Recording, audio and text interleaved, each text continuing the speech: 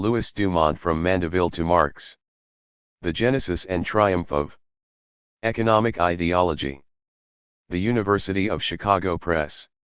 Chicago and London. Contents. Preface 7. Introduction 1. A comparative approach to modern ideology and to the place within it of economic thought. 3. Genesis. 2. The accomplishment. Karl Marx. 2. The conditions of emergence of the economic category. 33. 3. Questionnaire, or the economy as a whole. 40. 4. Locke's 2 treatises, Emancipation from Politics. 47. 5. Mandeville's Fable ot the Bees. Economics and Morality. 61. 6. The Wealth of Nations, Adam Smith's Theory of Value. 82. 7.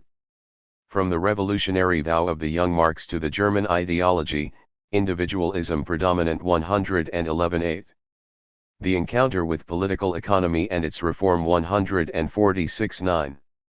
Marx's ideological achievement, digression on his socio-history. 169. Appendix. A detailed commentary. 189. Notes. 205. Works cited. 223. Index. 229. Preface. We are craftsmen. And we are building the, high central nave. Rainer Maria Rilke. The Book of Hours. At the end of my book on India, Homo Hierarchicus, I outlined what was to be my next task. It was to consist in reversing the perspective and throwing light on our modern, equalitarian type of society by contrasting it with the hierarchical society. I added, somewhat lightheartedly, that this might be done in a book called Homo Equalis. I have now come to a sober assessment of the situation. I contemplate, not a single book, but several separate studies, slimmer volumes or, in some cases, even articles. Each of these will deal with one aspect of modern ideology, as I shall explain later on. This plan is more in keeping with what I can hope to realize single-handedly in such a vast field, more in keeping with the necessarily incomplete and preliminary character of the work, and also with the need to go into detail here and there. The aim is less to present a finished picture, a more or less acrobatic magnum opus, than to test the approach on a variety of problems. Here then is the first installment, as it were, of Homo Equalis, with an introduction designed to locate it within the general endeavor. The incentive to write it has come largely from an invitation of the Christian Gauss Seminars in Criticism, of Princeton University, to deliver a series of 6 lectures in the fall of 1973. I am very grateful to the seminars and to their director, Professor Joseph Frank, for this invitation, and for the Hospital ITY of Princeton University, all the more so because such an enlightened audience is probably the main need of a writer in my present position. I am particularly thankful to the members of the seminars and of the university who cared to extend the discussion and to provide information, and whose convergent interests led to very heartening and fruitful exchanges, and to all those who made my stay in Princeton as pleasant and encouraging as it was. I take this occasion to thank all the persons who helped me in these last years with their friendship, confidence, and kindly help to effect the shift in the subject matter of my research. Most particularly I want to express my abiding indebtedness and gratitude to David M. Schneider in Chicago and Clemens Heller in Paris. The logic and finality of research is one thing, the relation of the researcher to his environment is another. To leave the relatively sheltered waters of a particular branch of social anthropology, in principle a well-defined specialized community where one writes in the first place for one's fellow specialists, to leave these sheltered waters for the high seas of general intellectual history is not an altogether unproblematic transition, and I wish to add a few words on the point. For some, an interest in ideas is indicative of, if not equivalent to, a disregard of facts, of hard facts. Unlikely as it may seem, a hostile critic suggested that my most recent book was a piece of a priori theorizing or philosophizing, with occasional factual illustrations. Well, this work in its turn will take care of itself regarding the evidential aspect. But there is more to it. Any general statement or thoroughgoing analysis is liable to be called meta-anthropological or meta-scientific. as if we were to bend our bodies and lower our heads to the task without ever straightening up again and raising our gaze to the skyline. The relative weakness of the scientific community in the social sciences and the current inflation of personality make it all too easy to mistake the craftsman for a thinker. I fear that, seeing this author hurdling well-established academic boundaries in pursuit of a few strange ideas, the reader might attribute to him a strong belief in his own originality. I hope that what follows will dispel this misrepresentation. The craftsman works for others, if not for a well-defined community, then for a vaguer, more complex audience, and this fact, by the way, determines the level of truth he may possibly reach. He builds no system and raises only limited questions. He wants his product to be usable and therefore feels responsible for each statement he makes. He may fail for having attempted too much, but he should not be trapped in rhetoric or sloppiness. He may thus use a foreign language on occasion, it being a matter of clarity rather than elegance. The more ambitious the outlook, the more meticulous the detail must be, and the humbler the craftsman. What is attempted in the following pages inevitably through a particular agent and at his own risk is the pursuit, in some of its aspects, of the encounter between two civilizations. Yet, all in all, this book is inevitably very different from what I have written hitherto. Whatever efforts are made and precautions taken in the detail, the endeavor is disproportionate to the means, in terms of anthropological certainty. It is therefore not only incomplete, but tentative to a degree, and offered as such. The writing was completed in mid-1974. I have now revised the text by taking advantage of the corrections proposed by an anonymous reviewer and by incorporating some amendments and details that came up in the meantime during the preparation of a French version. To conclude, I wish to express my thanks to all the persons who have taken an interest in this book and helped at the various stages of preparation for it to come out. Paris, December 1975. Introduction. Here lies the tragedy of the modern mind, which solved the enigma of the universe, but only to replace it by the enigma of itself. Alexander Coeur, Études Newtoniennes. 1. A comparative approach to modern ideology and to the place within it of economic thought. This study is a part of a wider endeavor that determines its orientation. The idea of a study of modern ideology in general has grown out of my work as a social anthropologist. In terms of academic pursuits, the distance is wide between anthropology and an inquiry that would come under the history of ideas, or intellectual history. I must therefore in the first place describe if not justify the transition, in order to characterize more precisely the enterprise of which this book represents, so to speak, one installment. The transition will appear at once less unlikely if one considers that ideas and values constitute an important aspect of social life and that social anthropology is comparative at heart even when it is not explicitly so. For some 20 years I was busy applying social anthropology to the study of a complex type of society, which is historically linked with one of the world's great civilizations, the Society of India. This society can be called, from its most prominent morphological aspect, the caste society. It so happens that this society appears in stark contrast, regarding its values, to the modern type of society. The study reached its conclusion in a book in which I tried to lay bare those values. I called the book Homo Hierarchicus, to mean, first, that the real varieties of men that can be distinguished are social varieties and, second, that the variety corresponding to the caste society is characterized essentially by its adherence to hierarchy as the paramount value, exactly opposite to the equalitarian that is one of the main values in our own, modern type of society. Actually, the hierarchy/equality contrast, if it is very apparent, is only an aspect of the matter. Underlying this contrast, there is another that is more general in its application. On the one hand, 3.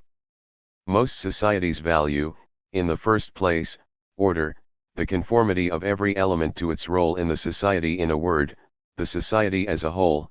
This is what I call holism. On the other hand, other societies at any rate ours value, in the first place, the individual human being, for us, every man is, in principle, an embodiment of humanity at large, and as such he is equal to every other man, and free. This is what I call individualism. We may immediately remark that in the holistic type the requirements of man as such are ignored or subordinated, just as are the requirements of society in the individualistic type. Now, it so happens that, among the great civilizations the world has known, the holistic type of society has been overwhelmingly predominant. Indeed, it looks as if it had been the rule, the only exception being our modern civilization and its individualistic type of society. This is a central point, to which I shall return.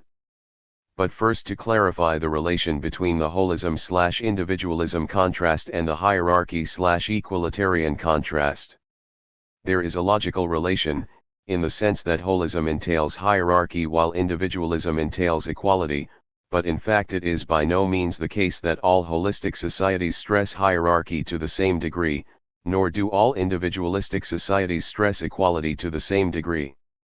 On the one hand, individualism entails not only equality but also liberty. Equality and liberty are by no means always convergent, and the combination of them varies from one society of the individualistic type to another. On the other hand, and somewhat similarly, hierarchy appears most of the time intimately combined with other elements. Indian culture, in my view, is characterized by the probably unique phenomenon of a thoroughgoing distinction between hierarchy and power, and it is due to the circumstance that hierarchy appears there in its pure form, exclusive and undiluted. We may say that India stays at the extreme end of holistic societies, while France at the time of her revolution was, according to Tocqueville, distinguished from England and the United States by an extreme ideological stress on equality at the expense of liberty. I am sketching only a general perspective, and there is no room here for all the distinctions, qualifications, or methodological precautions that are called for. Yet one point must be made: what I have in view here are wholesale, all-embracing, or encompassing social valuations, not the mere occurrence of a fiat. 5. Or an idea at one level or another of the society or of the ideology. For instance, equality and hierarchy must combine in some manner in any social system, as the ranking of social groups entails equality within each of them. Thus, it is possible for equality to be valued, even to a great extent, without its being an entailment of individualism. In such cases, however, it will not attain the status of an overall valuation. Thus, in ancient Greece the citizens were equal while the main value stress fell on the polis, and Aristotle did not find slavery contrary to reason. The same is probably true, mutatis mutandis, of Islamic civilization. It is so, at any rate, according to a perceptive critic, for the societies of Islamic allegiance of the Middle East. One individualism, in its present definition as an overall valuation, goes together with one or two features of great import that will come forth in the following study, but that it is perhaps as well to introduce immediately. In most societies, and in the first place in the higher civilizations, which I shall designate henceforth as the traditional societies, the relations between men are more important, more highly valued, than the relations between men and things. This primacy is reversed in the modern type of society, in which relations between men are subordinated to relations between men and things. This is a point Marx has stressed in his own manner, as will be recalled later on. Closely combined with this reversal of primacy, we find in modern society a new conception of wealth. In the traditional type of society, immovable wealth is sharply distinguished from movable wealth by the fact that rights in land are enmeshed in the social organization in such a manner that superior rights accompany power over men.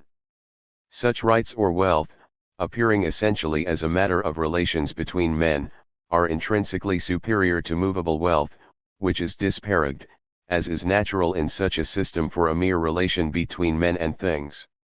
Again, I find that Marx perceived clearly the exceptional character of those small commercial societies in which movable wealth had attained an autonomous status. Wealth appears as an end in itself only among the few merchant peoples, who live in the pores of the ancient world. 6. Like the Jews in medieval society. With the moderns, a revolution occurred in this respect. The link between immovable wealth and power over men was broken, and movable wealth became fully autonomous in itself, as the superior aspect of wealth in general, while immovable wealth became an inferior, less perfect, aspect. In short, there emerged an autonomous and relatively unified category of wealth. It should be noted that it is only at this point that a clear distinction can be drawn between what we call political and what we call economic.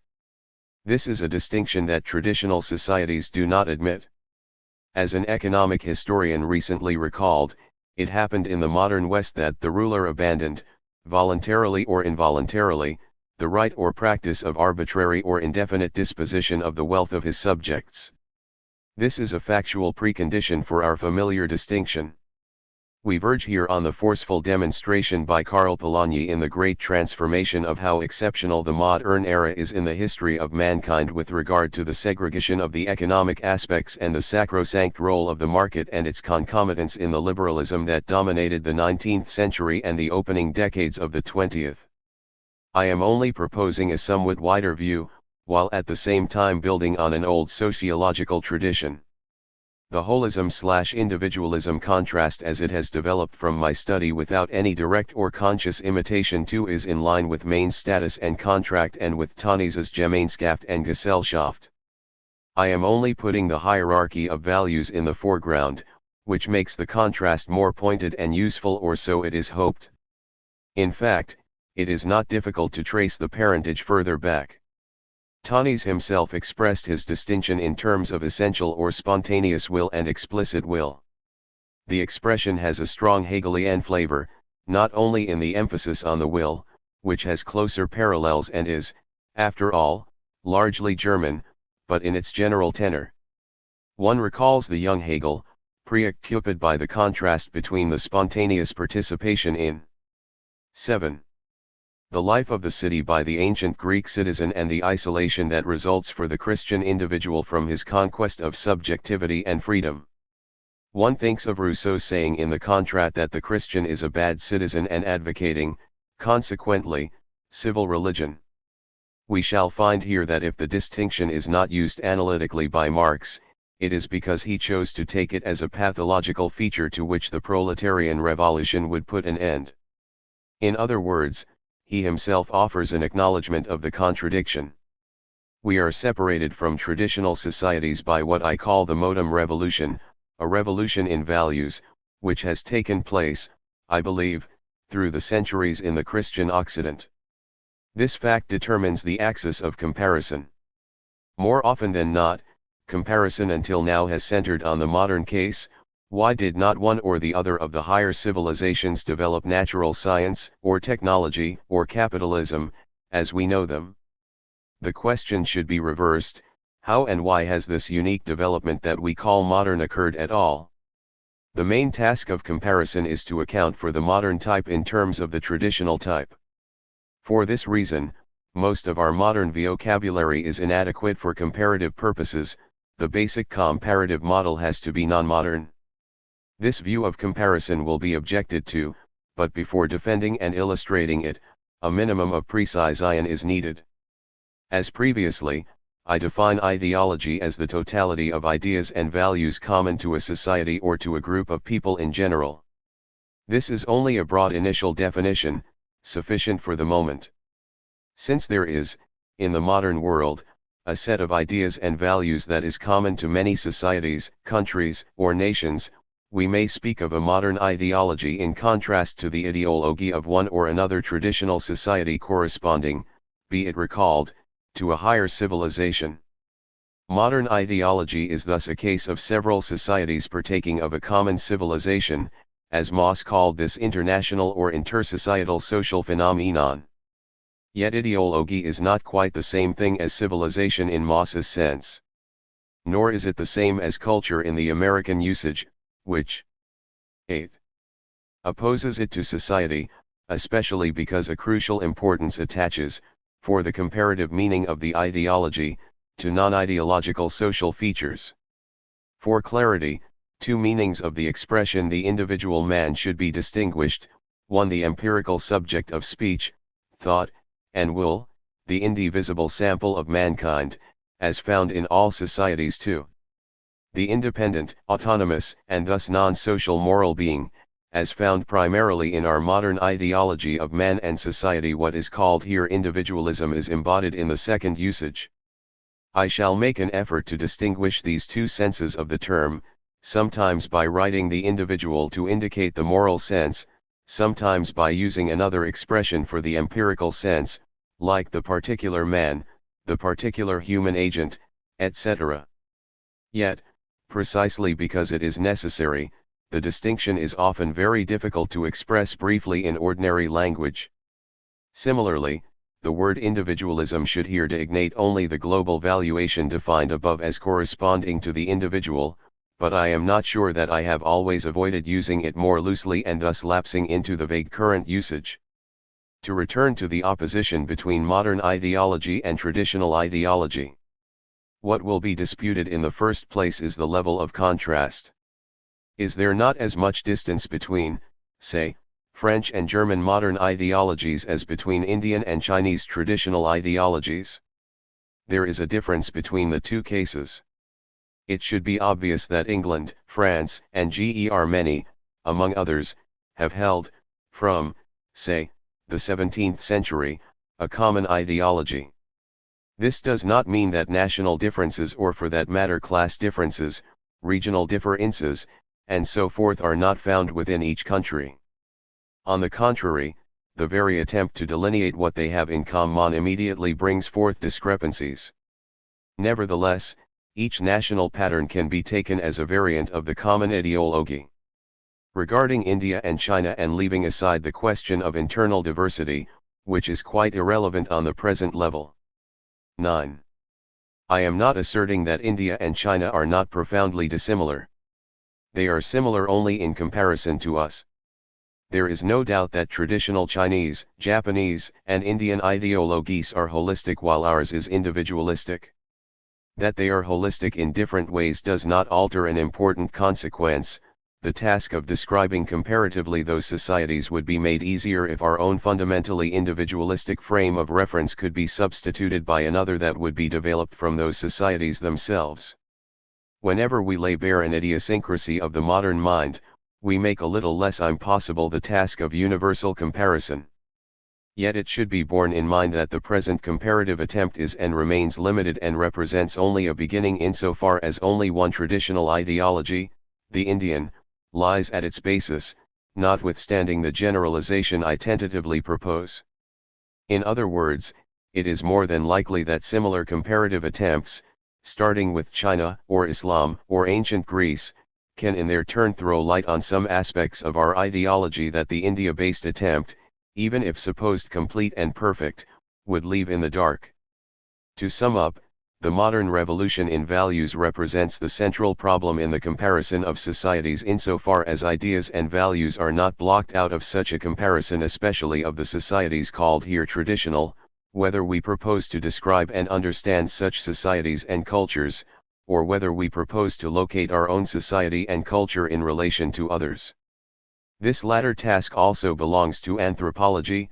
Actually, the two tasks are but one, for it should be evident that if only we could evolve an anthropological view of our own society, the understanding of other societies would be made much easier. We could then refer them to a set of coordinates that would no longer be our own coordinates but truly universal ones. So much for the anthropological angle. There is also a native angle. Our inquiry can be shown to be not quite untimely from a point of view internal to modern ideology itself. I shall be brief, for I mean only to hint at a general or remote fit. There was much talk some years ago about an end of ideology. Borrowing loosely, after many others, from Thomas Kuhn, one should rather say that we are witnessing a crisis of the modern ideological paradigm. It is true that the tendency to see crises everywhere is strong in modern ideology, and that, if crisis there be, it was not born yesterday but has been there for quite some time. In a wider sense, the crisis is more or less congenial, to the extent that some of us take pride in it.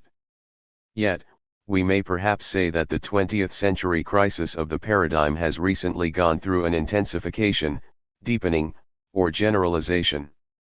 On the level of scholarly pursuits, one gets the general impression that modern man, closed in upon himself and perhaps misled by his sense of superiority, has some difficulty in grasping his own problems. The fact is perhaps particularly glaring in the reflection on politics. It comes as a shock, for instance, to discover that the need has not been felt to define the nation comparatively. The modern nation is generally defined only within modern conditions, taken implicitly as obvious or universal. No effort is made to define it specifically by comparison with analogous non-modern political societies or groupings, of which so many in our day are in the process of becoming nations or are so regarded. More generally, political theory stubbornly persists in identifying itself with the theory of power, that is, mistaking a minor problem for the basic one, which lies in the relation between power and values, or ideology. The moment hierarchy is eliminated, subordination has to be explained as the mechanical result of interaction between individuals, and authority degrades itself into power, power into influence, and so on. It is forgotten that this sort of question appears only on a definite ideological basis, namely, individualism. Political speculation has enclosed itself unawares within the walls of modern ideology. Yet recent history has afforded us an imposing demonstration of the vacuity of mere power, I mean the vain, if devastating, attempt of the Nazis to base power on itself alone. The parallelism may be disputed, I hold it neither far-fetched nor gratuitous. While political thought thus lavishes sophistication on a dead end, the problems that burden the history of the past 2 centuries are rarely made the object of serious reflection. Our wars, more and more total and universal wars, dictatorships, and to 11. Totalitarianisms, the necessary implications, the inevitable accompaniments, of modern democracy. Was Tocqueville right in assigning determined conditions and precise limits to the realization of the democratic principle? Or again, has the European workers' internationalist movement been unable to draw the lesson from its reduplicated defeat in 1914 and 1933? Does the Marxist socialist theory, to renew or salvage which so much effort is made here or there, belong to the past from that point of view? If so, why? Comparative social science can throw light on those questions which the philosophers neglect. On the whole, the thorough reflection on the modern world that was so intense in the first half of the 19th century appears to have gone to sleep in the arms of partisan conformisms or inarticulate protests. Even the racking and ominous experience we endured with Hitler has not yet, after 30 years, been mastered in thought. Perhaps one reason why all this is true is that one cannot move a mass from within, one needs an external fulcrum. Modern civilization has the unique advantage of commanding a relatively good knowledge of many other civilizations and cultures. Comparison is the fulcrum. To see ourselves in perspective, as the late Sir Edward Evans Pritchard put it, is a way to understand ourselves better. To begin, I present an idea of the sort of renewal that comparison affords. If there is beyond or, rather, within all their differences, a certain constancy in human societies, if at the same time modern ideology is as exceptional as I have said, then the acquisition of such an unprecedented ideology must have produced equally unprecedented consequences. The surmise is substantiated in fact by phenomena that run counter to the admitted values and that, for this very reason, are not properly recognized in the native modern view and call for a comparative grasp. After we have found holism and hierarchy in India, we may ask what becomes of them in a set of societies that, on the contrary, valorize the individual and equality. We find, for example, in modern societies a residue of hierarchy in the form of social inequalities, but, as hierarchy as such is here condemned and unthinkable, we find that this residue is currently designated by an expression that evokes inanimate. 12. Nature and thus presents the phenomenon as devoid of human meaning, incomprehensible, we call it social stratification. This is not all, for we also find that, in one of the societies in question, the abolition of slavery gave rise after a short time to racism. Here is a spectacular example of the involuntary consequences of equalitarian. I mention the fact only in passing, as I have dealt with it elsewhere. To add only one observation, I never said, as some seem to believe, that hierarchy is better than equality, or in the present instance that slavery is preferable to racism. I say only that facts of this kind show that ideology has the power to transform social reality only between certain limits, and that when we ignore those limits we produce the contrary of what was desired. Let us take a second example of a phenomenon that is both undesirable and yet present in our modern universe, that of totalitarianism. I shall argue from the case of Nazism and leave open the question of generalization. A major difficulty in the effort to grasp totalitarianism comes from the spontaneous tendency to consider it a form of holism. The word itself refers us at first sight to the social totality, and the regime, in its contrast to democracy, is first thought of as reaction, a return to the past. These are vulgar notions, which serious studies reject. They acknowledge that totalitarianism is no holism, that it is quite different from the traditional naive conception of the society as a whole. Yet, as the totalitarian regime constrains its subjects most radically, it appears to oppose individualism in the current meaning of the term, so the analyst is faced with a contradiction.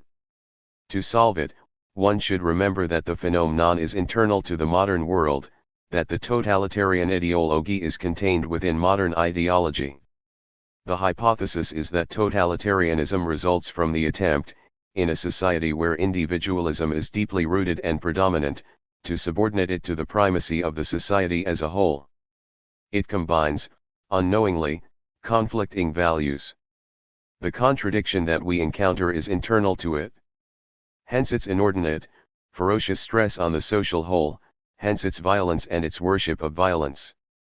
It is not solely a matter of obtaining submission where the consensus on values as a basis for normal subordination cannot be reached, for violence abides in the very promoters of the movement, torn apart as they are by conflicting forces and thus doomed to desperate attempts to substitute violence for value. 13. One might ask, seeing the contagion of violence at present, whether those people have not, after all, succeeded in some measure. Apparently, totalitarianism managed to inoculate the world with its virus. It is clear that the contemporary development, the presumed, but spectacular, development of violence in the world is linked in many ways with modern ideology, yet I can in this place allude to it only briefly. I submit the following statement as likely. Whatever reprobation one particular act of violence receives from public opinion, the contemporary development is not independent from a weakening of the condemnation of private violence in general, in the same opinion. That the condemnation has weakened is perhaps not immediately seen, but it results from a confusion that is very apparent. A confusion has arisen in the minds of people and is multiplied by the mass media between actions and domains that the progress of our civilization had consisted in been banished as the illegitimate exercise of force, and other domains where men had not succeeded in their efforts to make it unlawful, essentially, the domain of international relations. Precisely on this point we have witnessed how totalitarianism has blurred the boundary between war and peace by extending to the time of peace, and to relations within the state, modes of conduct, techniques and strategies taken from the practice of war.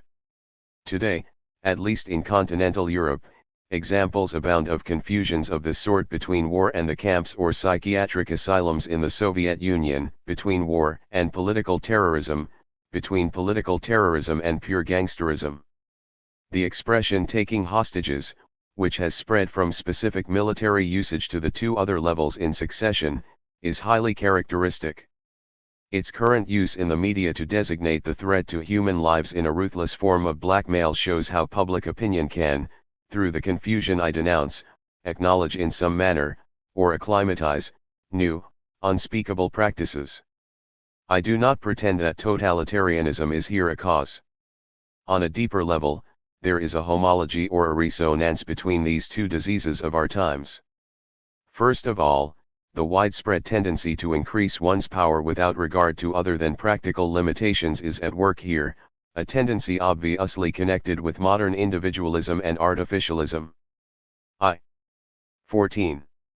Mean only that the predominant contemporary ideology represents a favorable condition for terrorism, and that the widespread confusion between norm and fact, between institutionalized law and morality, between justice and tyranny, between public and private is a harbinger of barbarity. The promises that such a comparison seemed to hold lured me, 10 years ago, to embark on this timely but perhaps presumptuous journey. I was well aware of the toil and perils ahead and of the necessary safeguards and precautions. In Tocqueville's phrase, I would turn back the mirror, the Indian mirror in this case, on ourselves, in order to look from a new angle at the fundamental conceptions of our modern mind. The historical dimension being indispensable, it would be a literary inquiry, a study of texts. The history of ideas in the modern Occident would be considered as a whole, along its main lines of development, in the fundamental unity it could not fail to disclose when viewed against the background of a different civilization.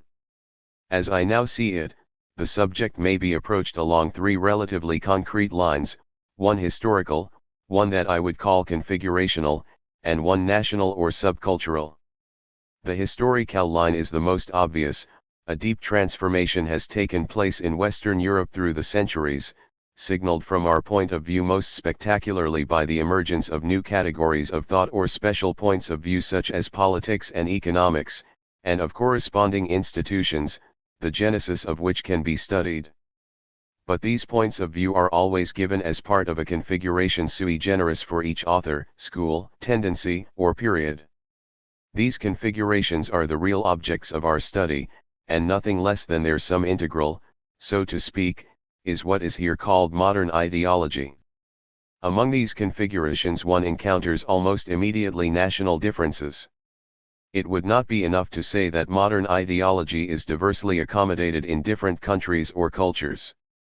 There are in fact more or less national, for example, British, French, German subcultures that should be taken as equivalent variants of the general ideology.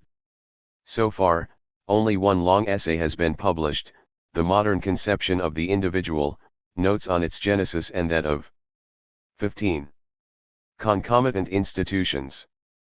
It is an attempt to delineate the genesis of modern ideology regarding the individual and politics, together with the state, from the Middle Ages up to and beyond the French Revolution. This is done by isolating a few stages or aspects with the help, on the one hand, of general works by recognized authors from different special fields and, on the other, of condensed monographic pictures of classic works. This paper did not aim at completeness, and it suffers from some shortcomings, the main one of which is the assumption that the ideology was holistic at the point of departure, which is true only if one looks narrowly at the terrestrial community of Christians. It is not true of the ideology as a whole.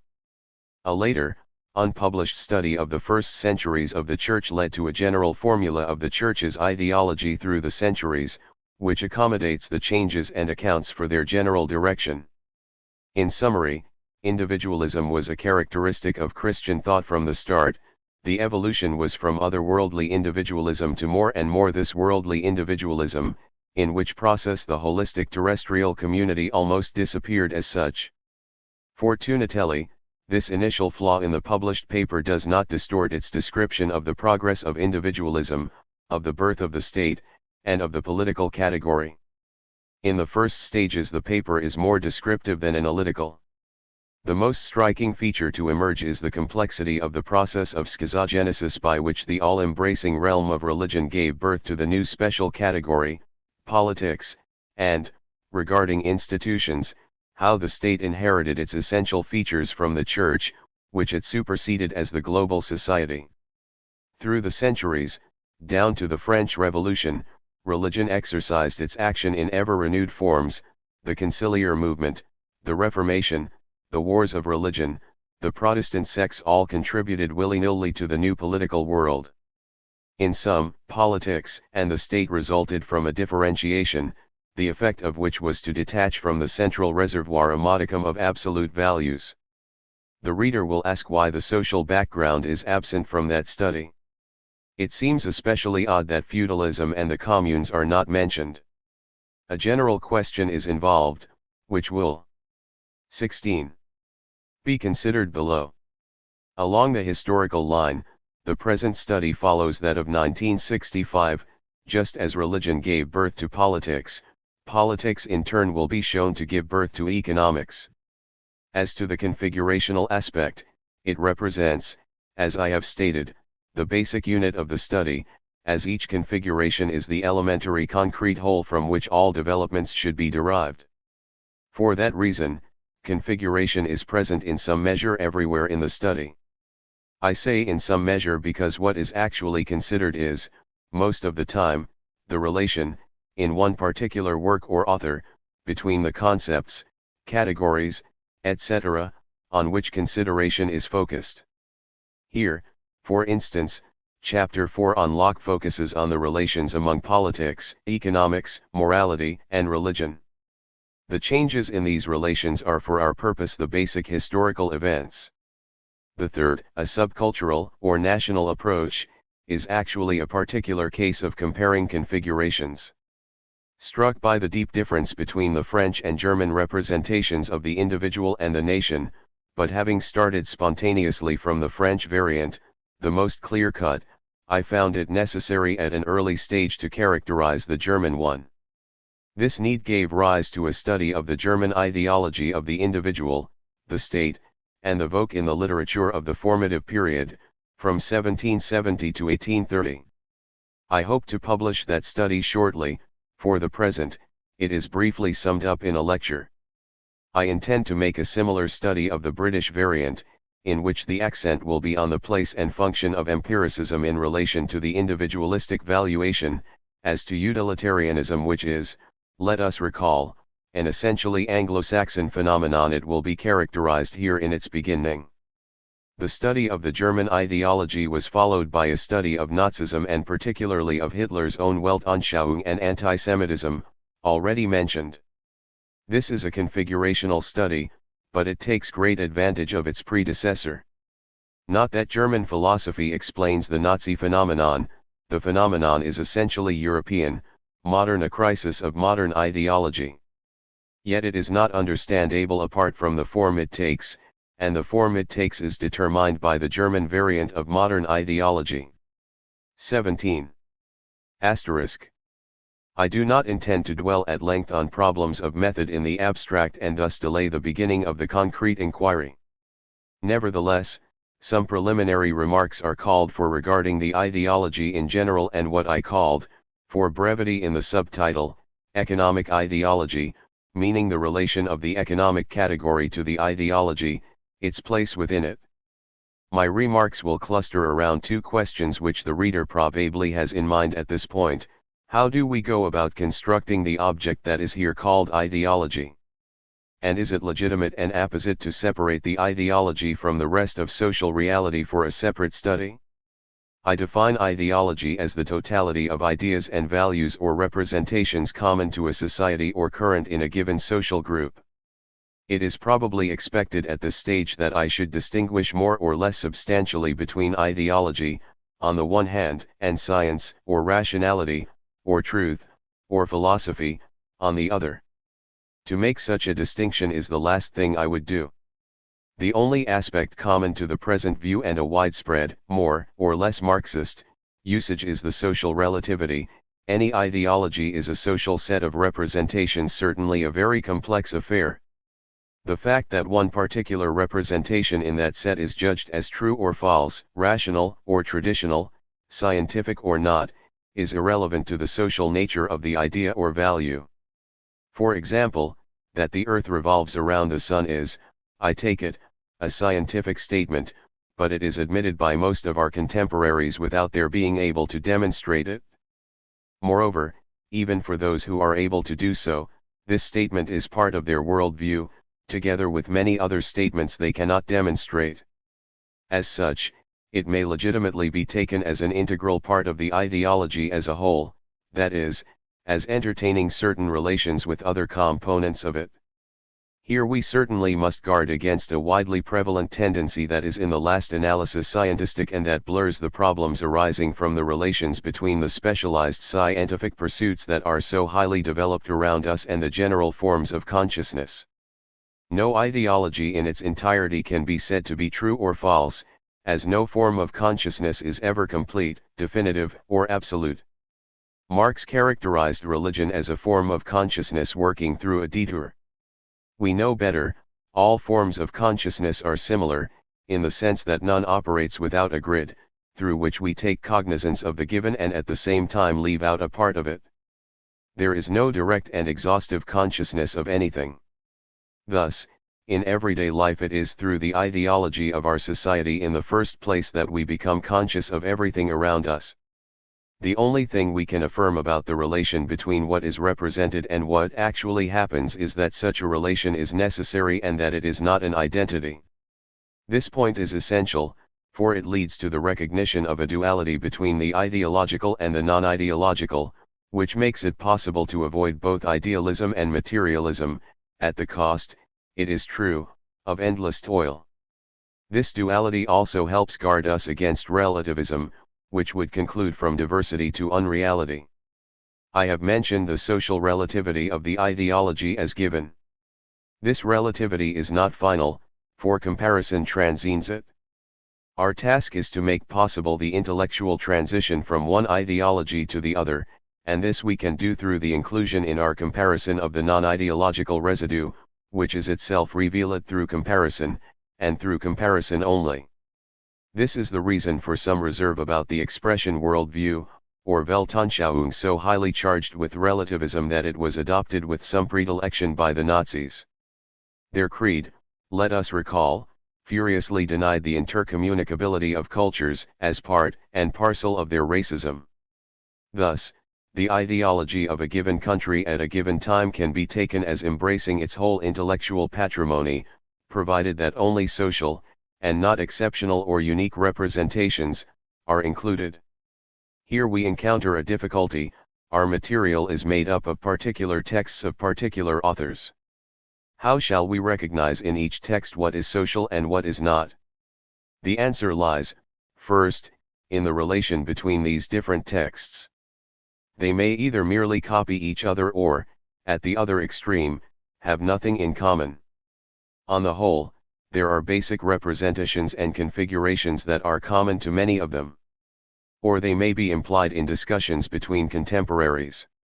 I touch here on a more delicate point, the relative importance of these representations in the society at large. As usual in the study of cultures in general, it is important to isolate the main 19 lines of force, most often the one predominant trend, which, as Marx says of economic features in a remarkable passage, is like the ether that tinges the whole scene, what I call the all-embracing aspect. I do not want to minimize the problem posed by the attempt to recognize the ideology of a school or group from the thought of a philosopher like Locke or the representations of a political leader. The two examples are as different as possible in themselves and in the use to which one put them. Yet in both examples, what I fasten on punctually in the first, more globally in the second, is the emergence or manifestation of a collective representation, in the sense of a relation or a set of relations that are found recurrently or that throw light on other current relations and representations, that is, they constitute a particular form of an ideological phenomenon. A basic paradox confronts us here: the fundamental tenets of the ideology are likely to remain implicit. Fundamental ideas are so obvious, so omnipresent, that they do not need expression. That phenomenon is called tradition. On this point I used to cite Moss quoting a missionary in his inaugural LEC tour in 1902. Here it is in the words of David Hume: the views the most familiar to us are apt, for that very reason, to escape us, yet it would probably be too much to speak of these views as unconscious, given the special sense of that term. It is not difficult to describe behind liberty and equality their substratum, the valuation of the individual, yet most of the time only the predicates are expressed while the subject is not. We come to isolate it through a double movement. On the one hand, we find it again and again in other parts of the ideological realm, On the other, we contrast this global orientation with another, namely, holism, which, similarly, most holistic societies do not carry on their banners. Similarly again, when a wide-ranging analysis emboldened me to propose hierarchy as the fundamental principle of caste society, I was not translating an Indian word, although the notion is in some manner and in degree any or another aspect ubiquitous in Indian ideology. It is a matter, then, of bringing to light the implicit subject of many manifest predicates, of adding their necessary but unexpressed relation to representations that are conscious. This is, by the way, a much more modest procedure than replacing the native model by an assumedly quite different one. It is at the level of those unstated views that the different parts of the ideology hang together. Therefore, the wider our consideration, the more clearly will they reveal themselves. They constitute the basic categories, the distinctive operative principles of what I called the grid of consciousness, the implicit coordinates of common thought. The impact of this recognition for the present purpose lies in the fact that in the modern world each of our particular viewpoints or specialized pursuits does not know very well or does not know at all what it is about and the reason for its existence or distinctness, which is more often a matter of fact than of consensus or rationality. Just as our rationality is mostly a matter of the relation between means and ends, while the hierarchy of ends is left out, so also our rationality manifests itself within each of our neatly distinct compartments but not in their distribution, definition, and arrangement. If we want to take a view of our culture as a whole, we must dive to the level of the unexpressed as we would for any less rational society. Thus, the definition of politics or economics, not to speak of the natural sciences, is by no means beyond discussion. After all, it is natural that this should be so, for the part cannot define itself but through its place in the whole, and the sciences find no whole above them any more than do the nations. There is no society of nations, no science of sciences. If there is no science of sciences, there is in actual fact a social unity of them, a society of specialized viewpoints. It has to be unearthed from the ideology, conjured up from the silences of common sense. Thus, for instance, politics and the state can be and are variously defined, through subordination, through the monopoly of 21. Legitimate force within a given territory, through the friend-foe pair, etc. Except perhaps the first one, these are definitions of the part by itself. In a particular case, that of Hegel, I showed elsewhere that there is more to the state than these definitions indicate. The state in Hegel is more than the political institution we call by that name, it is at the same time the sociologist's global society. More precisely, with Hegel it is at the level of the state that the modern individual merges into the holism of the society. The paradox is hardly surprising, as the reconciliation of opposites is Hegel's stock in trade. Its point is that, for Hegel, once the individual is given, the merging is possible only through consciousness, explicit will, and consensus, in other words, on the political level. Only as state is the society as a whole accessible to individual consciousness. Hegel obscured the point in his philosophy of right, but his continuity with Hobbes and Rousseau on the basic thesis makes it unmistakable. It is what Marx, and many others with him, did not understand or could not accept, and this fact alone is enough to make the point historically important. It is strange for us to see the assertion of individual will, which was the instrument of revolution, be made the only tool of social unity, yet Hegel offers fleetingly the recognition of the social nature of man that underlay Rousseau's contract. The lesson for us is that we should miss the essence if we considered Hegel's theory from within our contemporary political viewpoint, and that, on the contrary, we can renew the understanding of this text by concentrating on the whole configuration of ideas and on the actual place and role there of politics or of the state. Hereafter, the example of Locke will stress this point regarding the relation between politics and economics. One can now perceive the reason why I refuse to make a sharp distinction between ideology and science, philosophy, etc. There is already too much of a dovecot here. The intention of this research is quite the opposite. it is to reveal the links and relations between the familiar pigeonholes of our mental and occupational inventory, to recover, with the unsuspected determination of each of them, the unity of the whole and the major lines of force of our culture in its vital but neglected. 22. Interconnectedness. To me, this is not only a programmatic statement, it has already become in some measure an effective conclusion.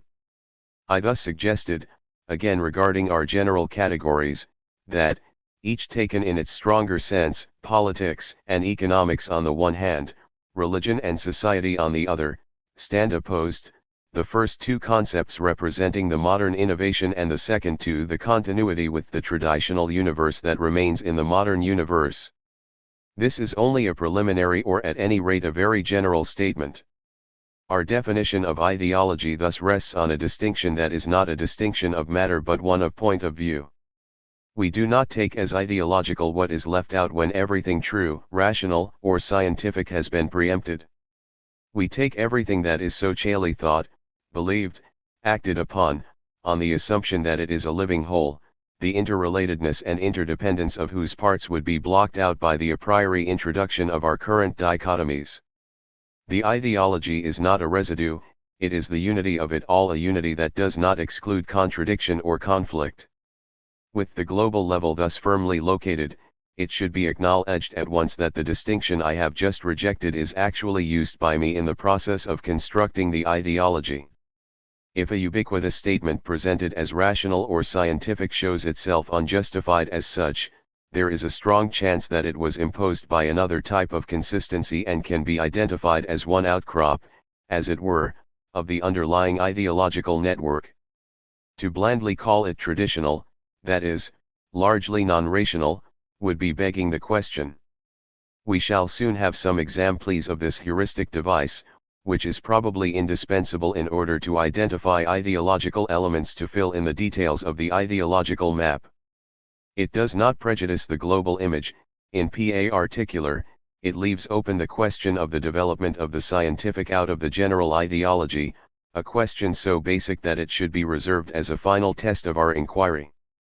There is another sense of ideology that I am sorry to neglect, as it is of interest to the historian. It bears on the modern condition. Ideology supersedes religion when the world is ensobered, that is, when it is believed that everything is knowable. Important as this is, our present viewpoint is broader.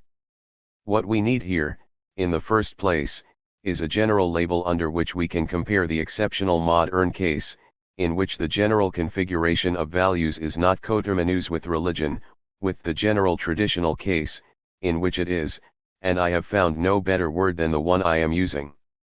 I can now apply these general remarks to the economic viewpoint.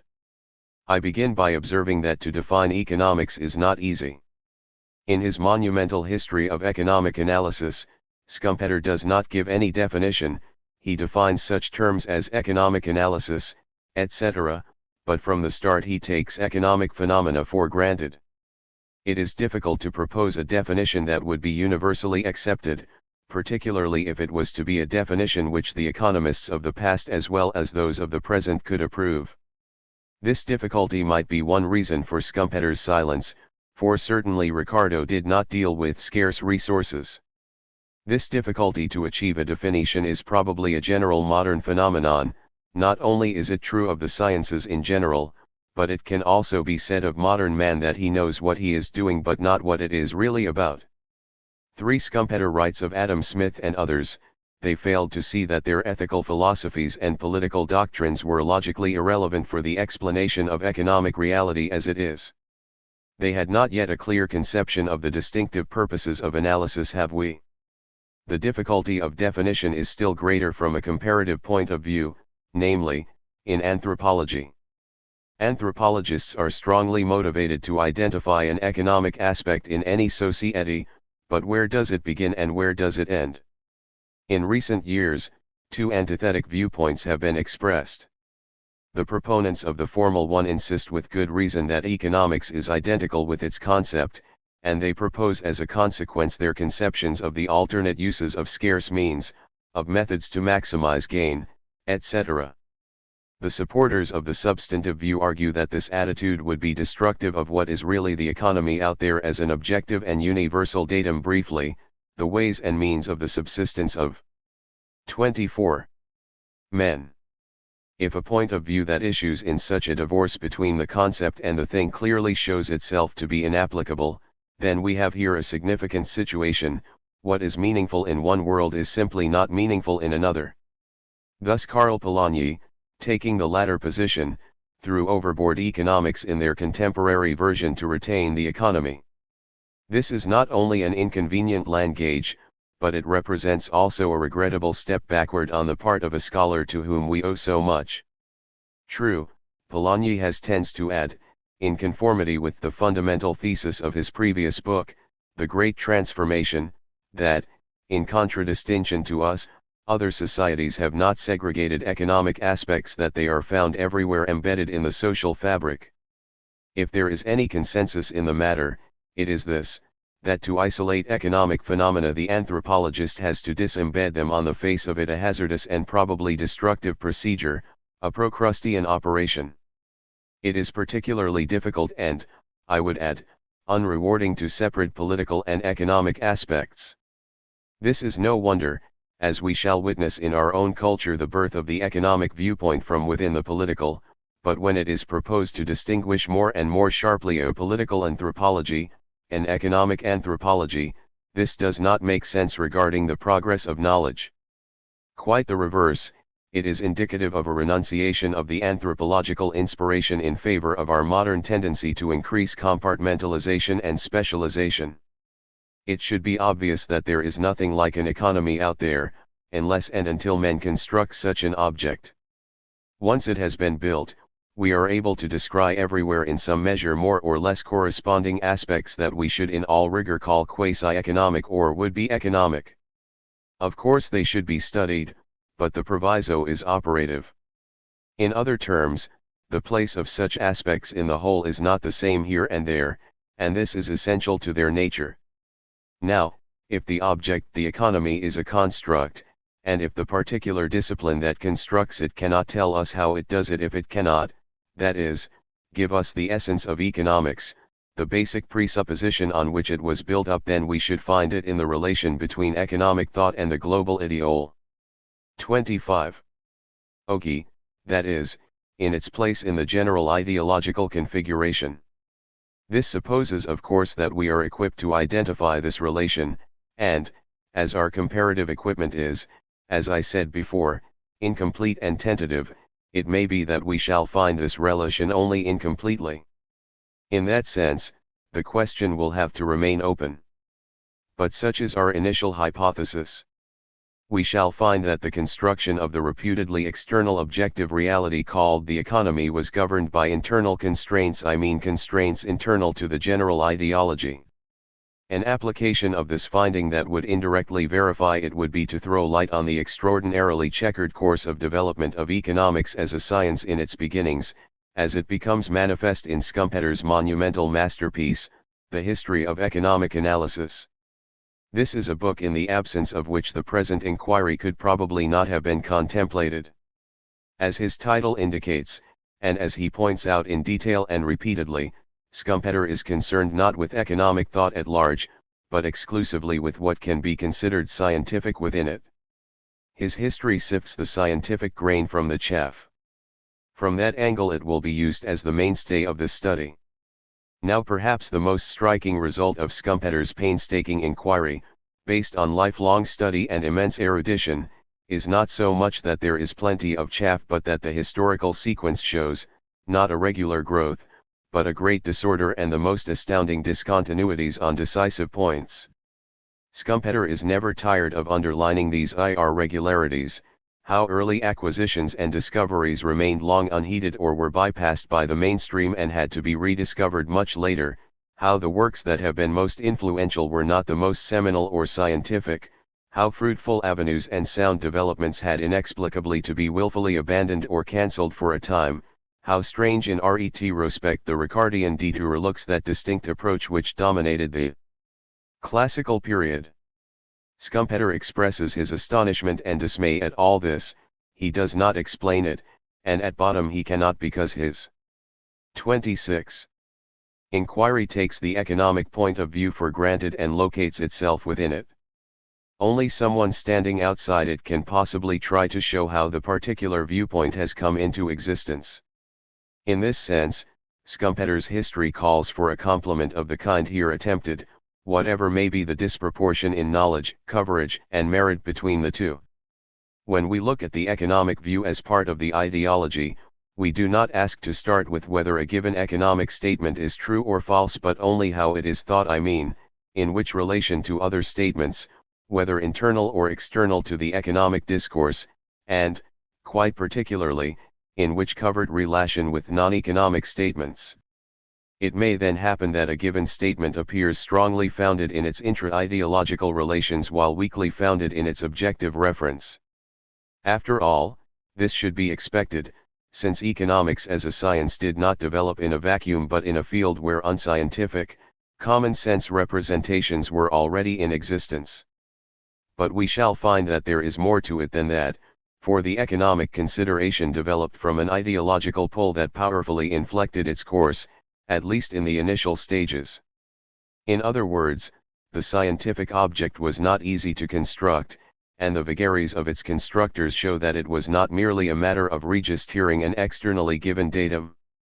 Conversely, to learn something about the place of economics enriches the ideological map.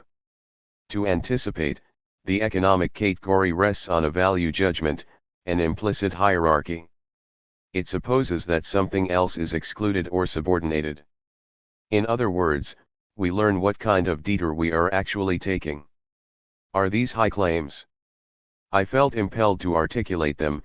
The reader will judge how far they will be substantiated. Given the primacy of the economic view in the modern world, the hypothesis is that this view must be deeply rooted in the mental constitution of modern man, that it must have for him particular and not insignificant implications that, as Hume makes us expect, are apt to escape him. At this point, the most patient reader, who has subdued his impatience until now, may be expected to shrug his shoulders. Nonsense, says he, the primary fact is the tremendous economic development that surrounds us and is paramount in our lives. The primacy of the economic view is nothing but the 27. Expression of this fact in our common thought.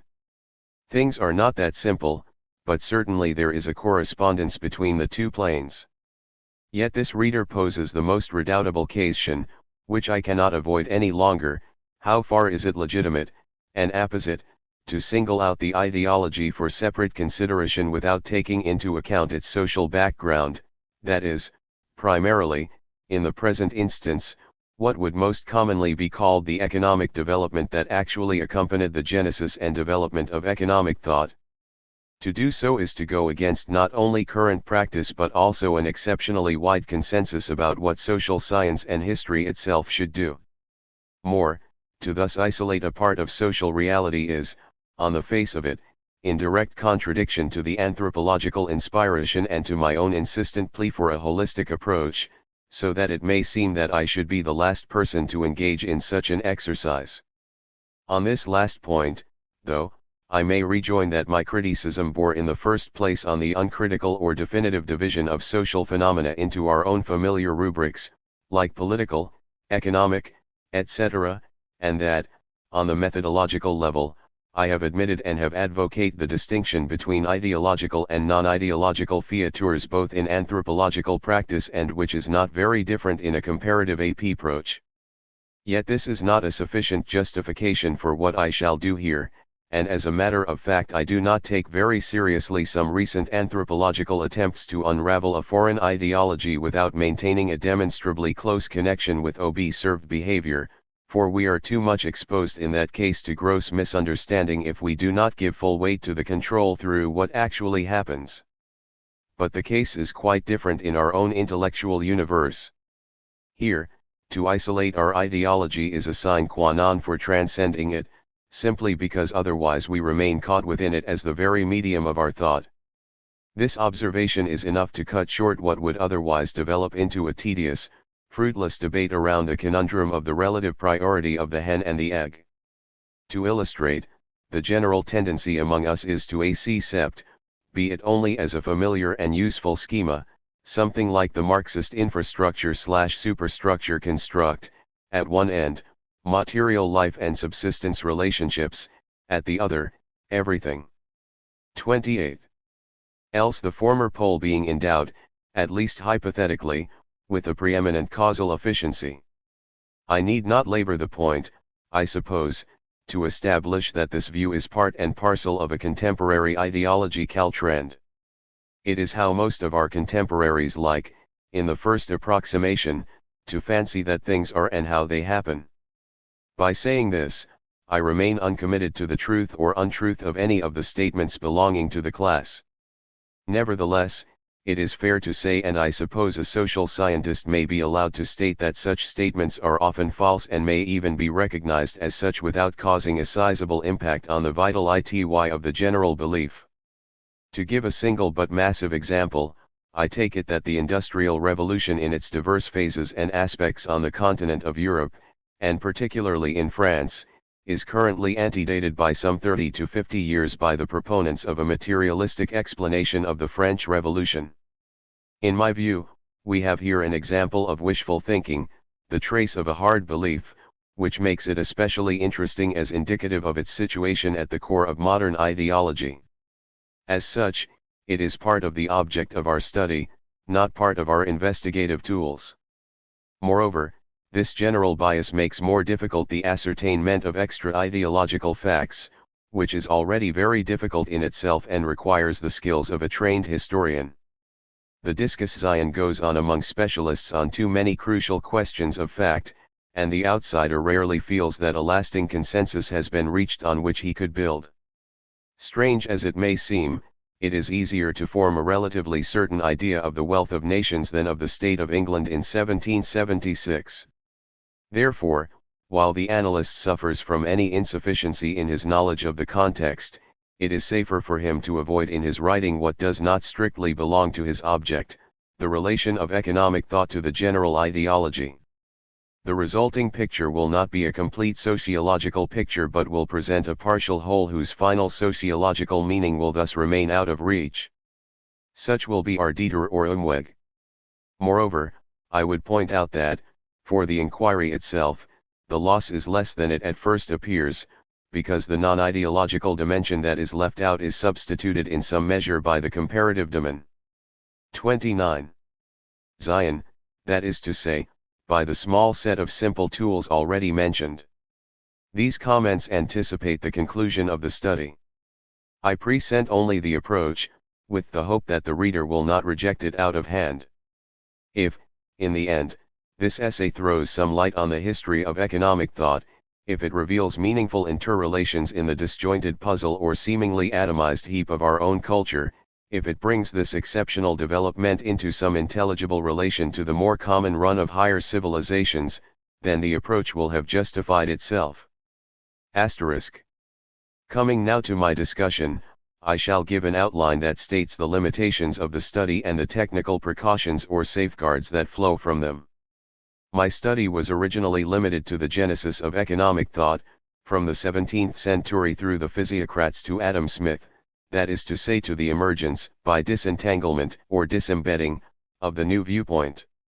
Then I noticed that Marx's approach had been precisely the reverse. He had reintegrated the same viewpoint, this time in a dominant position, within the general configuration. This was not only his contribution as seen by us, it had also been, all along, his stated intention and the aim he had pursued regarding economics, to remodel bourgeois political economy in accordance with his global image of man's destiny. Thus, the circle closed itself neatly. I could follow the growth of the phenomenon from the seed to the mighty tree, from its birth to its blossoming, climax, or triumph. More commonly, perhaps, it is economic liberalism that will be considered the acme of economic ideology. Yet there remains in it an element of limitation. Homo economicus is not exclusive of other aspects of man, nor has he all the ambition of the Homo of Marx. The view will be more precisely justified later on. There is, of course, no technical counterindication to going from Smith and Ricardo to Marx. Now and then I shall designate this line, for sheer convenience, as the early classics, an arbitrary label. My study cannot claim to cover even a limited chronological span in the history of economic thought. It concentrates on the relation to the global ideology, and it is highly selective as to the themes as well as the authors. This concentration is what makes this book, as I stated in the 30 preface, so different from an anthropological work, and it has required severe control. But after all, what matters on this level is what passes into the common pool, and the real subject of knowledge or ideology is a collective being. Therefore, regarding the form, the views one proposes should be carefully presented so as to allow the reader to form his own opinion. Furthermore, I am not an economist, and I should probably be unable to cover more advanced stages of economics. Such an author must be wary of possible mistakes on this account and make all the more or less technical statements easy to check by specialists, thus the origin or derivation of the statements will be explicit. All the main general works used, apart from Schumpeter's analysis, deal with economics in its intellectual context. They have shaped my understanding or confirmed my approach. They are, Gunnar Myrdal's The Political Element in the Development of Economic Theory, Thorstein Veblen's long essay The Preconceptions of Economic Science, originally published in 1899 to 1900 and found in his book The Place of Science in Modern Civilization, and James Bonner's Philosophy and Political Economy in some of their historical relations. Only recently have I had access to some of Jacob Weiner's works, which will be referred to in the notes, as will generally be the case for recent accessions or accretions. Elie Halavy's The Formation of Philosophical Radicalism touches significantly on the subject, though it does not center on it.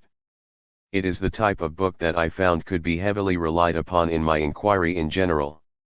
Some general exposition or summary seemed necessary, but I have reduced it to a minimum, preferring for methodological and other reasons to anchor the development on a few monographic moorings where, I hope, the anthropologist comes into his own again. A few texts were chosen for their interest and relevance and are studied with relative thoroughness. These monographs vary much in breadth and extent. They are devoted in turn to Locke's two treatises, to Mandeville's Fable of the Bees, to Adam Smith's Theory of Value, and, finally, to some of the early texts of Marx. Ricardo is hardly mentioned at all. I have now completed a study of his theories of value and of rent in relation to those of Marx, but it is not included here. Genesis. 2. The conditions of emergence of the economic category. The modern era has witnessed the emergence of a new mode of consideration of human phenomena and the carving out of a separate domain, which are currently evoked for us by the words economics, the economy. How has this new category appeared, a category that constitutes at one and the same time a separate compartment in the modern mind and a continent delivered to a scientific discipline, and that, moreover, embodies a more or less paramount value of the modern world?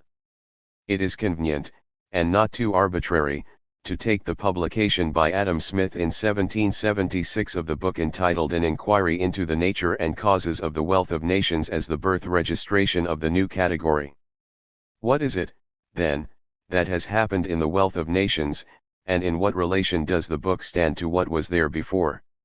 Stressing the continuity between the scholastics and subsequent writers down to the 18th century and the contributions of theologians and canonists from the 14th to the 17th century, Schumpeter wrote that, in the latter's works, economics gained definite if not separate existence. Our problem focuses precisely on the separate existence, on the separation from existing viewpoints and disciplines through which economics began to exist as such, whether it was designated as political economy or otherwise. For such a separation to occur, the subject matter had to be seen or felt as a system, as constituting in some manner a whole apart from other matters. This condition can be analyzed into two aspects, the recognition of some raw material, and a specific way of looking at it.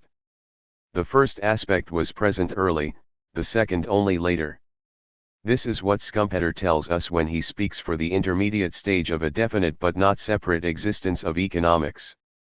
The canonists dealt with an array of 33 34.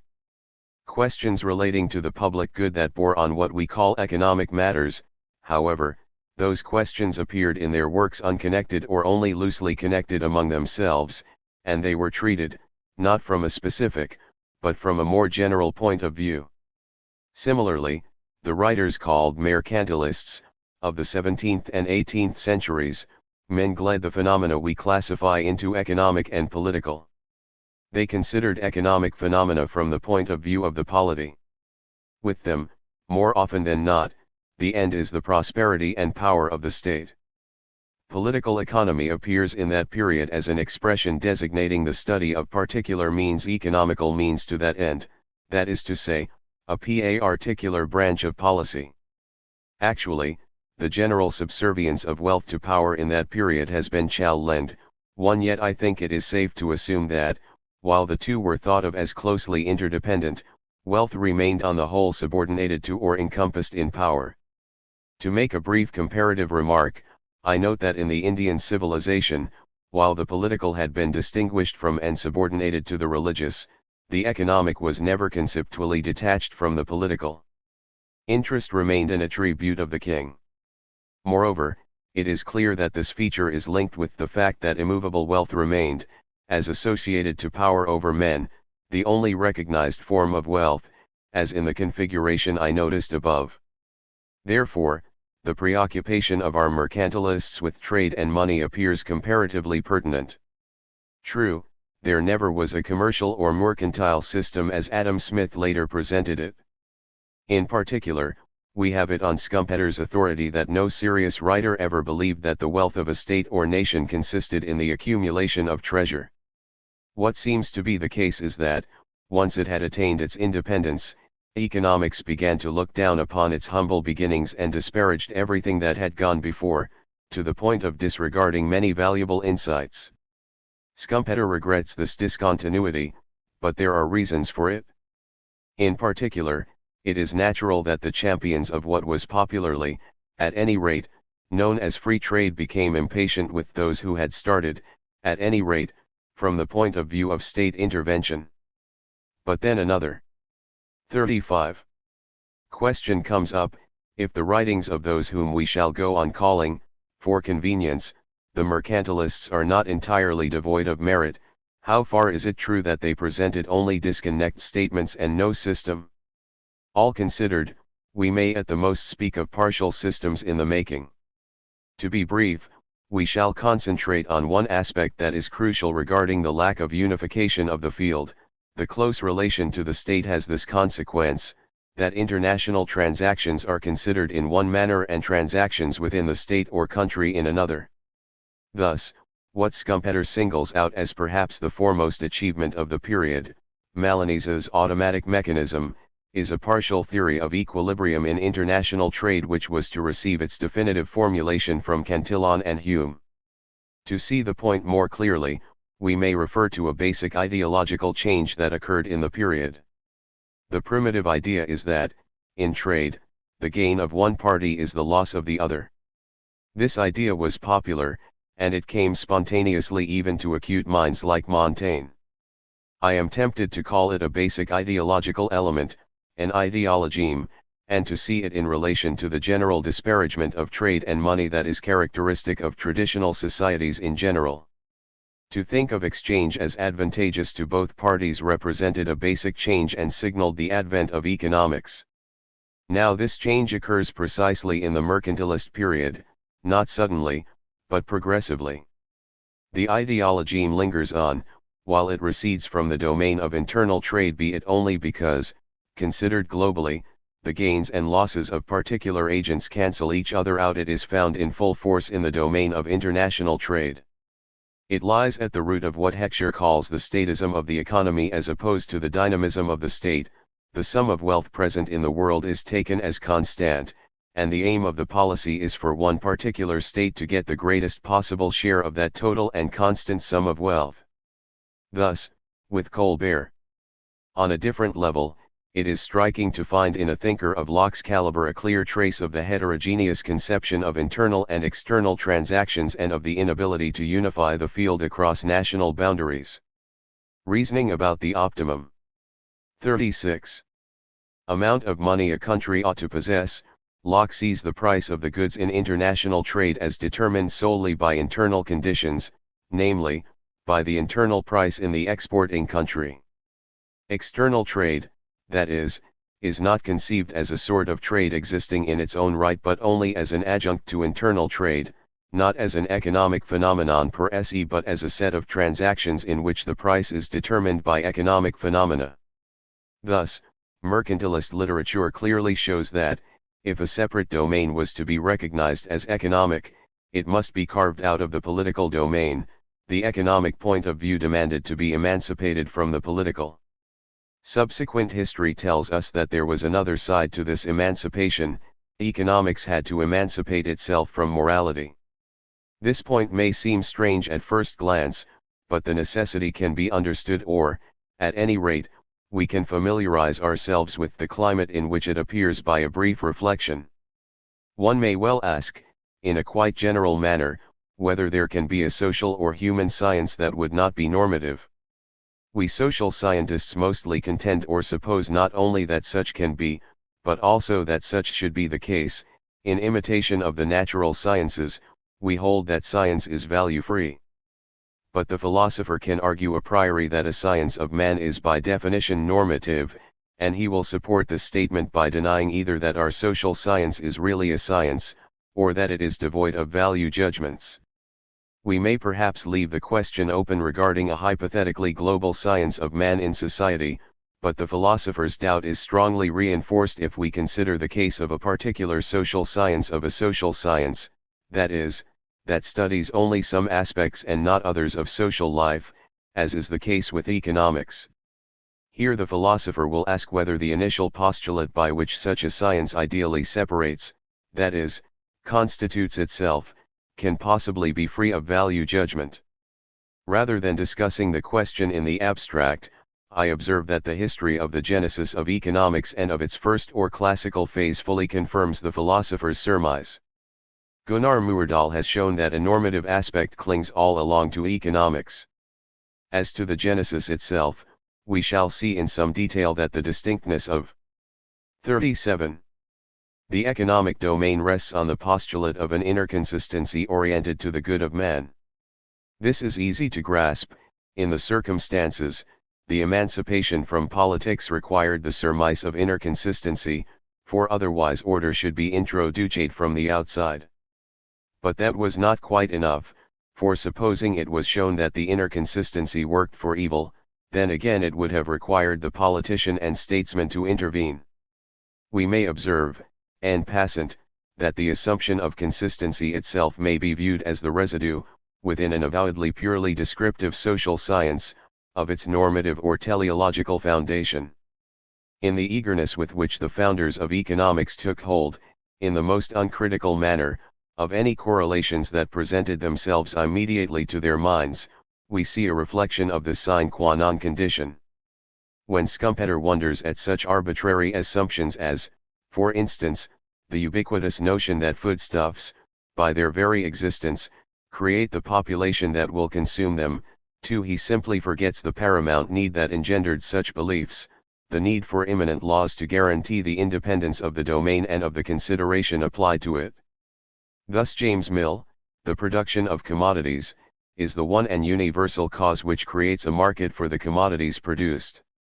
The quantity of any one commodity may easily be carried beyond its due proportion, but by this very circumstance is implied that some other commodity is not provided in sufficient proportion. That the independence of economics from politics was not given immediately and without struggle or contradiction is seen indirectly as well, when one finds that it is not only in our times or in political circles that pleas for reintegration or subordination were made, but that all along, in economic circles, the question was present in some minds. As to the second aspect, that the internal consistency of the economic domain is such that it is beneficent if left to itself is transparently expressed in the axiom of the natural harmony of interests, as Elie Halaby called it. Not only are the interests of two parties in a transaction not opposed, as it was originally 38. Believed, but individual interest is also congruent with the general interest. we shall have to inquire into the genesis of this remarkable notion and its place on the global ideological map. That it was most of the time accompanied by the notably different notion of the artificial harmony of interests illustrates my preceding point. The immediate impression is that it was not a simple matter to fulfill these conditions. We shall admit that they are all assembled for the first time in the Wealth of Nations. This fact accounts for the success of Adam Smith's book in subsequent times, its unique historical importance, even for those who would admit with Schumpeter that there is little in it that is original and that in some respects the compilation could have been more complete or better. Regarding internal consistency, it is generally recognized that the decisive step was made by Dr. Quesnay and the physiocrats, and there are good reasons to believe that without them the Wealth would not have seen the light of day or would have been a very different book. At the same time, Smith's divergence from Quesnay is at least as marked as his dependence on him.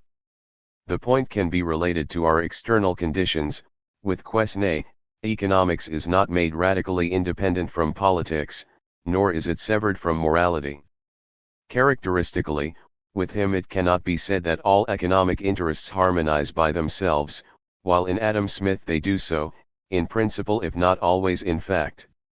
To account for this aspect of the Wealth, we must turn to works that are not generally recognized as landmarks in the history of economic thought. It is indeed only natural that we do so, for we then deal with the relations between the economic and the non-economic. I found Locke's two treatises of government enlightening as regards the relation with politics and, similarly, Mandeville's famous/infamous fable of the bees, as regards morality. The link with Adam Smith, admitted in the case of Mandeville, is to my mind no less clear, pace Schumpeter, in the case of Locke, whether it is direct or indirect. To prevent misunderstanding, I should perhaps at this point insist that my basic concern is not with individual writers, their original merits, and the affiliation between them, but with, in each case, a configuration of ideas. That a particular configuration, as studied in one particular writer, is not special to him or 39. Let us suppose, was borrowed by him from another source, only secondarily affects the argument insofar as the argument rests, in the first place, on the inner consistency of the configuration. In relation to our theme, certain configurations appear significant. Our touchstone will lie, first, in their presence in the Wealth of Nations and, second, in the interrelations they will bring to light. That they are common to several or many authors is important, less so is their particular pedigree. I shall now consider in succession Quesnay, Locke's two treatises, and Mandeville's fable. 3. Quesnay, or the economy as a whole. The Dr. Quesnay confronts us with a paradox. By common consent, economic thought made a great step forward, thanks to the genius of this man. Yet he lived, not in the economically most progressive country of the age, England, but in France, then relatively less advanced. This can be partially explained if one thinks of the intense interchange between the two countries and insists, as Schumpeter does, on the continuity from Petit through Cantillon to Quesnay. But the paradox is found again in the content of the doctrine: industry and trade are disparaged and agriculture is extolled. The emphasis is on capitalist agriculture, and the farming entrepreneur is the central figure. As Marx remarked as early as the 1844 manuscripts, there is in Quesnay a combination of feudal survivals and of modern or bourgeois features. Physiocracy is in a direct sense the economic decomposition of feudal property, but for this reason it is equally directly the economic transformation, the re-establishment, of this same feudal property, with the difference that its language is no longer feudal but economic. All wealth is reduced to land and cultivation. Is this a matter of chance? Quite to the contrary. I shall argue that there is a necessary relation between the traditional elements in Quesnay and his basic contribution. Marx and Schumpeter are in almost complete agreement in identifying the central merit of Quesnay. Marx stresses and extols the tableau économique. Here is an extract from his notes for Book 4 of Capital. This attempt, to represent the whole process of production of capital as process of reproduction, and circulation as 40. 41. The mere form of this process of reproduction, the circulation of money only as an element of the circulation of capital, to encompass within this process of reproduction the origin of revenue, the exchange between capital and revenue, the relation between reproductive consumption and definitive consumption, to encompass within the circulation of capital the circulation between consumers and producers, finally to represent the circulation between the two great divisions of productive labor. Production of raw materials and industry, as moments in the process of reproduction, to group all that, in the second third of the 18th century, in the infancy of political economy, in a table of 5 lines with 6 points of departure or arrival, this was an extremely genial idea, no doubt the most genial idea that economics has put to its account until now. As to Schumpeter, he distinctly separates Quesnay's general theory from the tableau itself. But after all, from the present point of view, this is only a minor difference, for both authors agree that Quesnay has given the first idea of the economic domain as a consistent whole, as a whole made up of interrelated parts. With him, for the first time, the economic viewpoint brought forth, not a series of more or less disconnect observations, correlations, or aspects, but the idea of an ordered whole, of a system of logical interrelations extending to the whole domain. Schumpeter expresses this precisely when he credits Quesnay with the first explicit formulation of interdependence. He adds that Quesnay gave of the fundamental problem of economics equilibrium between interdependent quantities a picture where only much later Walras was to give a set of equations. Now, my contention is that such a holistic idea could not be reached initially from within the economic point of view itself insofar as the latter can be said to have existed before Quesnay's invention but had to be derived from outside it, had to result, so to speak, from the projection on the economic plane of the general conception of the universe as an ordered whole. This is what happened with Quesnay, and it accounts for the presence in his thought of a very marked traditional component, which I shall stress briefly. 2. 42. What Quesnay explicitly presents is a particular development of natural law theory, a general social political theory with strong emphasis on the economical aspects, which are construct into a logical system. One could almost say that Quesnay describes the old society from a new viewpoint. His sociology and politics theory is quite traditional in many important respects, and within it he fits a properly economic system that is almost modern. The traditional aspect is obvious, barefaced, when the stability of China is given as a model and as an argument against the historical relativism of a Montesquieu. There are eternal, metaphysical principles, they need only to be recognized. And, first of all, as in traditional systems in general, real wealth consists in land as distinguished from movables, and is inseparable from power over men.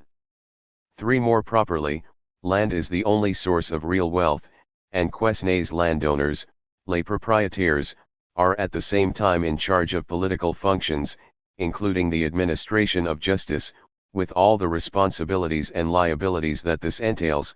The taxes should fall exclusively upon their income. Only agriculture is national, trade in particular is conceived as an international, that is to say, anti-national, interest. The monarch is something like the first among the landowners, having a right of co-ownership in the land. The taxes he levies are a revenue attached to that right. He is properly a sovereign, and the physiocrats are not afraid of calling the political regime they support a legal despotism. It is true that natural law rules supreme over all. The state should not interfere with it, and it should make natural law the object of compulsory public education. Within this polity, wealth circulates in a regular and harmonious fashion. The only source of it is nature, or rather the soil, aided by human activity and initiative. The basic condition of this economic order within the political order is private property, the corollary of which is freedom as the absence of any interference or regulation, whether direct or indirect, on the part of the state. We find combined here holism and individualism, holism in its traditional religious and political form, individualism on the economic level. As a distant but striking parallel, one would think of Leibniz's metaphysics. But my present 43. Concern is to insist on the fact that the economy reaches the status of a consistent system precisely in a place where it is associated with and propped by a strictly traditional social theory or put in the framework of a holistic view. Two aspects of this relation may be distinguished. On the one hand, the state, the kingdom, affords the physical as well as moral boundaries of the system. The circulation of the annual produce that is represented in Quesnay's famous tableau is, in its utmost extension, a picture of the circulation of nourishment through the whole kingdom, as blood circulates in a human body. On the other hand, the natural law, moral as well as physical, which Quesnay thinks he is expounding, is that of the order of the world as preordained by God. Thus, the economic order, or system, depends both upon the body politic and upon a general teleological orientation bearing on all aspects of human life. The present point of view differs from that of Schumpeter. Schumpeter insists that Quesnay's theological beliefs do not enter into his analysis, which is thus, according to him, scientific. I am not disputing this, I am only observing that the analysis does not produce its own framework, and I am tracing the origin of this framework in Quesnay. It is clear under the circumstances that, on the one hand, the domain can be thought of as a whole, while, on the other hand, it is not autonomous. This is in conformity with Quesnay's conception of order, as expressed in his definition of natural law. Natural laws are either physical or moral. We understand here by physical law the regular course of any physical event of the natural order, obviously the most advantageous to the human genus. We understand here by moral law the rule of any human action of the moral order in conformity with the physical order, obviously the most advantageous to the human genus. These laws together form what is called the natural law. As Schumpeter observes, we are here in line with the scholastics. Within the teleological order, man as free agent is not separated from nature, and his assent is necessary for the order to extend to his affairs. Only if men act in accordance with natural 44. Law will the order be realized. The tableau is an ideal picture, and Quesnay traces the deplorable consequences of any departure from its requirements. The right policy on the part of the state is a necessary condition of the economic order. This is a point that Adam Smith could not leave unnoticed. He argued, in substance, that the economic order is more independent of human decisions than Quesnay had made it.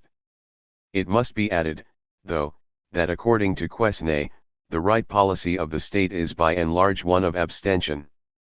The state has few positive duties: external protection, the maintenance of a network of communications, the care of the poor, the levy of its income exclusively from land, and education of the people in natural law.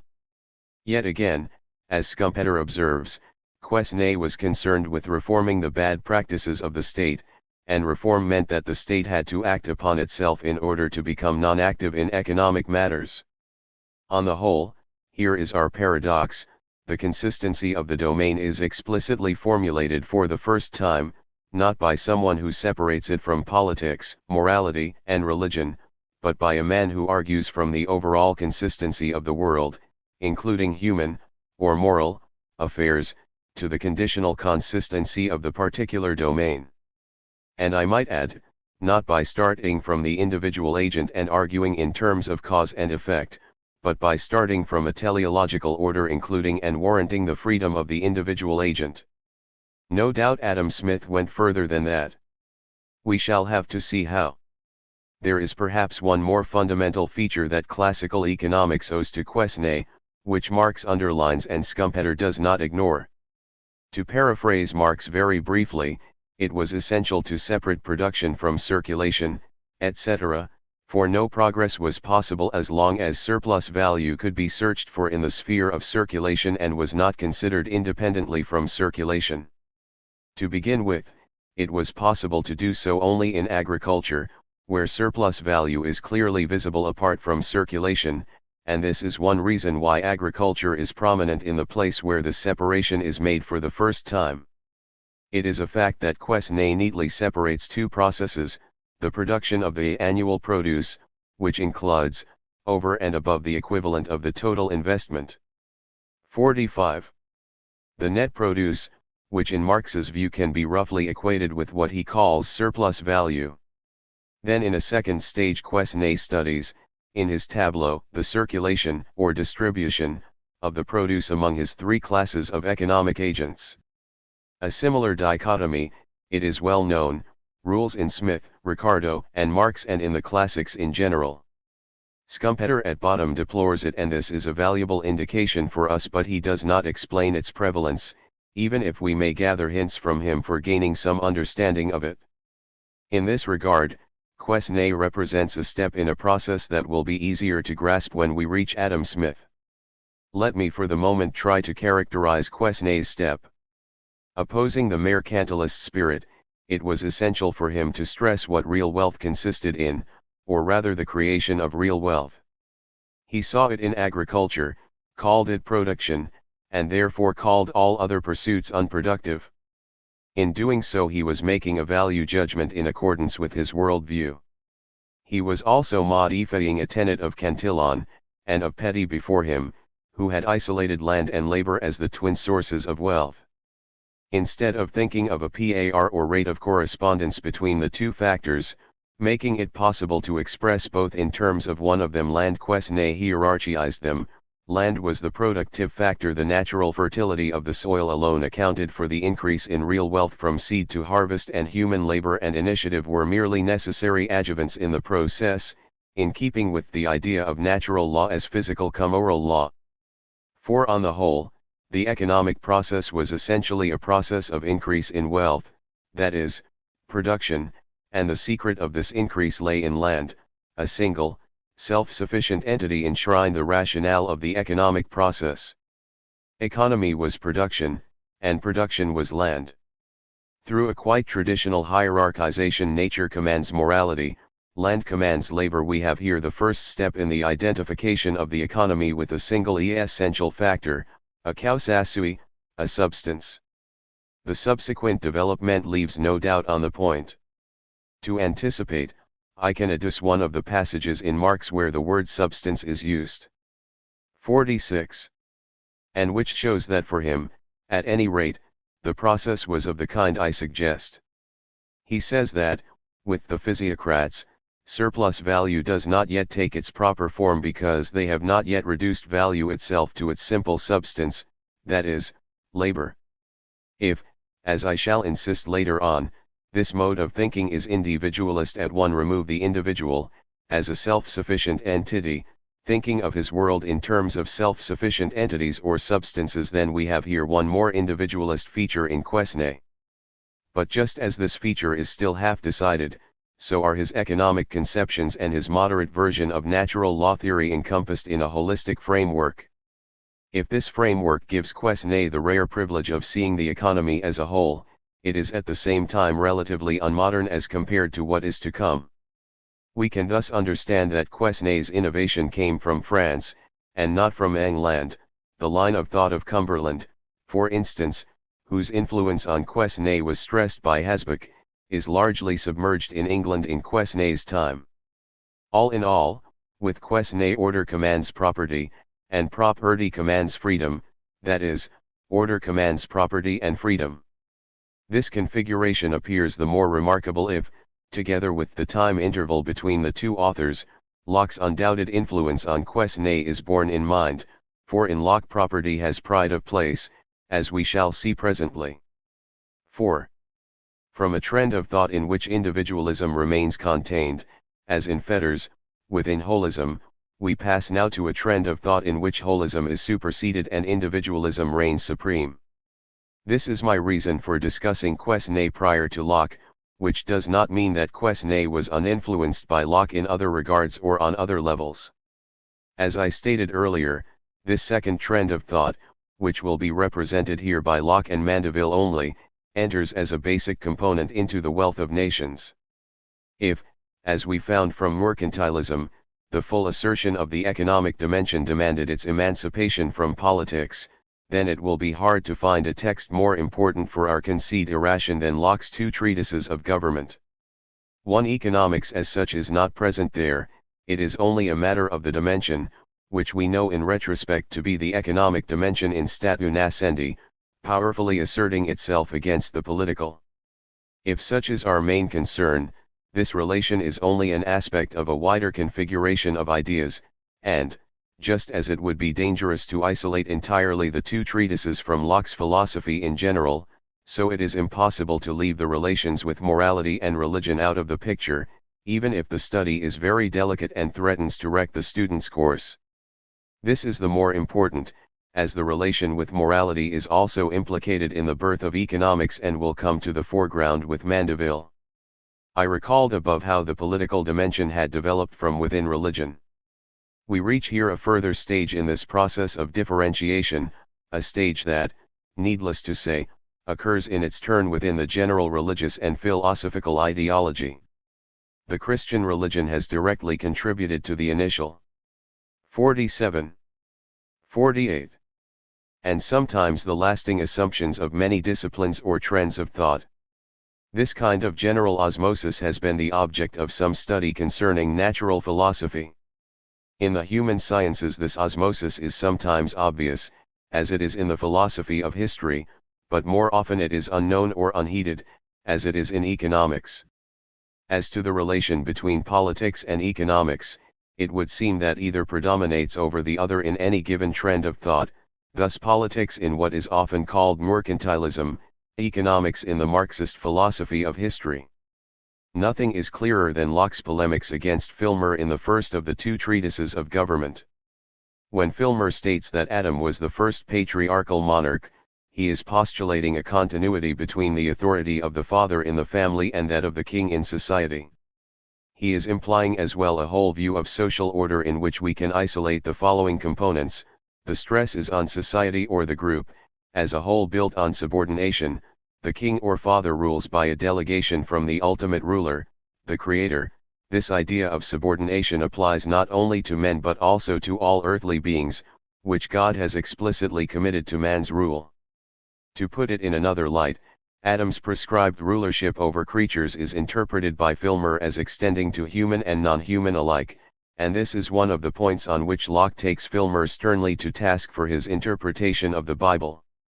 The word rulership perhaps lacks clarity, but what I mean is that man's relation to animals and things is thought of on the model of the king's relation to inferior men or subjects.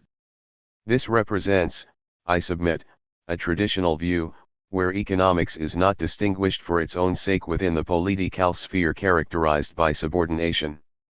In other words, subordination is here acknowledged as natural and necessary, as a cardinal principle that transcends the distinction between human and non-human and encompasses relationships between which we would distinguish. In contradistinction to Filmer's traditionalism, Locke's innovation stands crystal clear before our eyes. Subordination goes overboard and with it the link it maintained between relationships among men and relations between men and inferior creatures. A split between the two is established, one could say. 49. Institutionalized. Between men and beasts it is a matter of property or ownership. God has given the earth to the human species for appropriation and homologously, man is, in the second treatise, God's work and property. As for men, there is among them no inherent difference, no hierarchy, they are all free and equal in God's eyes, the more so since any difference in status would, in this system, tend to be coterminous with own heirship. There cannot be supposed to be any such subordination among us, that may authorize us to destroy one another, as if we were made for another's uses, as the inferior ranks of creatures are for ours. Let me add that, as some kind of subordination is empirically necessary in political society, such subordination can be built only on the unanimous consent of the constituting members. Locke's law of nature pictures essentially a three-tiered world order: God, mankind, and inferior creatures, in which equality characterizes the human tier, and the relation between one superior and one inferior tier tends to be thought of as property. This order is of course much simplified or impoverished as compared to the celestial and terrestrial hierarchy as of yore. It centers in the solidification and unification of the human species as against the rest of nature or terrestrial beings, that is, in a man versus nature dualism that is warranted by the ultimate reference to the Creator. To insist on the wholesale aspect of the transformation concerning social and political life in general, a holistic view centering on subordination and encompassing what we call economic phenomena has been replaced by a view centering on property, that is, on the individual and on economics, and reducing politics to an ontologically marginal adjunct to be constructed by men according to their lights. This is an incomplete, unilateral formula. The converse formulation would be that politics has been raised from the status of the merely given to the status of the freely devised and willed. The latter modern formula is itself, of course, grievously insufficient unless we complement it with the former. On the historical importance of the event there is no need to 50. Insist, but a comment on vocabulary is apposite. The exact nature of the event remains hidden as long as we persist in merely comparing Filmer's and Locke's political theories, for the event embodies a sea change in the very essence of the political. If we define it through subordination, we must then recognize that subordination is ontologically present in Filmer while it is ontologically denied and only empirically present in Locke, whose main motive was to destroy absolutism, the French disease. We cannot call political in this sense either Locke's general theory or even the restricted part of it that concerns government. It is clear that the scope and meaning of it are totally different from what it aims to replace. Should we take the opposite view and define politics from the individualistic angle and, as we start from ourselves, this is what is done most frequently in our time, then it should be clear that we cannot consider in the same light representations of Filmer's sort without forcing on them associate sentence reduction. Comparatively, the modern theory appears to be rather an attempt to avoid the recognition of subordination as a basic principle, while producing synthetically a makeshift, an ersatz, of it for empirical purposes, what Locke calls a magistrate. To speak of politics generally and unwarily is to throw an imaginary bridge over an abyss. To survey the abyss we need to map out the entire configuration of ideas and values. For the moment, it is only a matter of the relation between what we loosely call politics and economics, while subordination encompasses what we call economic phenomena. Property commands the artificial construction of a polity from individual atoms. If these statements sound strange, it is only a measure of the falling apart of everything in our atomized universe. An objection can be raised against the conclusion I have just reached. I took property to be an economic category, and yet it would not be difficult to find a number of passages where property is something different or, in any case, something much wider than my interpretation warrants. The opportunity to look into Locke's concept of property is welcome. No one will dispute that property is crucial in Locke's political theory, or that he innovated by putting it back, so to speak, into 51. The state of nature, and by basing it, in principle at least, on labor. The later developments of the latter innovation in economic theory favor my interpretation. In recent years, Macpherson has happily affixed to Locke's theory the label possessive individualism, and has rightly insisted on the importance of Locke's second stage in the development of property, when, in the state of nature itself, the invention of money removes the initial limitations on property rights and allows for unlimited accumulation not only of money but of land as well. Macpherson argues that Locke read back into the state of nature conceptions of his own time and mixed with them older, essentially medieval, conceptions. A glance at the transition proves to be revealing. When Locke introduces property as deriving from the necessary appropriation by the individual of whatever he removes from nature, as given to mankind in common for its immediate use, we are reminded of the Pope explaining to the Franciscan monks in the 14th century that the soup or cheese they eat are thus their property, and that they should therefore own themselves as proprietors of the riches they dispose of for their maintenance. We are further reminded of Locke's nominalist ancestor, Occam, rejoining on this occasion that use is one thing and that ownership, as sanctioned by positive law, is another. Similarly, the limitations that Locke recognizes to the primitive right of appropriation seem to be in line with medieval, holistic justice and wisdom. In essence, this right should be oriented to the social needs as a whole, or what here amounts in practice to the same thing, to the preservation of all individuals equally. This is not the case when, In his second stage, Locke justifies unlimited accumulation, which was later to be guaranteed by the political order.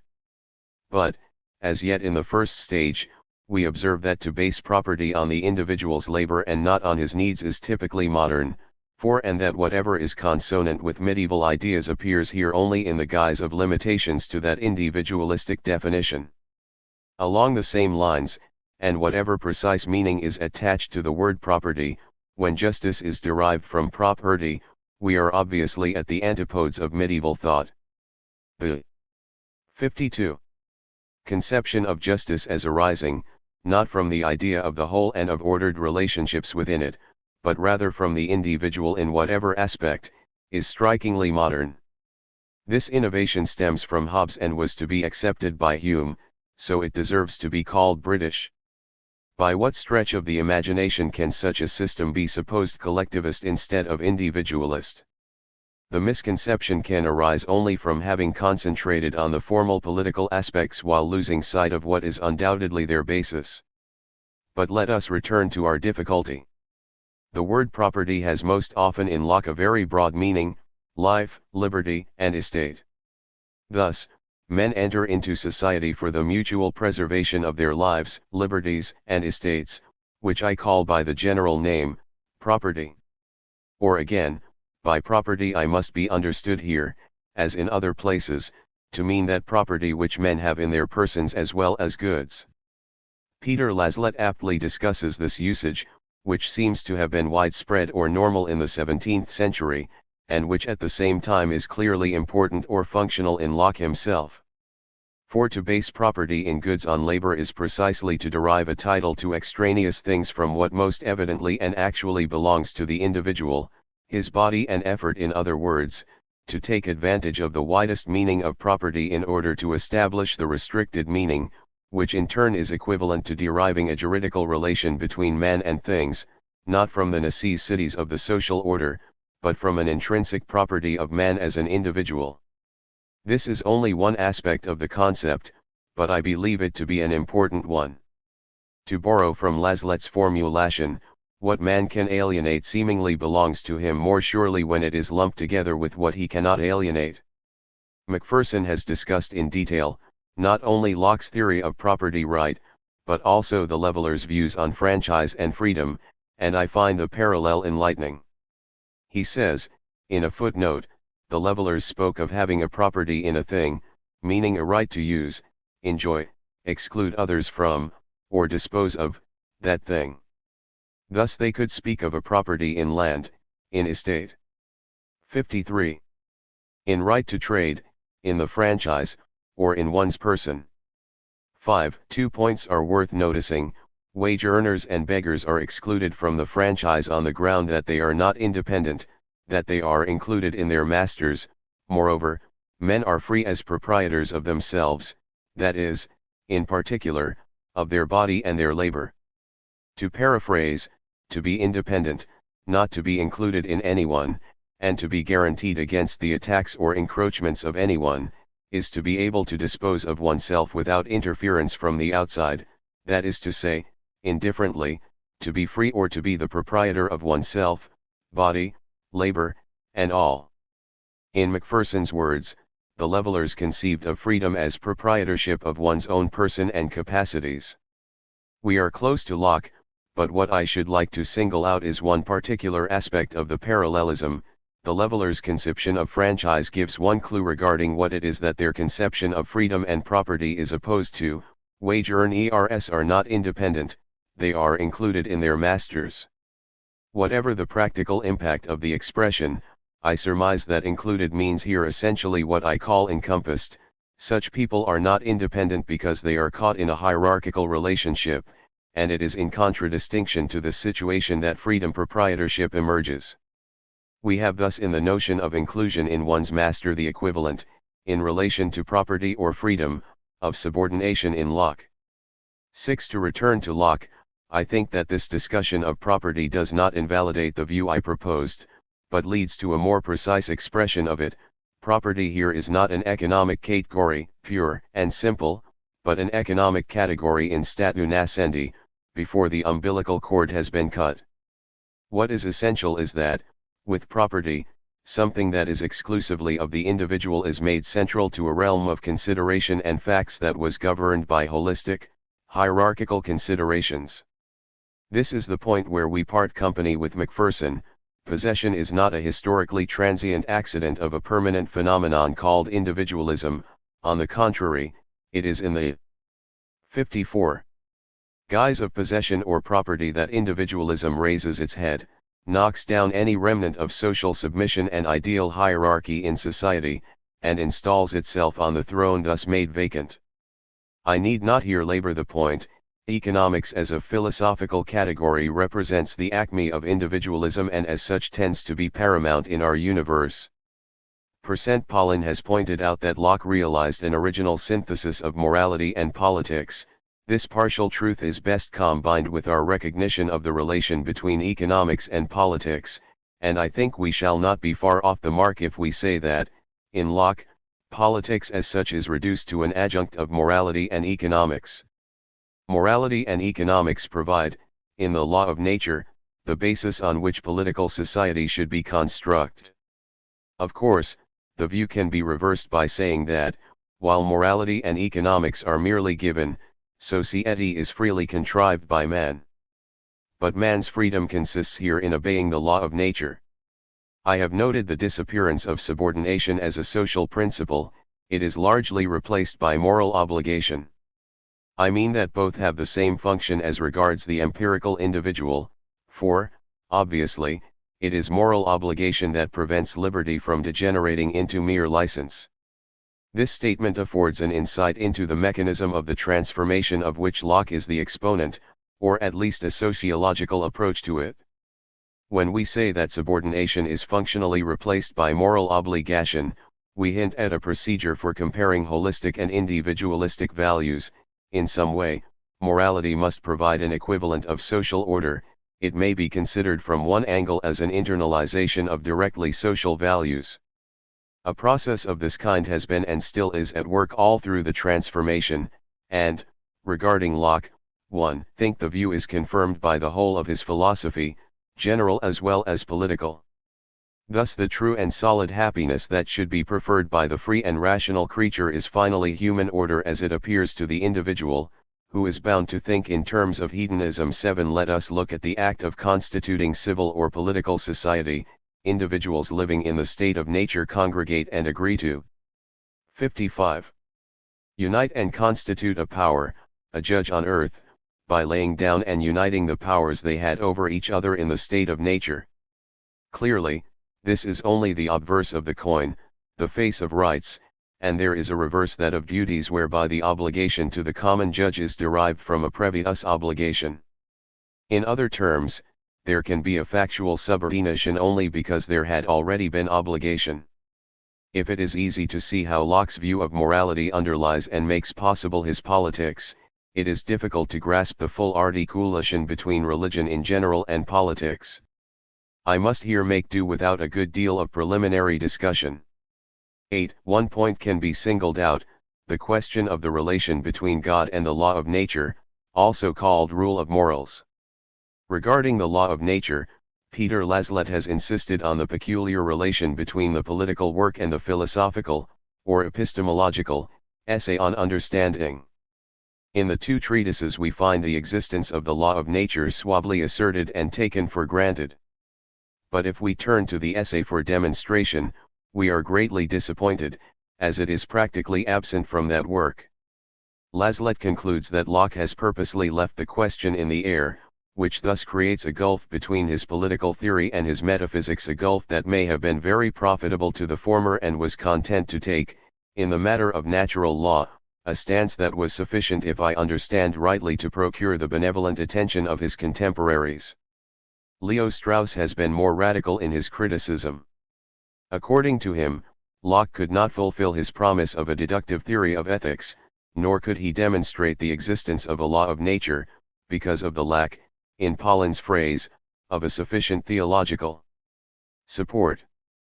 The prudent Locke did not dare to assail his contemporaries' belief in God, which he found of some practical value, and yet he was unable to endorse it and thus give a solid basis to his rule of morals.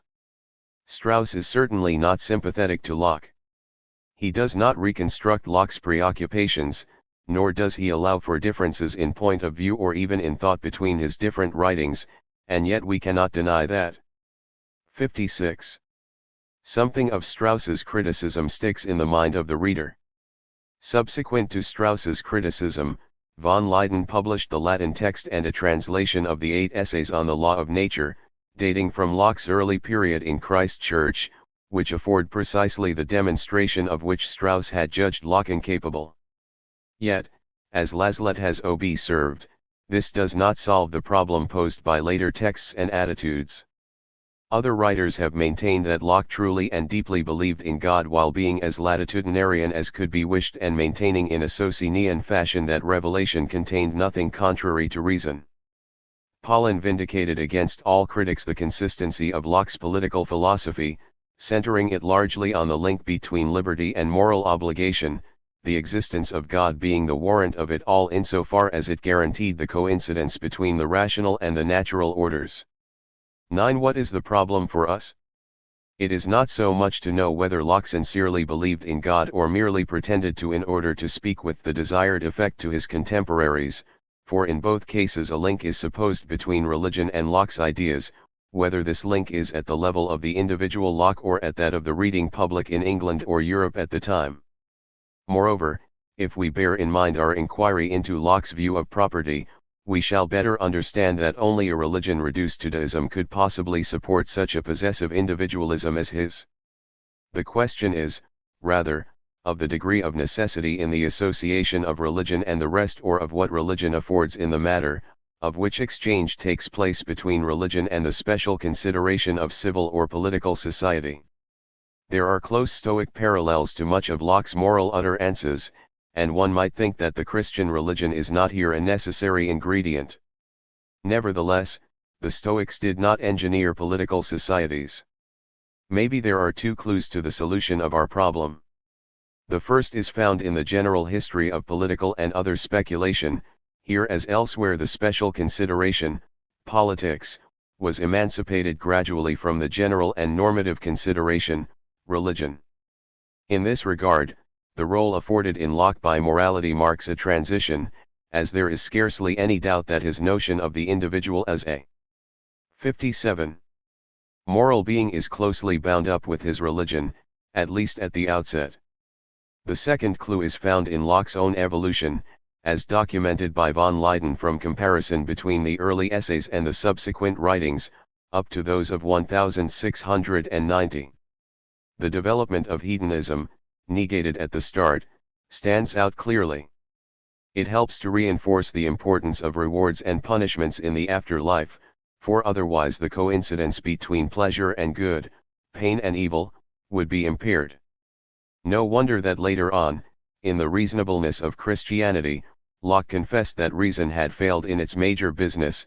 He had been caught in a circle, he had not been able to offer the deductive theory of abstract ethics that he had promised, nor, about 1690, had he consented to publish his early essays on natural law, although he kept using materials for them. This evolution that ended in failure, by the way, that is more to the credit of the philosopher than many a success, seems to testify that for him the backing of religion was still indispensable to his individualistic politics. The same conclusion can be reached in another way. As von Leyden rightly insists, Locke maintains an easy transition from factual to corresponding normative statements. Now, this point can be understood only if we bear in mind that the individual is given, together with the species, within a teleology based on God's will. The individual is given in relation to God. In other words, the link of morality with religion ensures moral obligation. The latter corresponds to a feature of Locke's politics. Wilmore Kendall has dared to reverse the more common view of Locke by asserting that he was more of a collectivist than an individualist in politics, or, more precisely, that he deserves to be taken as the father of the metaphysical theory of the state.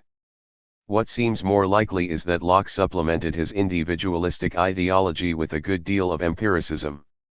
The argument as to majority rule is exemplary in this sense. In practice the system cannot effectively work without majority rule, hence it is supposed that the original contract of society implied majority. 58. Rule. No attempt is made to show that the rule of the majority is compatible and consonant with the individualistic basis. It is assumed that there must be a workable system answering the ideological conditions that have been posited. In other terms, the ideology is supplemented by an arbitrary assertion, an act of faith that can be taken as well as a statement from experience.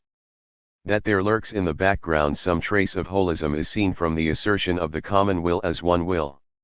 It will be left to Rousseau to attempt to justify the device ideologically in his doctrine of the general will. Now my point is that such a simple procedure, or such an assertion as that of the workability of the system, rests on teleology, that is, in the last analysis, on faith.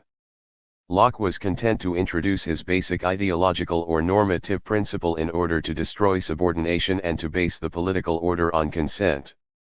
To complete or correct the picture, he could here or there rely on the empirical, that is, he could open the door surreptitiously to holism or to religion. Similarly, but more directly, morality takes support from faith to offer a substitute for holism in the human species as a carrier of moral obligation. This will be my last point.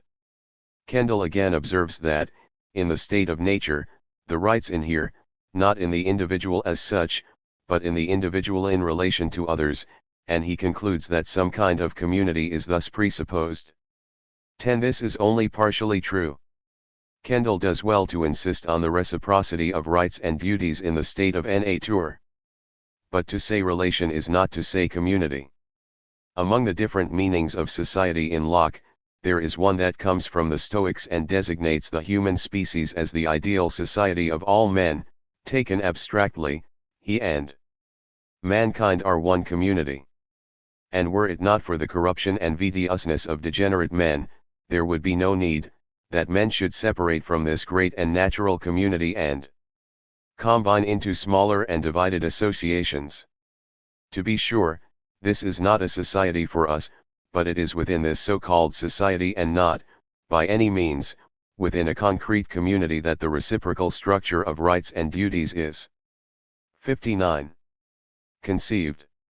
What Kendall no longer understands and many others with him is that the individual is a moral being and as such is characterized by outward relations as well as inward qualities. He is given in relation to God and his fellow men, and, thanks to the relation to God, the abstract relation between members of the human species can be substituted for the links within a community. In subsequent history, at least on the common sense level, the individual has emancipated himself once more from this still compelling structure, but that is another story. I submit that, for Locke, to conceive a society as the juxtaposition of abstract individuals was possible only because for the concrete bonds of society he could substitute immorally as uniting those individuals into the human species under the eye of God. In other terms, I submit that in this case the substitution of man as an individual for man as a social being was possible because Christianity warranted the individual as a moral being. The transition was thus made possible from a holistic social order to a political system raised by consent as a superstructure on an ontologically given economic basis. It can be objected that in this condensed formulation of the configuration of ideas found in the two treatises the configuration is unduly dynamized and historicized. I take, in effect, the polemics against Filmer as marking a transition, a watershed between holism in the past and individualism in the future. Of course, this is schematic. More precisely, the view is that Locke's exposition is highly symbolic of a clash between two ideologies that were predominant, the one in the past, the other in the future. It is not necessary to suppose either that the transition appeared here for the first time or that Locke expressed a notion that was present in some manner in the minds of his contemporaries. Locke's configuration appears meaningful in the context of the development of ideas as it is for the moment still largely assumed and will be, I think, to some extent confirmed subsequently. In other words, its significance in modern ideology in general will be clearer later on, especially in relation to Adam Smith. Yet I am confident that a thoughtful reader has already some feeling of its relevance, from what we said above, on the one hand, and from his general knowledge of more recent views, on the other. Thus, perhaps the most revealing 60. aspect in this configuration is that economics is not simply juxtaposed to politics but is hierarchically superior to it, a parallel to the Marxist infrastructure/superstructure that is not inferred from observation but proceeds from the internal consistency of the ideology. In our formulation, which is largely hypothetical at this stage, the parallel is commanded by the ideological constraint of the transition from holism to individualism.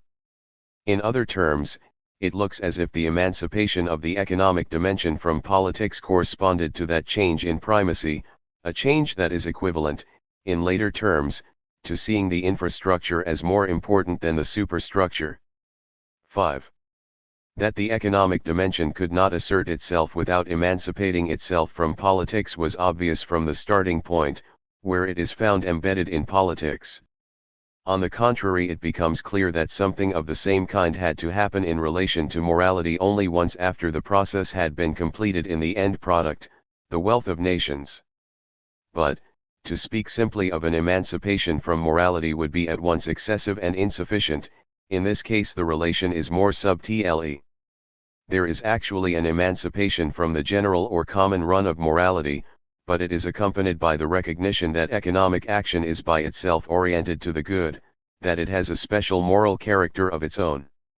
It is by virtue of this special characteristic that it is allowed to escape the general form of moral judgment. In other words, there is only a specialization of morals, or again, economics escapes the fetters of general morality only at the price of assuming a normative character of its own. This general statement can be illustrated by a view that I shall try to substantiate in what follows. Adam Smith is not only the author of The Wealth but also of the theory of moral sentiments. For him, in opposition to the general sphere of moral sentiments based on sympathy, economic activity is the one activity of man in which there is no need for anything but self-love. By pursuing only their particular interests, men unwittingly work for the common good, and this is where the famous invisible hand comes into play. In this doctrine of the natural harmony of interests, as Elie Halaby called it, morality is superseded for the particular sphere.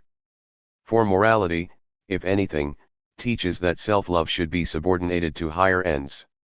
Adam Smith's invisible hand performs here a little noticed function. It is as if God told us. 61. 62. Don't be afraid, my child, of apparently trespassing against my commands.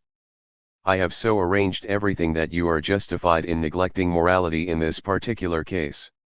In my introduction, I related the feature under consideration to the ideological constraints that must bear on any attempt to isolate a special view of social phenomena in general and to the value judgment that must implicitly, at least, ground it.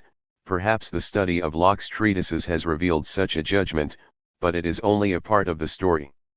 When turning from Hobbes and Locke to Adam Smith and beyond, one is struck by a remarkable difference between political and economic speculation. In political speculation, from Hobbes onward, the great motive force is artificialism, the idea that we can properly know only what we make or, with Locke, only the ideas of our own mind. In such an approach, norms are present in one form or the other from the start, and the same is true of any speculation based on natural law. Economics will constitute itself much more as a natural science, it will study what happens out there as a natural phenomenon. It will thus represent an appeal from the norms to the facts, and since such an appeal is impossible, it is clear that economics will have to bring in its own special norms in one guise or another. Both deduction and induction are present in Adam Smith, as in Hume, but the growth of empiricism as against artificialism is characteristic. As artificialism is no doubt one of the major axes of modern ideology, the contrast is interesting. After all, the same appeal from norms to facts was present at the birth of politics, when Machiavelli detached it from religion and morality with his reason of state. This can be raised in objection to the contrast made above, but in Hobbes the Machiavellian fact has become a norm. Or again, Montesquieu was no artificialist either, but he played no leading role in political speculation in the epoch and milieu here referred to. His influence is more on the level of a kind of general sociology, like that of Ferguson. Such features as I have tried to sketch certainly do not exhaust the question of the particular relation between economics and morality. If a secret remains, then no witness is in a better position to reveal it than Mandeville, who subtitled his fable of the bees, Private Vices, Public Benefits 1. 63. It is widely admitted that the central theme of Adam Smith, the idea that self-love works for the common good, comes from Mandeville. In the introduction to his edition of The Wealth, Edwin Cannon has elaborated the point and has given good reasons for supposing that Adam Smith had been drawn to Mandeville while still a student of Hutcheson in Glasgow. Now, Mandeville traced back to self-love all the motives of human action and equated self-love with vice. Hutcheson was much concerned with refuting Mandeville and must have lectured repeatedly about him. When Adam Smith, in his turn, in the theory of moral sentiments, discards Mandeville's licentious system, he adds a revealing statement, but how destructive soever this system may appear, it could never have imposed upon so great a number of persons. Had it not in some respects bordered on the truth? In what respects, Adam Smith does not say in this passage, but the whole wealth is an answer to the question. Mandeville was right as regards the place of self-love in economic phenomena. Indeed, if one remembers that benevolence loomed large in Hutcheson's theory of morals, a famous passage of The Wealth, quoted by Cannon, sounds like a rebuttal directed at Hutcheson in the name of Mandeville. It is not from the benevolence of the butcher, the brewer, or the baker that we expect our dinner, but from their regard to their own interest. We are thus sent back from Adam Smith to Mandeville for the origin of the key assumption of the wealth of nations, and this is more than a minute point of literary history, for, as we are going to see, the problem of the relation between economics and morality was acutely indeed, explosively posed by Mandeville at the beginning of the century. Bernard de Mandeville, born in the Netherlands, had settled in London as a physician. In 1705 he published a sixpenny satire in verse called The Grumbling Hive, or, Knaves Turned Honest. This poem in doggerel verse grew into a book by the addition of remarks and other pieces in two successive editions, under the title, The Table of the Bees, or, Private Vices, Public Benefits. The subtitle summarizes the argument of the poem, a hive, presented as a mirror of human society, lives in corruption and prosperity. Harboring some nostalgia for virtue, it prays to recover it. When the prayer is granted, an extraordinary transformation takes 64 place. With vice gone, activity and prosperity disappear and are replaced by sloth, poverty, and boredom in a much reduced population. The 1723 edition started a scandal, which Mandeville attributed to the inclusion in that edition of an essay on charity, and charity schools, detrimental to the good conscience and cheap humanitarianism of their patrons. Be that as it may, the refutations followed each other, the book became an object of execration, and it became known to everybody in educated Europe, as is evidenced by the fact that every moralist referred to it. Apart from the remarks and the essay already mentioned, the book contains a short enquiry into the origin of moral virtue and, at the end, a search into the nature of society, in which Mandeville expounded his views in opposition to those of Shaftesbury. A vindication of the book was added after it had been presented as a nuisance by the grand jury of Middlesex and made the object of an abusive letter. In 1729 there appeared separately a second part to the book, which contains 6 dialogues that are ingeniously contrived as a defense and a development of the thesis, and that present, partly, perhaps, for this reason, a distinct shift of emphasis. The first volume, The Fable Proper, presents already a distinct shift as compared with the initial poem, The Grumbling Hive. As a recent editor has noticed, not only are new themes introduced, but the remarks, which ostensibly refer, as extended notes, to passages in the poem, at the same time supplement the inquiry into the origin of moral virtue, which precedes them. Moreover, of the trio of vices that are given in the poem as the causes of prosperity and greatness: fraud, luxury, and pride. The first, fraud, is finally retained only as one of the inconveniences that accompany a brisk trade, like the dirt in the streets of London. Only luxury and, more fundamentally, pride maintain their status as causal factors. The place of pride is vindicated in the inquiry on virtue, which does two things worth noting from our point of view. First, it absolutely separates morality from religion. Mandeville justifies this step by remarking that a fairly constant morality as he defines it is 65. Found in different societies, together with the most diverse or aberrant religions. Actually, he takes the example of ancient Rome.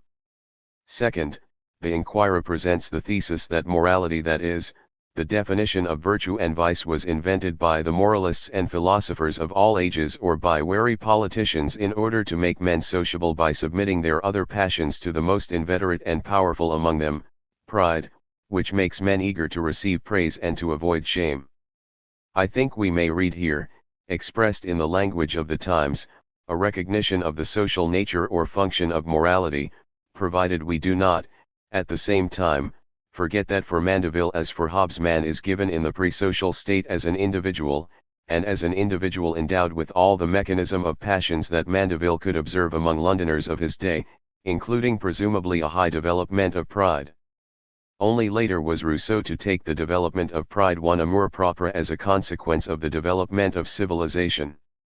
2. I insist on the proviso because it seems to me to have been left out by an author to whom we are otherwise deeply indebted for his insights and for his sensitive treatment of a theme very close to my own. I mean J. H. Tufts, in his small but important book, The Individual in Relation to Society as Reflected in British Ethics of the 18th Century. Tufts traces in the literature the progress in the recognition of the social nature or the social aspects of man. He sees in Mandeville the moral resolved into the merely social and, more widely, the individual as a product of social and economic forces, which is true, I think, only in a limited sense, as we shall see more and more clearly as we proceed. We find a first indication in the last piece in the fable, the anti-Shaftesbury pamphlet on the nature of society. Its argument shows that, for Mandeville, the individual is logically prior to society, where Shaftesbury starts from the whole, Mandeville starts from the element. As a distinct clue to Mandeville's often ambiguous personal stand, it is worth noting that Shaftesbury is the only author toward whom he professes downright hostility, the optimist, the Platonizing rationalist, not to say the rigorist churchman, is his archenemy. At the start Mandeville writes, the attentive reader will soon perceive that two systems cannot be more opposite than his lordship's and mine. And again, this noble writer fancies, that as man is made for society, so he ought to be born with a kind affection to the whole, of which he is a part, and a propensity to seek the welfare of it. His notions, I confess, are generous and refined, they are a high compliment to humankind. What pity it is that they are not true. I would not advance thus much if I had not already demonstrated in almost every page of this treatise, that the solidity of them is inconsistent with our daily experience. And to quote from the conclusion, I flatter myself to have demonstrated that, neither the friendly qualities and kind affections that are natural to man, nor the real virtues he is capable of acquiring by reason and self-denial, are the foundation of society, but that what we call evil in this world, moral as well as natural, is the grand principle that makes us sociable creatures, the solid basis, the life and support of all trades and employments without exception. To prevent misunderstanding, it must be added that not all vices are public benefits, nor is vice automatically beneficial.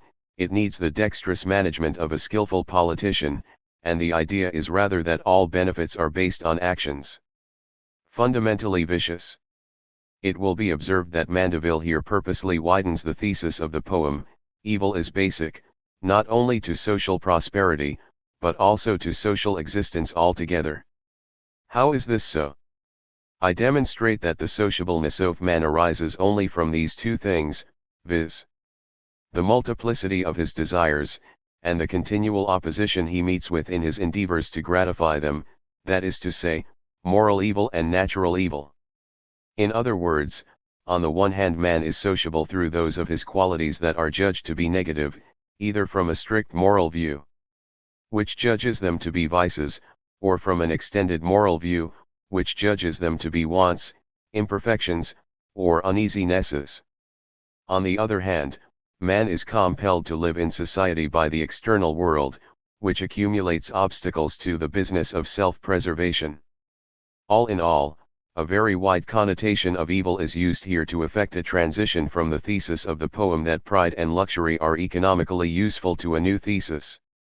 Diving into the very rise of society, Mandeville has found that the satisfaction of the individual's material needs is the only reason why men live in society. The point deserves to be remembered, for the notion plays, if I am not mistaken, a key role in modern ideology.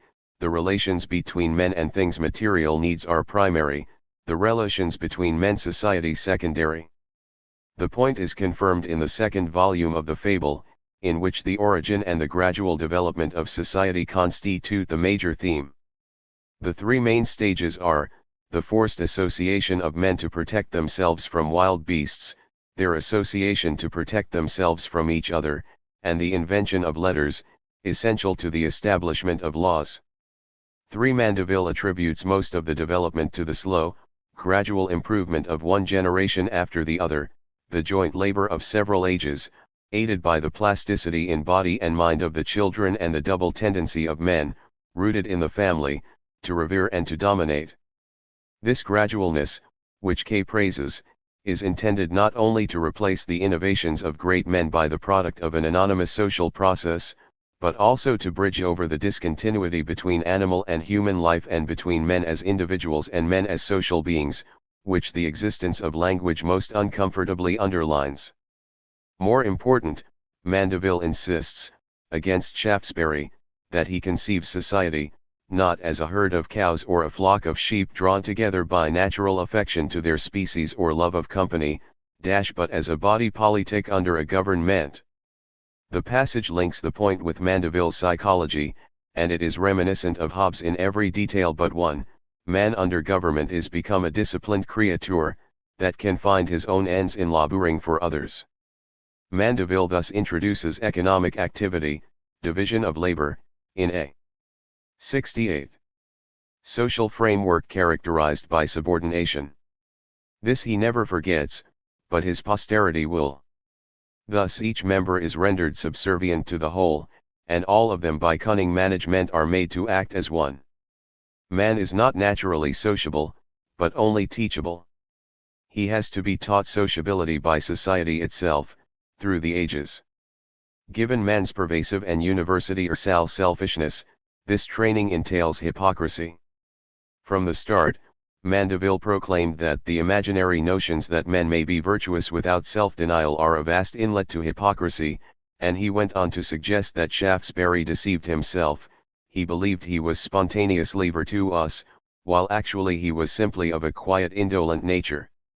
Mandeville was probably not an outstanding economic analyst, and Schumpeter mentions him only cursorily. It is clear from a detailed discussion of trade with Turkey that he was, like many of the mercantilists, in favor of freer trade, and not of free trade altogether. Yet Kay singles out what he calls a definite anticipation of laissez-faire.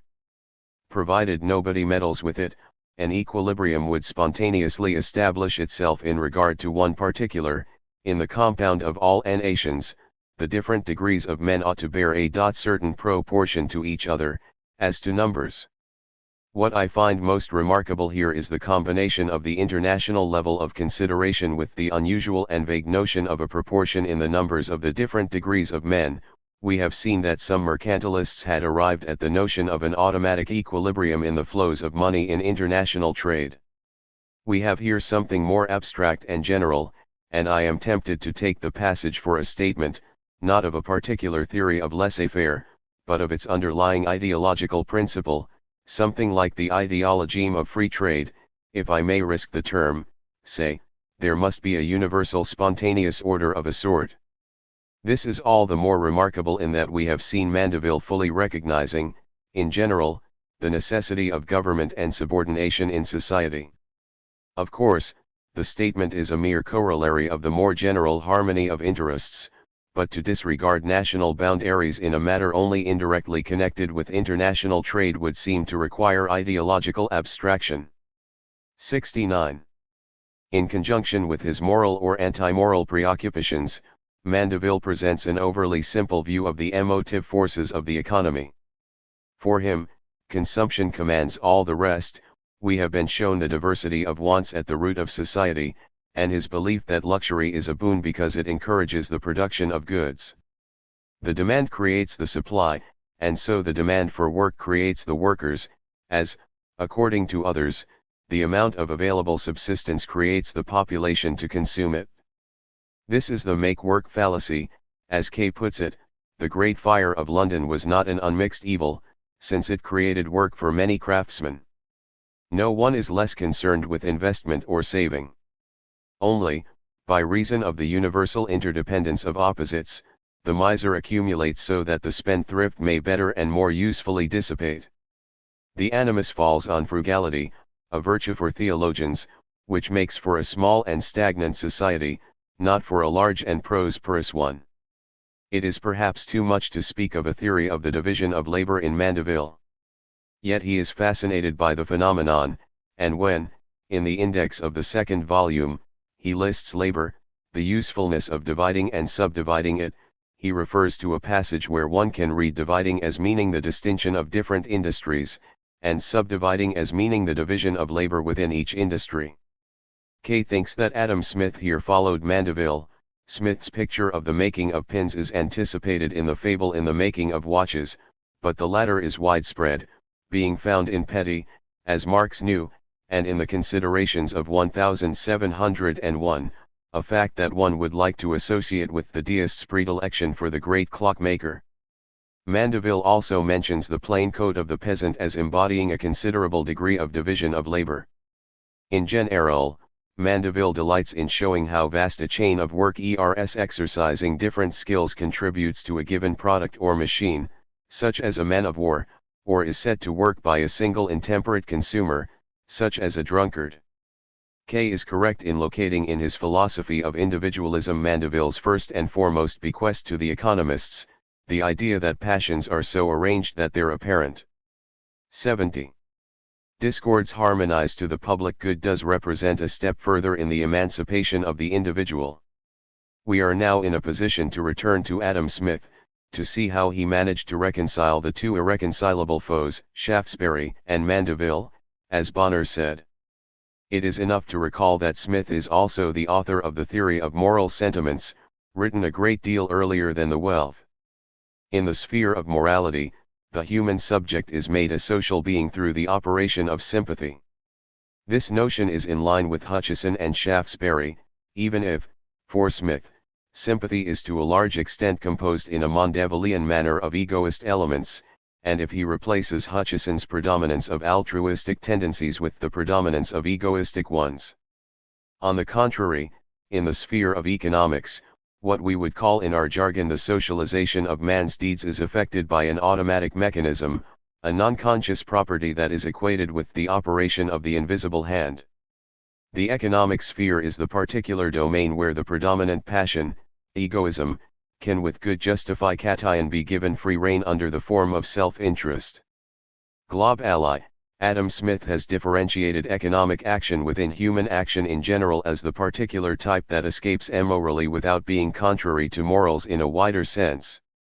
This happens with the wealth and was not yet accomplished in the 1763 lectures, in which, as Halavy shows, both principles are in play according to the question at hand.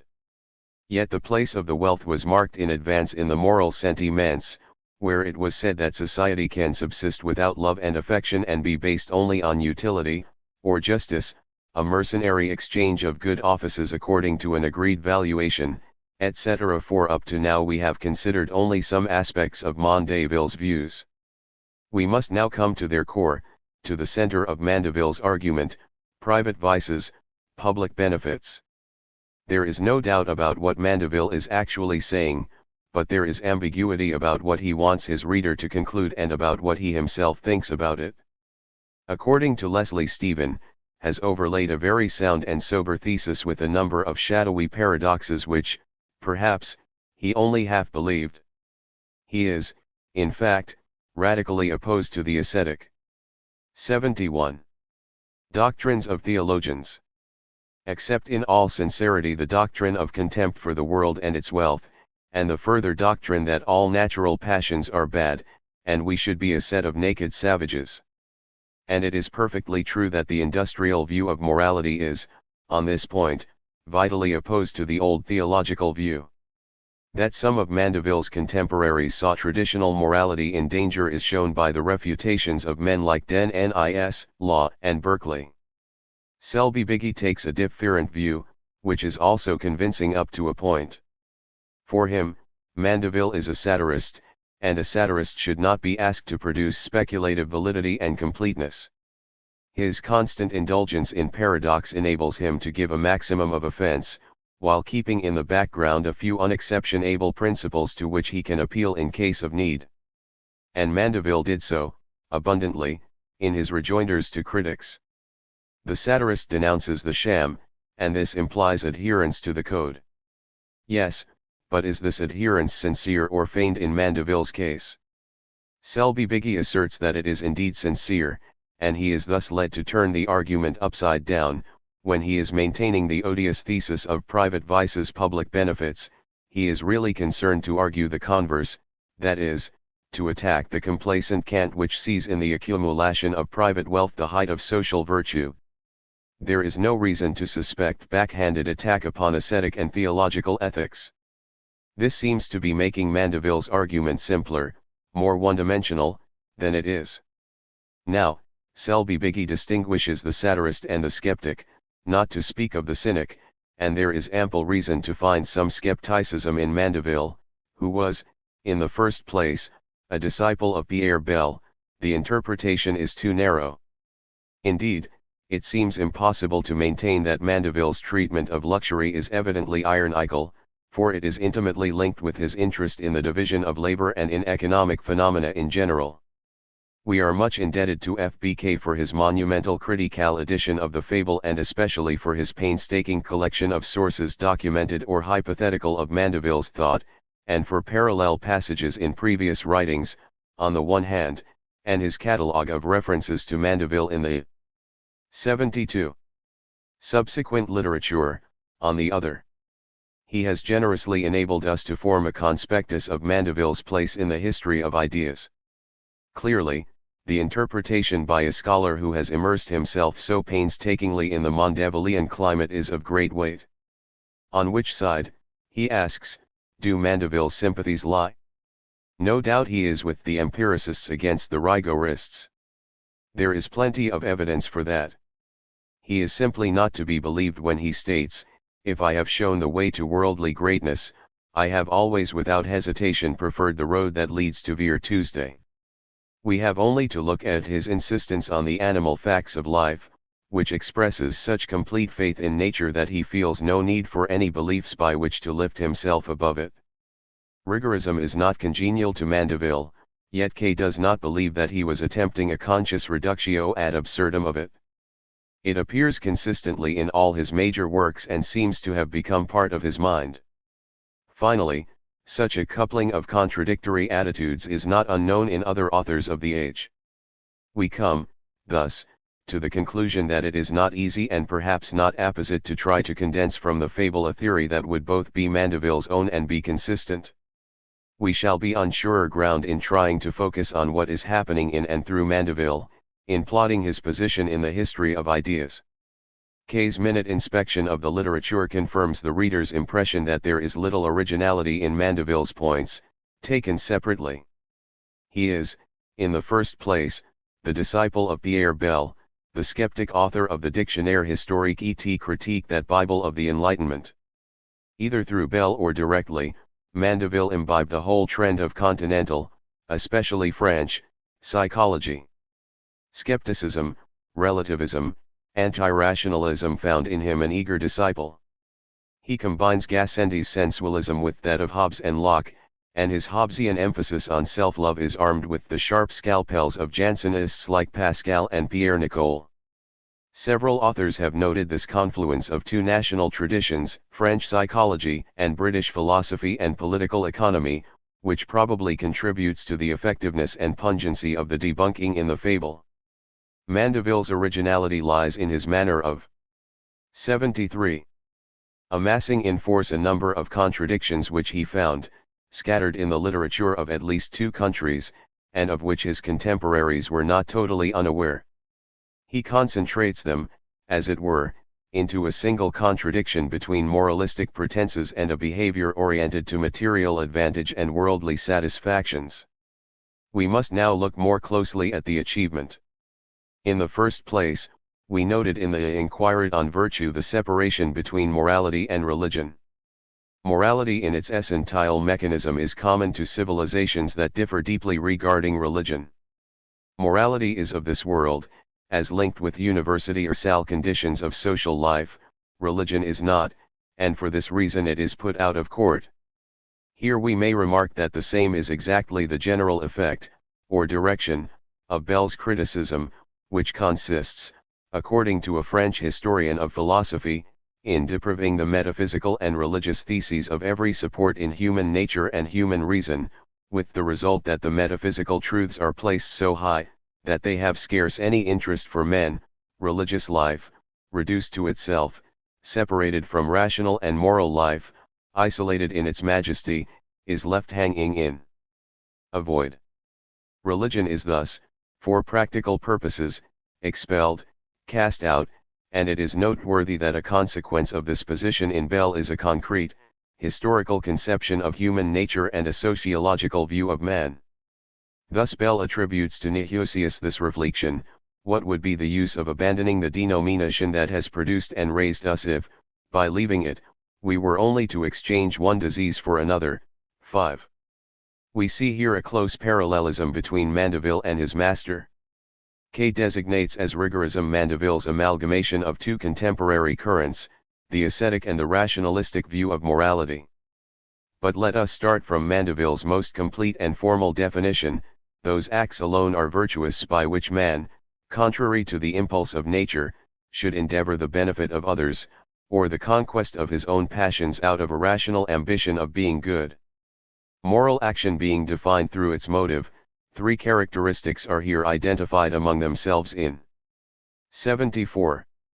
Contradistinction to self-love or the passions in general, self-denial, conformity to reason, and orientation to the good of others or to the public good. The third aspect is important, because it will allow the transition from a moral to an economic point of view, as implied in the subtitle, Public Benefits. In Mandeville's argument, moreover, the moral norm will be seen in relation to the actual action. There is more to his argument than the point of view of a satirist, as seen by Selby Biggie, for the stress is definitely on the fact and not on the ideal. After religion has been eliminated, this earthly world of fact will be established as an absolute, and morality itself will paradoxically be judged according to whether it is more or less actualized, according to the degree of its correspondence with the actual deeds of men. How can we make logically explicit the central argument? Mandeville considers the relation between men's actions and the public good in two perspectives. From a moral point of view, the relation to the public good is normative. A given action is oriented to the public good if it is in accordance with the moral rule. But observation tells us that, in fact, no action is ever so oriented. It is never altruistic, but always egoistic. The second point of view considers the consequences for the public good of the action as observed. Here observation tells us that the action as it is, that is, the egoistic action, serves the public good. Several consequences follow, which Mandeville tends to restrict rather than to make quite explicit. The claim of morals is false, insofar as it is not through it that the public good is attained. In fact, in general, moral precepts have no influence on conduct. Insofar as they prescribe non-egoistic action, the public good is realized only through an action that is not consciously oriented toward it. Therefore, man is not social by nature, for it is when he does not will it that he works for the public good. On the contrary, on the level of fact, there is a natural harmony of interests. On the whole, morality is expelled from the real affairs of men as religion had been already. Mandeville may well protest that he has not tried to establish vice in the place of virtue. Morality is entirely subjectivized, the mixture of subjectivity and objectivity that characterized it has been severed into two. As to the fact that some vices, namely, crimes, must be punished by the government, this matter is no longer a question of morality but of law. 75.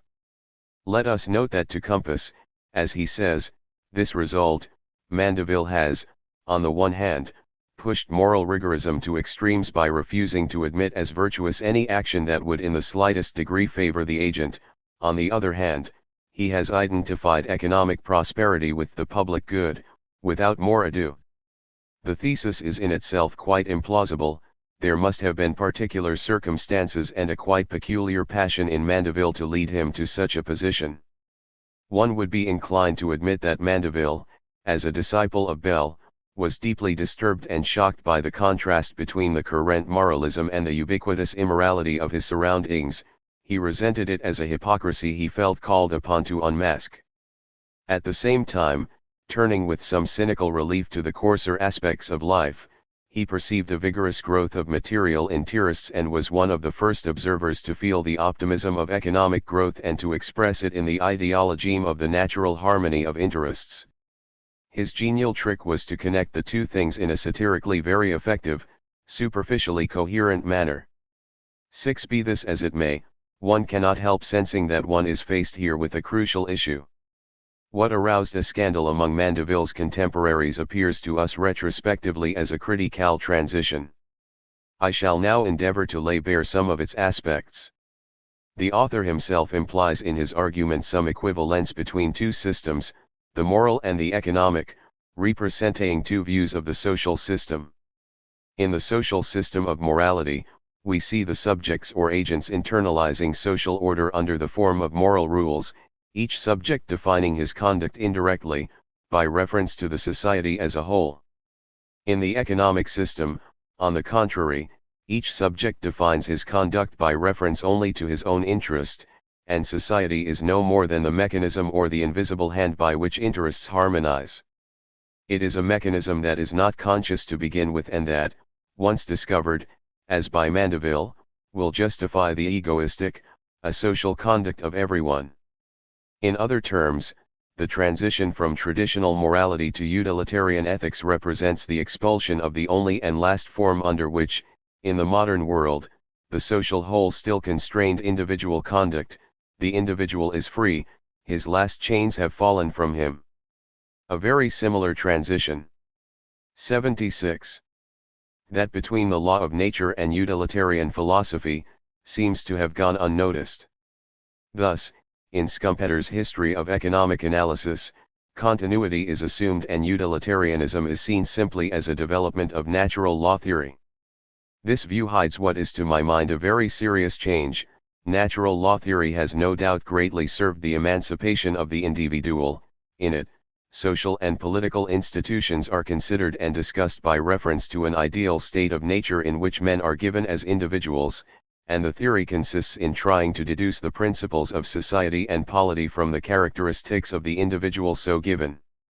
There is thus in natural law theory, as in traditional morality, a basic normative transcendent reference that disappears in utilitarian philosophy, where an immanent, empirical criterion replaces it, namely, the greatest happiness of the greatest number. It is this kind of transition that we perceive where J. Mandeville no longer refers to morals, to the ideal society of all human beings, but instead to each concrete society. At first sight, one has the impression of a sociological gain, but it is not true, for the concrete society resolves itself into its sole economic aspect. And society resolves itself into economics because only individuals, that is, men stripped of all social characters, are considered.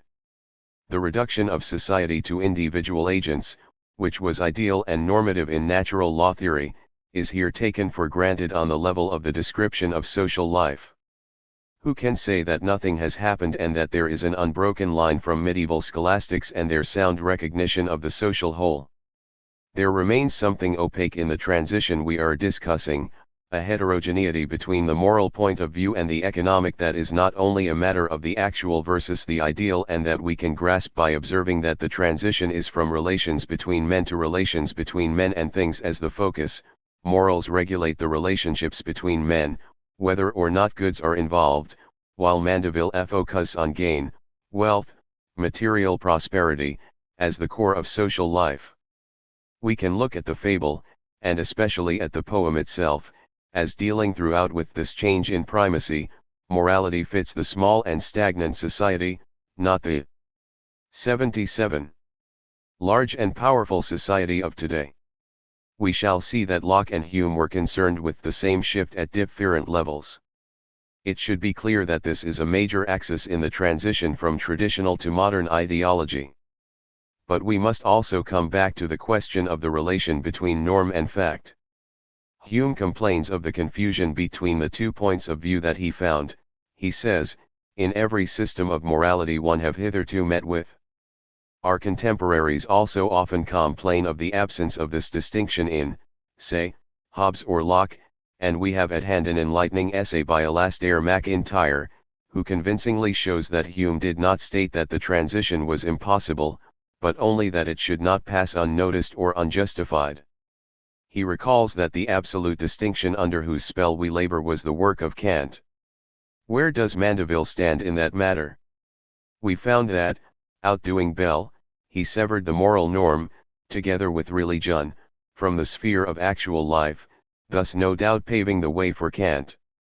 At the same time, however, he appeals from the norm to the facts, and he finds on the level of fact that certain actions contrary to the norm have satisfactory social results. He thus indirectly justifies egoism. We cannot say that egoism becomes the norm, but we can say that the norm is found in public prosperity, that is, the norm is found in the relation between men and things, in contradistinction to the old norms bearing on the relationship between man and man. At this point, Mandeville surreptitiously reinstates an immediate passage from fact to norm. He does not ask whether prosperity, by itself and bought at the price of general corruption, is a good thing or is sufficient as the end of human action. To justify the passage, one might equate prosperity and the happiness of the greatest number and might posit that this happiness is the moral end. This was done very soon by Hutcheson, notwithstanding his general disagreement with Mandeville, and later on, explicitly and in terms of interest, by Hume. We can now return to Tufte's statement and more precisely appreciate the truth it contains. We must first acknowledge two views of society in Mandeville, a contemporary view, in which society boils down in fact to the economy, and a view of 78. The origin or beginnings of society, through which, although all the reasoning is based on man's contemporary psychology, there emerges a general and vague recognition that man is what society makes him. This recognition represents the acme of Mandeville's abstract reasoning, and though it may be taken as a possible germ of future sociological developments, it is found, not in the fable itself, but in its second volume. This later work represents a quite distinct speculative adjunct to the fable and as such, as far as we know, does not share its predecessor's impact on contemporary readers. The contemporary view is the core of Mandeville's message, and the following remarks will concentrate on it. Mandeville's achievement is more complex than Tufte's has seen, as can be shown by distinguishing a factual and a normative view. Factually, it is clear, as compared with Hobbes for instance, that there is a recognition of something that lies beyond and outside each particular man and that may be called provisionally, for this reason, something social. This something is the mechanism by which particular interests harmonize, a mechanism, that is, not something willed or thought by men, but something that exists independently of them. Society is thus of the same nature as the world of natural objects, a non-human thing or, at the most, a thing that is human only insofar as human beings are part of the natural world. Normatively, on the contrary, the particular human subject is emancipated from moral constraints, or from the reference to the ideal state of nature, which were the last remnants in his consciousness of his dependence on something beyond him. He is made the individual, the complete embodiment of humanity at large. To appreciate the importance of the transition, one need only recall the central role played by moral obligation in Locke's political theory. In other words, if we may say with Tufts that, in Mandeville and throughout the whole period, there is a growing recognition of society, we must immediately add that it is a recognition of society demoted from a fact of consciousness to a fact of physical nature. Everything. 79. Points to the supremacy of the individual having been bought at the price of degrading relations between men to the status of brute natural facts. This change is consonant with the primacy of relations to things, to which I shall return. It is consonant also with Mandeville's predilection for the coarse and the scurrilous, what Kay calls his reliance on the animal facts of life. We are actually dealing with two transitions, one narrower and one broader. The first consists in the emancipation of economics from morality, and here there remains one observation to make. If the economic domain escapes the general supremacy and jurisdiction of morals, it is through the recognition of its having a moral character of its own. The automatic mechanism makes for the public good. Thus it is that the normative reference will cling to the domain, as Gunnar Myrdal has insisted. The moment it could be shown that the mechanism does not work, or does not work that way, general morality would reassert its claim on it and authorize political intervention. This situation creates a powerful incentive to assume the consistency of the domain and to believe that the simplest correlations that come to mind must, in fact, hold. No wonder that the crude or wild assumptions thus produced or favored bewilder the historian of analysis who restricts his purview to the domain in itself as separated from the ideological universe. The broader transition we are faced with is that between the rationalist and the utilitarian philosophy, between, on the one hand, a deductive and normative rationalism, or what we might perhaps call the natural complex, natural law, natural religion, natural morality, and, on the other hand, philosophical radicalism. Admitting with MacIntyre that in the tradition of Aristotle the normative doctrine is linked with the observation of moral facts, we might begin by saying that the 18th century and Mandeville himself readjusted the norm to the changed facts, but the change goes deeper. On the one hand, Kant will completely detach the norm from the fact, on the other, Bentham will reduce morality to a calculus of a pico-liar sort. To appreciate the different dimensions of the change, we may try to locate Mandeville in relation to a few thinkers who preceded and followed him. In relation to Hobbes there is a great deal of continuity, but 80. Also a notable break. The continuity is obvious, whether in the conception of man and his psychology, in the recognition of government or subordination in society, even in the theory of the artificial origin of morals, which Selby Biggie calls the worst sort of Hobbism. The Leviathan is mentioned more than once, although it acquires, as we noticed, an economic dimension. The main break is in the complete replacement of deduction by empiricism. Far from saying that man can know only what he makes or, with Locke, only what he has in his mind, Mandeville refers the norms to the observed facts. Where Hobbes deduces subordination, Mandeville induces economic harmony. Contrary to the artificialism of Hobbes, we are invited to admit the existence in human society of an involuntary automatism, a natural fact. The controversy with Shaftesbury puts forward the aspect of Mandeville that caused a scandal: hedonism, pleasure, or happiness as real if not avowedly ultimate ends. Predominantly until then, happiness had been the natural sanction of the moral law, but the Protestants had tended to separate the two. Mandeville deepens the divorce and emancipates the subordinate element.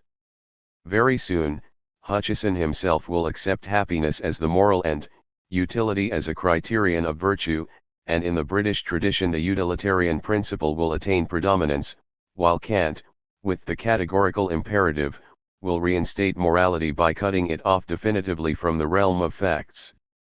We must, with MacIntyre, be wary of it. If we think of morality, we think of Kantian subjective morality. Let us be just to Mandeville. After all, he has expressed in dramatic terms the sundering of goodness and happiness that is our lot and that would have been incomprehensible to Plato. It is perhaps as against Locke that Mandeville's innovation stands out most clearly. Mandeville follows Locke in many things. Notwithstanding all his relativism, he would almost agree with Locke about the eternal and unrevocable character of right and wrong, but this, although remarkable, is not central. More important is the fact that Mandeville develops Locke's empirical method and that, like him, he takes the moral sense to be, not primary and sui generis, but derivative. But Mandeville cuts the Gordian knot that halted.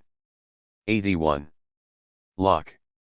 7. In Locke, hedonism, the will of God as legislator, and the deductive, mathematical demonstrability of morals still coexisted. Mandeville disjoins hedonism from morality as he separates morals from religion. He gives hedonism a precise character by establishing the primacy of the relation of man to goods over the relations between men, if not in principle, then in the actual life of a large and powerful society. Here we touch again on what I believe is a major continuity. Locke, Mandeville, and Hume move in the same direction, Locke in replacing subordination by property as the principle of society, Mandeville in promoting material prosperity to the status of a moral end, Hume in seeing in the common interest the foundation of moral obligation and, still more distinctly, in making of property and justice the basis and prototype of social virtue. In Hume, justice owes its origin, on the one hand, to the egoism and limited generosity of men, on the other, to the fact that nature provides for their needs in only a limited manner. The primacy of the relations to things over the relations between men cannot be more forcibly and naively put forth. This is the decisive shift that distinguishes the modern civilization from all others and that corresponds to the primacy of the economic view in our ideological universe, and it is the shift that, whatever his intimate convictions may have been, Mandeville has expressed, for us as well as for his contemporaries, in the fable of the bees, or private vices, public benefits. 6. That the wealth of nations contains elements or aspects hailing from Quesnay, on the one hand, and from Mandeville and Locke, on the other, is widely recognized. But the manner in which these elements combine in Adam Smith is not simple, and it has received less attention. Quesnay's influence is clear, for it lies on the level of the economic consideration proper. The Mandevillian pedigree of some basic statements is unmistakable. This observation led me to locate Mandeville's influence in the very point of articulation between Adam Smith's general theory of social life, his theory of moral sentiments, and his particular theory of economic phenomena, the wealth of nations. Fundamental as the point is, I shall not return to it, while of necessity I shall look toward Locke when analyzing Smith's theory of value. Locke's influence is, I think, minimized by Schumpeter on account of his strictly defined point of view, because it lies on a meta-economic level. Fortunately, other authors have fully recognized it. Hasbach admitted that the natural law foundations of Smith are those of the second treatise of government, and, independently of each other, Halévy and Muirdahl reached the same conclusion. Halévy insisted on the difference between the theories of value of Pufendorf and Hutcheson and that of Locke. He added, theory of value is at the same time and indivisibly a juridical theory of the right of property.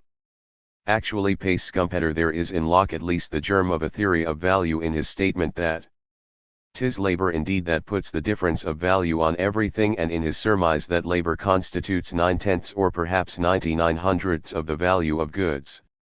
Halévy added, if Adam Smith follows the tradition of Locke, is it not because he obeys, consciously or not, the same preoccupation? And he insisted on the normative aspects in Adam Smith. That Muirdahl insisted on the same point will be seen in our detailed study of Adam Smith's text, in which some close parallels with Locke are apparent and on which Muirdahl's observations bear. To return to Halévy's remark that Adam Smith departed in the matter of value from his master Hutcheson and the traditional view in order to follow Locke is an important point. As Ricardo was to follow him, Adam Smith made here, so to speak, the first step in what Schumpeter called the Ricardian detour. Regarding the link between Quesnay and Adam Smith, we are on sure ground, thanks especially to three authors. In the first place, the editor of Smith, Edwin Cannon, and then Marx and Schumpeter. Cannon published, from the manuscript of a student, Adam Smith's lectures on justice, police, revenue, and arms of 1763, in which, as the title indicates, economics is not yet disembedded from statecraft. These lectures are valuable for tracing the progress of Smith's ideas.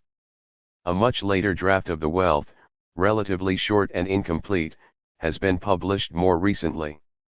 According to the editor, the draft is anterior to the voyage of the author to the continent, where he met Quesnay and some of his disciples. It is thus possible to measure in some manner the impact of the encounter on the wealth of nations as it is. Actually, Cannon had surmised before the discovery of the manuscript for the lectures some aspects of this impact. The text of the lectures confirmed and enlarged the view. We have thus from Cannon, in his introductions to the lectures and to the Wealth, with a precise concordance between the two texts, a clear acknowledgement of the extent to which Smith's acquaintance with Quesnay's theory influenced the Wealth. The influence looms very large indeed. One much was already known, the account of the physiocratic or agricultural system in Book 4, following the much longer discussion of the commercial or mercantile system, well characterized as patronizingly benevolent. 84. By Schumpeter, stray passages and occasional contradictions resulting, as Marx remarked, from Smith's juxtaposing a physiocratic tenet and his own, the preoccupation with the distinction between productive and unproductive labor, inherited from Quesnay and destined to a long career. 2. But the comparison of the Wealth with the lectures affords more decisive facts. In the plan of the work, Book I, which is essentially Smith's and which grounds everything in labor, is followed by Book 2, on stock, which looks very much like a new beginning with, Cannon observes, an introduction that offers an uneasy transition. Schumpeter explains, Smith borrowed from Quesnay the conception of advance economics. His broad model of the economic process is Quesnayan. This is due also to another aspect to which Marx drew attention. The neat distinction between production and the other aspects of the process survives the shift from land or nature to labor as the essential factor in production. Here is perhaps the crux of Adam Smith's originality, which Schumpeter for one did not recognize, the point at which he welds together a global model of the economic process that comes from Quesnay, including the production/distribution dichotomy, and a view of production, that is, a theory of value as based on labor, that comes from Locke III and represents an unfettered individualism unknown to Quesnay, as I shall try to show. Here the search for what Marx called the essence of wealth goes one step further. Marx contrasted the mercantilists, who, according to him, acknowledged only the objective essence of wealth, to Adam Smith, who discovered in labor its subjective essence, while Quesnay, who had not reached labor in itself, abstract labor, was seen in an intermediate position. Borrowing from Engels, Marx called Adam Smith the Luther of political economy. This of course corresponds to a shift, I should say, an ontological shift from value in use to value in exchange. 85. Let us also note that, if the search was throughout for a unique factor, a self-sufficient entity, a substance, the question was less about wealth than about the increase in wealth, the creation of wealth. Thus it seemed to require a living agent, nature, and then man. Moreover, Smith's solution, the individual man as creator of value, is closely parallel to the deist's emphasis on God as creator, which is not absent from his moral sentiments. Tentatively, I shall venture to attribute to Quesnay still a supplementary influence on Smith's value theory, that of a catalyzing agent. There is little of the theory yet in the 1763 lectures. I find only two statements: in a savage nation everyone enjoys the whole fruit of his own labor, and labor, not money, is the true measure of value. More, on the negative side, the idea of natural price is extended to labor in a passage that, as the last word on wages, contrasts strongly with the interest for the question in the Wealth, as seen in the long empirical inquiry in Book I, Chap. 8, etc. Even in the later draft, the labor theory of value does not appear. The fact is the more striking, since the development on the division of labor is there from the start, in keeping with the British tradition. It is tempting to suppose that it is the encounter with Quesnay that spurred Adam Smith, by reason of his opposition to Quesnay's land theory, to develop his incipient view based on labor. The role played in Quesnay by use value passes in Adam Smith to exchange value. For Quesnay, wealth consists essentially in the use values afforded by nature for the satisfaction of human needs. Nature must be aided by labor, but the point is secondary. Adam Smith does away with use value in a few lines and grounds wealth in the exchange value created by labor. The notion is elaborated on a Lockean basis, as will be seen in the textual study. Given the direction of our interest, we are drawn naturally as it were by an invisible hand to Adam Smith's theory of 86. Value.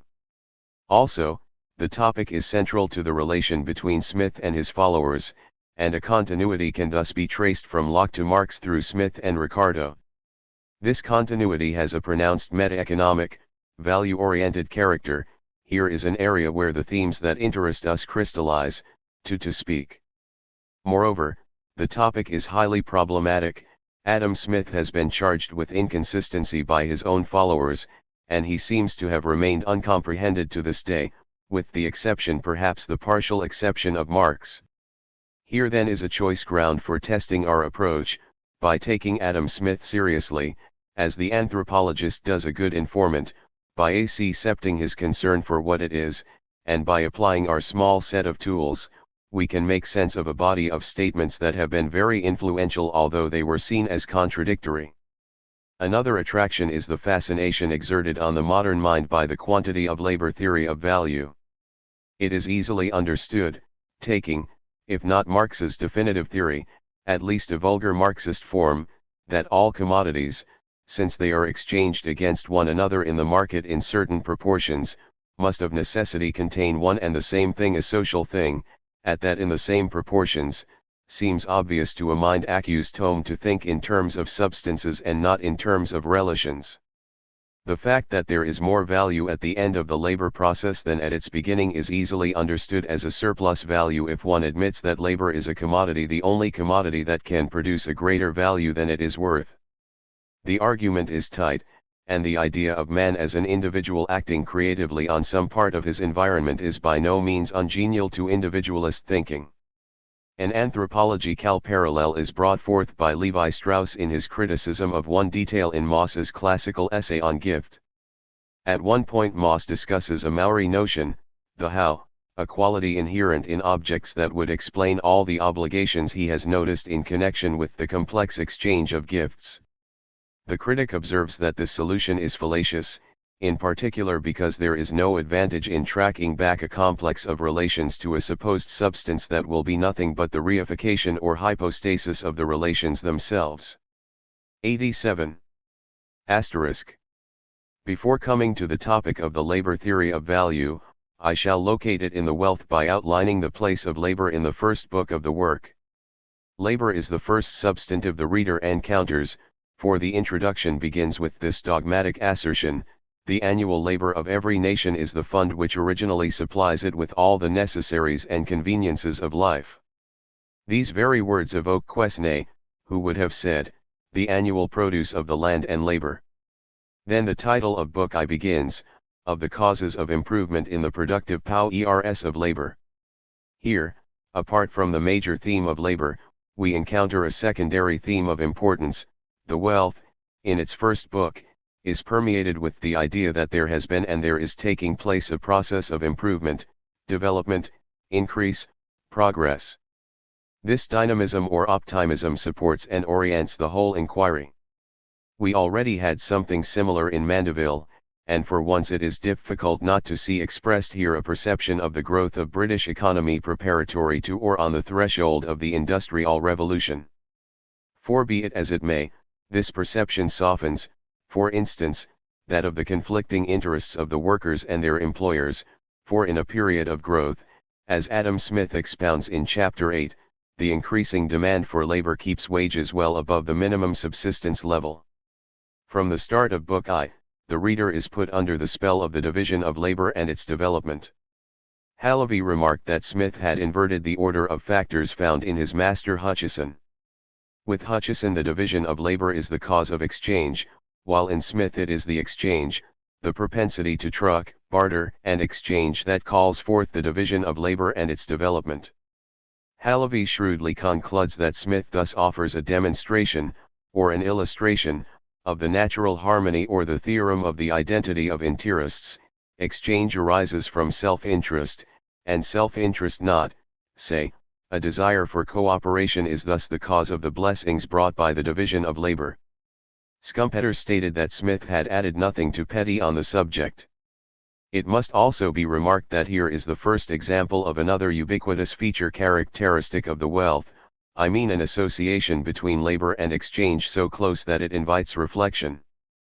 Thus, at the beginning of Chapter 4, the importance of exchange in our society leads Adam Smith to write, "Every man becomes in some measure a merchant."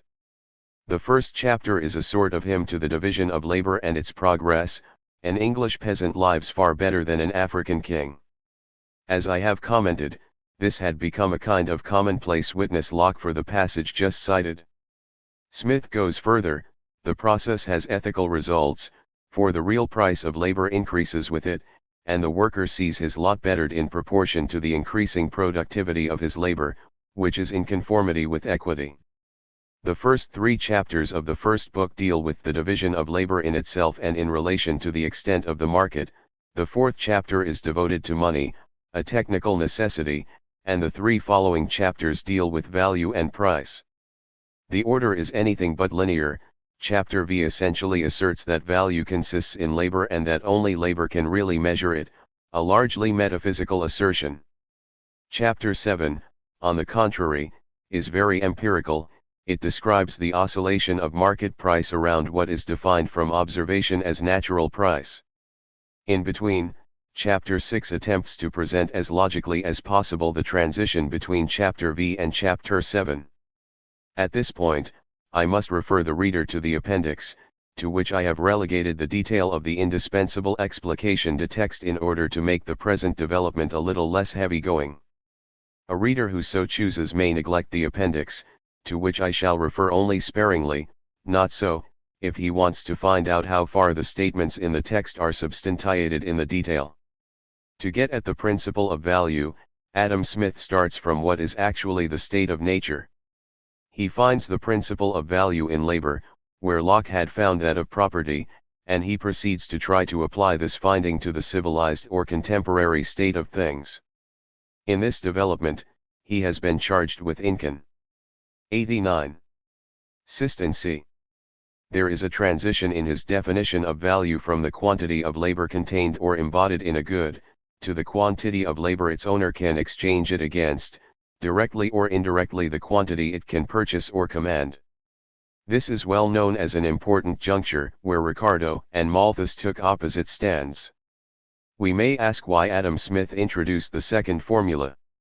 In the initial conditions of barter the 2 formulas are equivalent, but the second is superior in 2 ways. First, in the abstract it encompasses production and exchange, and from what I said of the link between the 2 in Smith, we may surmise that the point is not negligible. Yet the main thing is that the second formula alone allows, in Adam Smith's idea, for generalizing from the original to the civilized state. In the latter, the price of a commodity is made up of 3 elements, and wages, profit, and rent are the 3 original sources of all revenue as well as of all exchangeable value. This is actually Smith's operational formula, which has nothing to do with the quantity of labor theory. Yet in Chapter 6, where he tries to effect the transition, he concludes by asserting that, in the last analysis, labor measures the value of all those elements, and this is possible only through the second formula, which alone allows Smith to proclaim that labor is the ultimate substance out of which all these things are made. In his actual comparisons he uses corn for long periods and money for short periods, not labor. It is more, for him, than a mere matter of measure, it is a matter of the essence of production or, as I prefer to say, of the single productive substance. It is obviously essential for him that the actual situation is seen in the light of the standard or norm derived from the original state. The norm is meta-economic, as Schumpeter says, yet, to be sure, Smith's message is that it was all important for him. There is another and deeper difficulty in the detail. We do not understand, and neither did Ricardo, why it was that Adam Smith found his first definition inapplicable to the observed process. Moreover, he expressed this difficulty in a form that is both complicated and, for us, contradictory. It is a recurring paragraph, made 90 up of two parts. Part A states, roughly, that the laborer must share the produce of his labor with his employer. Well and good, it represents a modification of the original state, in which he kept the whole for himself. But Part B reads, on the face of it, that the quantity of labor contained in the goods does not entirely make up their value, an additional quantity must be due for the profit of the stock. At first sight we might suppose that Part A is the real Smithian statement and Part B a statement of physiocratic influence, but this won't do. In Part B the expression the quantity of labor employed in acquiring or producing any commodity actually designates the salary paid to the worker producing the commodity, or more exactly the value of that salary. It thus looks as if Adam Smith was confusing the value of the salary and the value produced by the worker. Of course he does not do so, and this is how he can juxtapose Part B to Part A. As will be seen from the appendix, F, Part B can be taken as a statement relating to price but expressed in terms of value. It may be put under the form of an equation, chi plus profit equals Q2, where chi represents the wages and Q2 represents the price in labor, so to speak, of the good produced. The equation, that is, Part B, presents only the contemporary situation, but expressed in terms designed to bring it as close as possible, by the intermediary of the definition of value, to the original situation. The essential part of the statement corresponds to equals Q2, that is, the good exchanges against a certain quantity of labor. But our question remains, why did Adam Smith think that this equation contradiced his first conception of value, value in production, or embodied? It is time now to turn to Marx, who has much to tell us about our question. Marx was very preoccupied with it, and in his manuscript Notes on the History of Economics, published posthumously as Theories of Surplus Value, which are considered as a draft for what was to be the fourth book of Capital, he discusses the point at least thrice. 5. The first discussion took place when he was dealing with Adam. 91. Smith, the second when dealing with Ricardo about the cost of production, and the third, again with Ricardo, about the theory of rent. It is characteristic that, in the last instance, Marx not only comes back from rent to value but also reverts to the very plan of the first book of The Wealth in a renewed effort to capture the movement of Adam Smith's thought. Throughout, Marx is busy with Smith's contradictions. He isolates the principle of some of them, the juxtaposition, mentioned above, of a physiocratic tenet to his own, and he repeatedly characterizes the main one. Smith himself, with much naivete, lives in a permanent contradiction. On the one hand he tracks down the inner relations of economic categories or the hidden structure of the bourgeois economic system. On the other hand, and close by, he sets down the apparent relations given in the manifestations of competition, as they appear to the unscientific observer or to anyone interested and confined in the process of bourgeois production. Smith on the one hand speaks out the soul of the agent of capitalist production and expounds the things purely and simply as they appear to him, as he thinks them and is determined by them in his practice, and as they in fact in all appearance happen, while on the other hand he reveals here and there the deeper relation, and this naivete makes the great charm of his book. Elsewhere, Marx contrasts the two views as esoteric and exoteric. This contrast applies strictly to Chapter V as against Chapter 7, and in our particular paragraph to Part A as opposed to Part B, except that Part B presents the exoteric view clad in esoteric language. But Marx saw more in the matter. An isolated fragment tells us, the contradictions of Adam Smith are significant in this, that they contain problems, problems that he certainly does not solve but that he expresses by contradicting himself. That he is instinctively right is best seen from the fact that his followers oppose each other by taking up one side or the other. 92. As more or less final on the part of Marx, and issuing from an endless struggle with the detail of the wealth, this is a very gratifying judgment regarding not only Adam Smith but Marx himself, and, I would add, it justifies my present effort and corresponds to the feeling one has when one tries to take Adam Smith whole, even on a limited scale. I must now sum up briefly what Marx says about our problem. According to him, there is a hidden truth, which Ricardo did not see, in Smith's muddled formulations. What he has in mind is not just the exchange of one commodity for another, but especially the exchange between the capitalist employer and the worker, an exchange of goods or money that is, realized or solidified labor against living labor. Only remember Adam Smith's favorite expression, to purchase or command labor.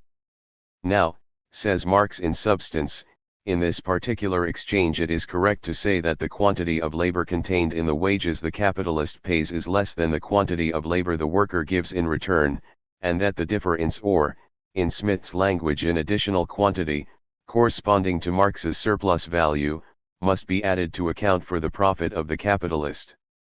This statement follows closely that of Smith, and the equation above can certainly be read in that fashion, especially as Q2 must stand for labor and not for a commodity. Yet, it will be asked, if this is really what Adam Smith is saying, why does he put it in such an obscure form? Why does he resort to value through exchange and abandon value in production? Why does he confuse or, as I said above, appear to confuse the value created by labor with the value of labor?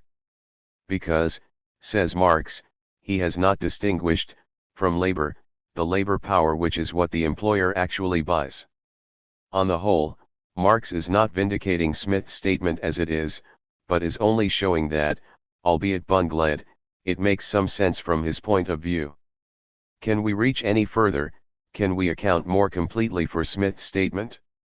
If, as I conclude in the appendix, not only the stress on labor as a measure of value, but also the preference for the definition of value through exchange is rooted in the statement I have singled out, why then did Smith not rest content with the special statement he could have made, according to Marx, instead of merging it into a general statement? 93. That, apart from being cumbrous, led to such dubious propositions. Was he more perspicacious than Ricardo and therefore afraid of the consequences?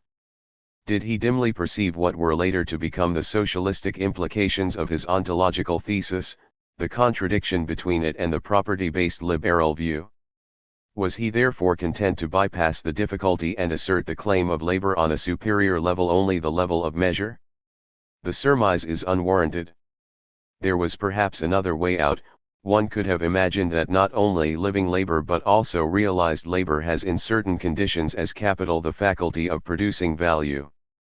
Perhaps John Locke might not have shied away from such a view. Actually, one author took such a path subsequently in order to better Ricardo's theory. It is safer to start from Marx's view of the ubiquitous contradiction in Adam Smith and ask why Adam Smith chose to stick to the appearances in this particular case. I hope to have shown in the appendix that the two parts, A and B, of the paragraph in question operate the transition from the original to the civilized state of things, each part doing so in relation to a particular role, as we would say. Part A identifies the modern worker and the original hunter as producers. The whole produce of labor belongs to the laborer. As for Part B, it identifies the capitalist employer with the original hunter as engaged in exchange. In a first step the employer spends a salary, as the hunter his toil, in order to acquire a good. In a second step he exchanges the product as the hunter did his game. Seen from this angle, not only are the two parts, A and B, not contradictory, but both are necessary, together, to ensure the complete passage from the original to the contemporary scene. It is clear that labor and exchange taken together are central to Adam Smith's thought. This pair runs like a red thread throughout the beginning of the wealth. We must therefore, by rejecting from our mind the more thoroughgoing distinction between production and exchange that the followers will introduce, try faithfully to follow Adam Smith's own view. What do we see on the level of the observation of economic facts? Transactions. In relation to production, the transaction consists in the payment of wages against the delivery of labor. Labor is bought by the employer. 94. Presumably at its value. And that is all that we can say from production. To learn more, we must go to the market where the produced good is exchanged for others. It is there that we can ascertain its price, hence its value, that is, a quantity of labor that we can compare with that ascertained from production, as in our equation. All this makes sense, for the value of the good cannot be predicated before it is exchanged on the market. If by chance more labor than is socially necessary in Marx's terms has been expended in the production of the good, that labor will be not paid but lost. If we rewrite the equation in Marxian terms, replacing profits, etc., by surplus value, we shall have, value of labor plus surplus value equals value produced by labor as made real only through exchange. Here we have the similarity that Marx perceived, but in a general statement about any commodity, Adam Smith preferred his second definition of value because, from his point of view, soundly based on the observation of transactions, it was necessary to consider the exchange to bring forth the equivalent of Marx's surplus value. To all appearances, Adam Smith could not yet think of value, or surplus value, as already present in the good produced, in anticipation of its future destiny on the market. This further step, by the way, modified the distinction between production and exchange and attached to production a feature that appears empirically, as Smith saw, only in exchange.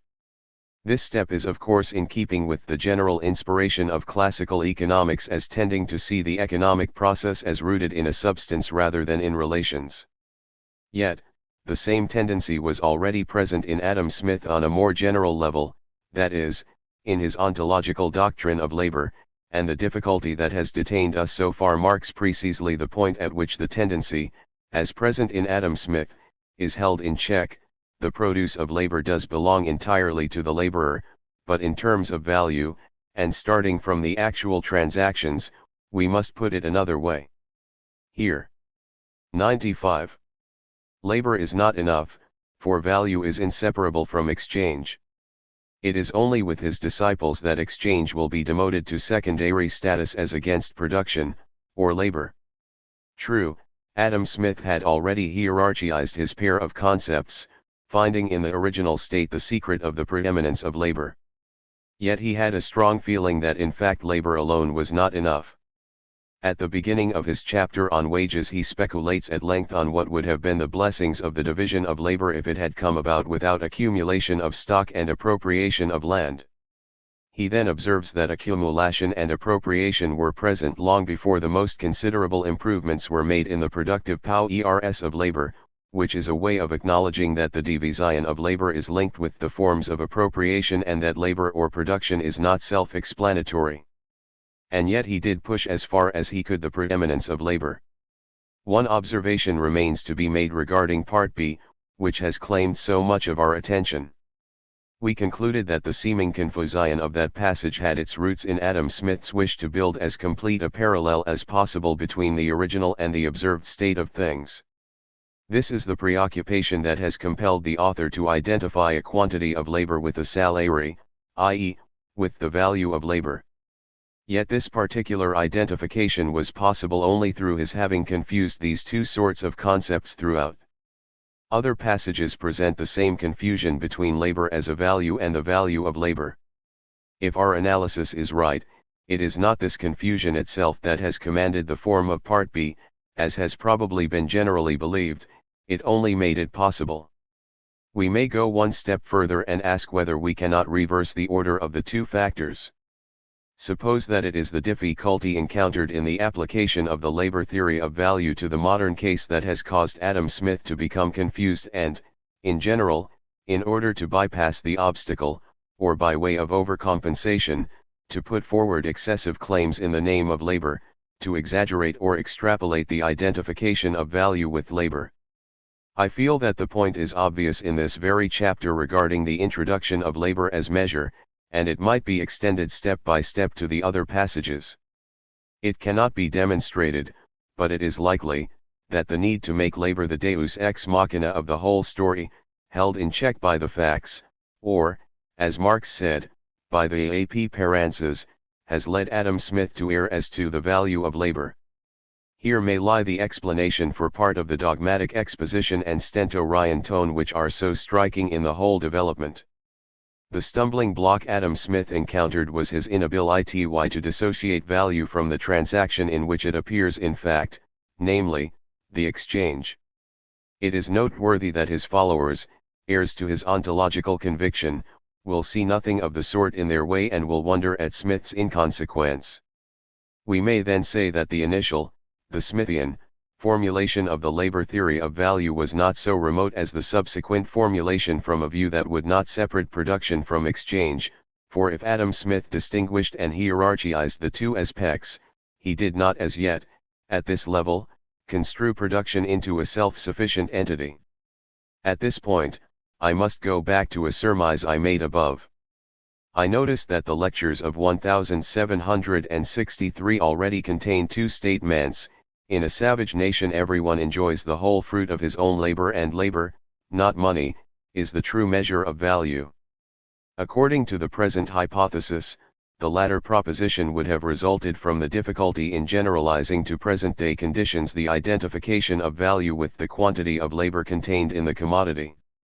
What I have previously contended as to the physiocratic systems having catalyzed the Smithian theory of value should then be qualified. The encounter with Quesnay would have spurred Adam Smith to expound at any cost a theory which, in view of its difficulty, he had left implicit until then. If this was so, it would show how strongly Adam Smith needed to posit labor as the value. This exaltation answers immediately an ethical need. This was clear to everyone, Schumpeter included. Marx twice mentions in mere word Adam Smith's sympathy for the productive workers, and once Smith's illusions in that regard. I have insisted, after Myrdal, on the metaphysical, or meta-economic aspect of the theory, and it should be stressed as a conclusion. 6. In Adam Smith the labor theory of value is essentially a natural law argument. He did not manage to make it operative for his empirical inquiry, or did so to only a limited extent, but he felt the need to erect it as an aegis under which to carry out his concrete descriptions and discussions of the economic process as factually observed. It is not enough to say that Adam Smith juxtaposed esoteric and exoteric views. Regarding value, at any rate, the reason for this juxtaposition lies in the fact that Smith was so convinced of the profound truth of the esoteric view that, when it ran against obstacles in the factual analysis, he could neither renounce it altogether nor yet would he force the facts as he saw them into it. He could not bring himself to obliterate the rights of exchange as against those of labor, and he was led to construe the two elements into that curious pair on which we had to insist. He exerted himself greatly, now bringing together as forcefully as he could the esoteric and exoteric views, now, on the contrary, heaving up above the obstacle the great principle which was to rule over the whole scene to the point of losing himself in a maze of identities, or, again, hedging this principle with a set of rhetorical defenses and proclaiming what he had been unable to demonstrate. We have looked for the message. It can be read at several levels. Man is the creator of wealth, of value, man, and no longer nature, as with Quesnay. This active man who creates value is the individual man in his living relation to nature, or the material world. Moreover, this natural relation between the individual and things gets somehow reflected in the egoistic exchange of things between men. And this exchange, in turn, albeit a substitute for labor, imposes its law on labor and allows the progress of labor. As with property in Locke, we see here the elevation of the individual subject, of man as self-loving, laboring and exchanging, who through his toil, his interest, and his gain works for the common good, for the wealth of nations. At this point, I should like to return briefly to Schumpeter's treatment of our topic. At first sight, Schumpeter seems to deny any close continuity between Locke's theory, which bases property on labor, and Smith's theory, which bases value on labor. 98. Actually, if we bring together a number of stray passages, we find that what Schumpeter does is to distinguish sharply between a labor theory of value, in the strict sense of economic analysis, and other views related to labor or the laborers, such as Locke's juridical doctrine or his vaguer declarations or declamations extolling the role of labor and the claims of the laborers.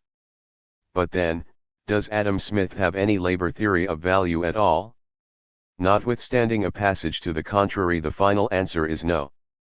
The decisive passages are on page 310 and in the note on pages 188 to 89.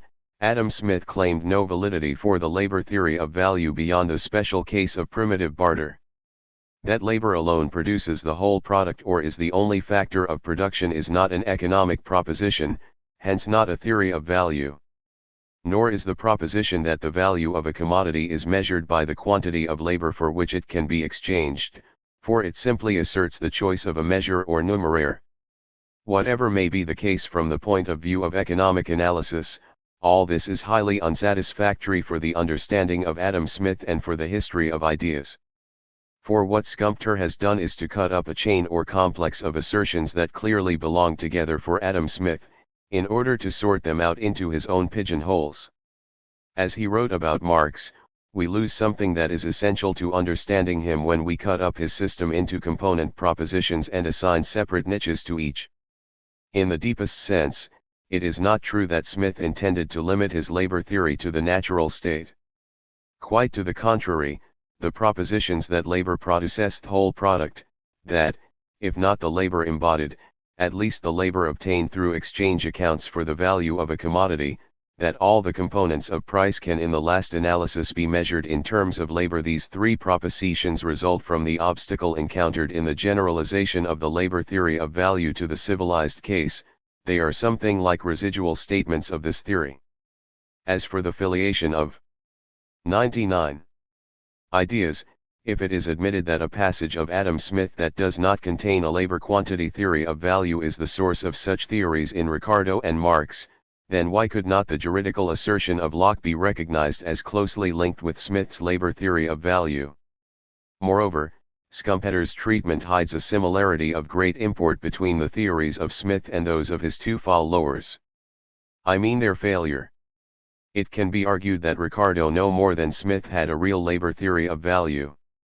His theory was no more operative than Smith's.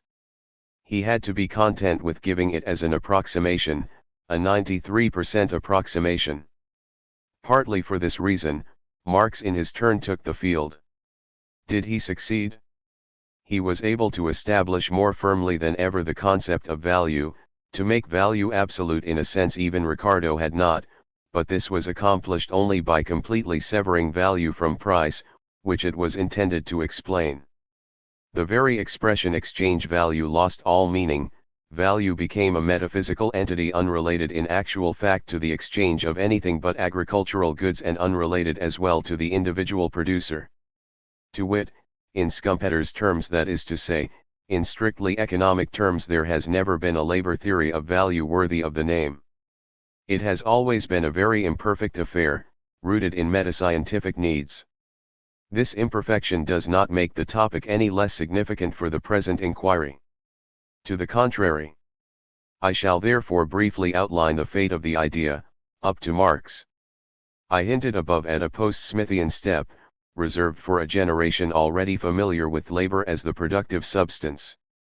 It consists in thinking of the value of the product as already present under certain conditions in production, or, in other words, it consists in importing into production a feature value that Adam Smith had properly seen as arising only through exchange. Although I insert a proviso, under certain conditions, it will probably be objected that my characterization of the post-Smithian step does not apply to Marx, who, for one, took fully into account the social conditions of production, the quantity of labor socially necessary, etc. This is a typical situation. It will crop up repeatedly when we deal with Marx at length, and I do not hope 100. To clear it up entirely at this point.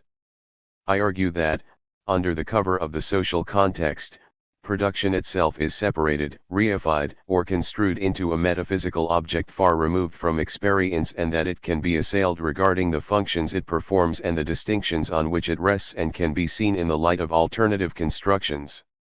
The crux of the matter is that the substantialist inspiration I have shown to be at work in Quesnay and Smith, in other words, the individualist tendency, survives all qualifications, formal or real, addressed to social conditions.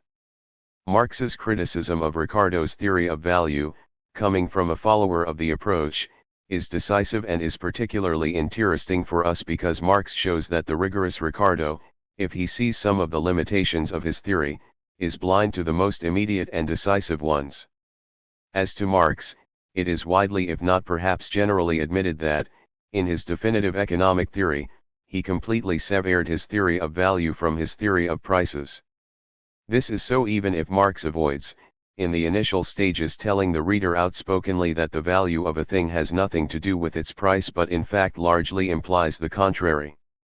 6. Less widely acknowledged is, first, that this is not true of agricultural products, and, second, how Marx came to that position and what it means for the general inspiration and impact of the theory. The position resulted obviously from a long work bearing precisely on the difficulties and imperfections of Ricardo's theory. We see it reflected a posteriori in the notebooks dating, we are told, from 1863, already mentioned here in connection with Adam Smith, the mere word or theories of surplus value. Fundamentally, Ricardo's theory of exchange value as based on the quantity of labor embodied in the commodity came up against the uniformity of the rate of profit, given the differences in capital investment in different industries. This can be understood immediately in the rough. The profit, supposed to be uniform in rate throughout the economy, bears on the total investment, while the surplus value produced is supposed to be proportional to the investment in labor alone and varies, therefore, for an equal total investment, according to the proportion of fixed in 101. Vestment and wages paid. If the profit is made up of the surplus value produced by the workers, there must then be a redistribution between the different industries producing surplus value at different rates if profit is to be uniform. Marx manages to articulate and perfect the theory on many other points, including the introduction of the concept of surplus value itself.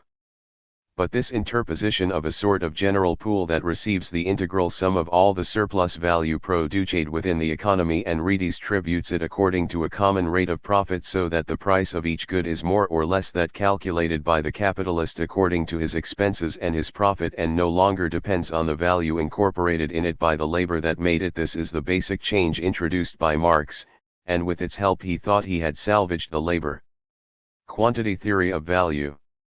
It is of course to his honor as a scientist that honesty compelled him to introduce such a thoroughgoing complication, but it means an important shift in the function of the theory. It is the apotheosis of value, made absolutely absolute, but at the cost of having nothing more to do with exchange and of leaving almost completely this economic earth for an empyrean existence. Except for agriculture and the explanation of rent, the economic function of the theory is replaced by a political one, and for this reason it may well be that Marx did not realize the dimension of the change he had effected. The theory was there to explain the rate of exchange between different things and to relate it to the quantity of socially necessary labor expended on these things each time by individual workers. This is brushed away, which is to say, purely and simply, that, in its original form, the theory failed.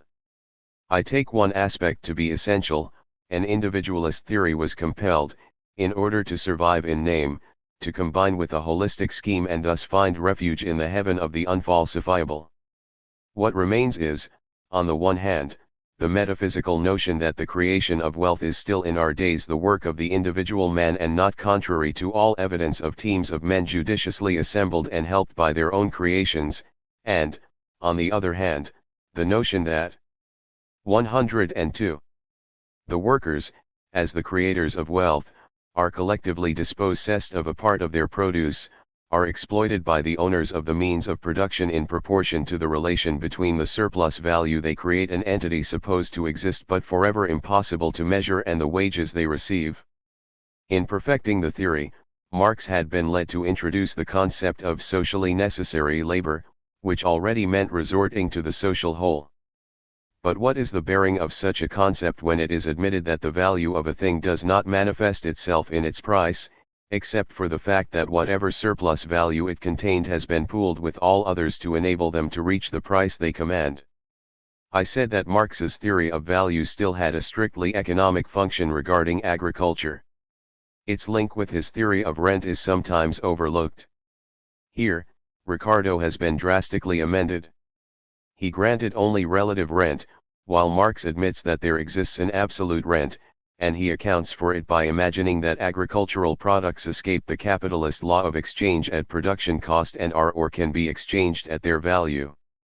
Since agriculture requires, as compared to industry, a smaller proportion of fixed capital, the value of agricultural products is superior to their production cost, and since the landowners enjoy a monopoly of the land, they are able to push up the prices and gather a rent from the difference between value and production cost.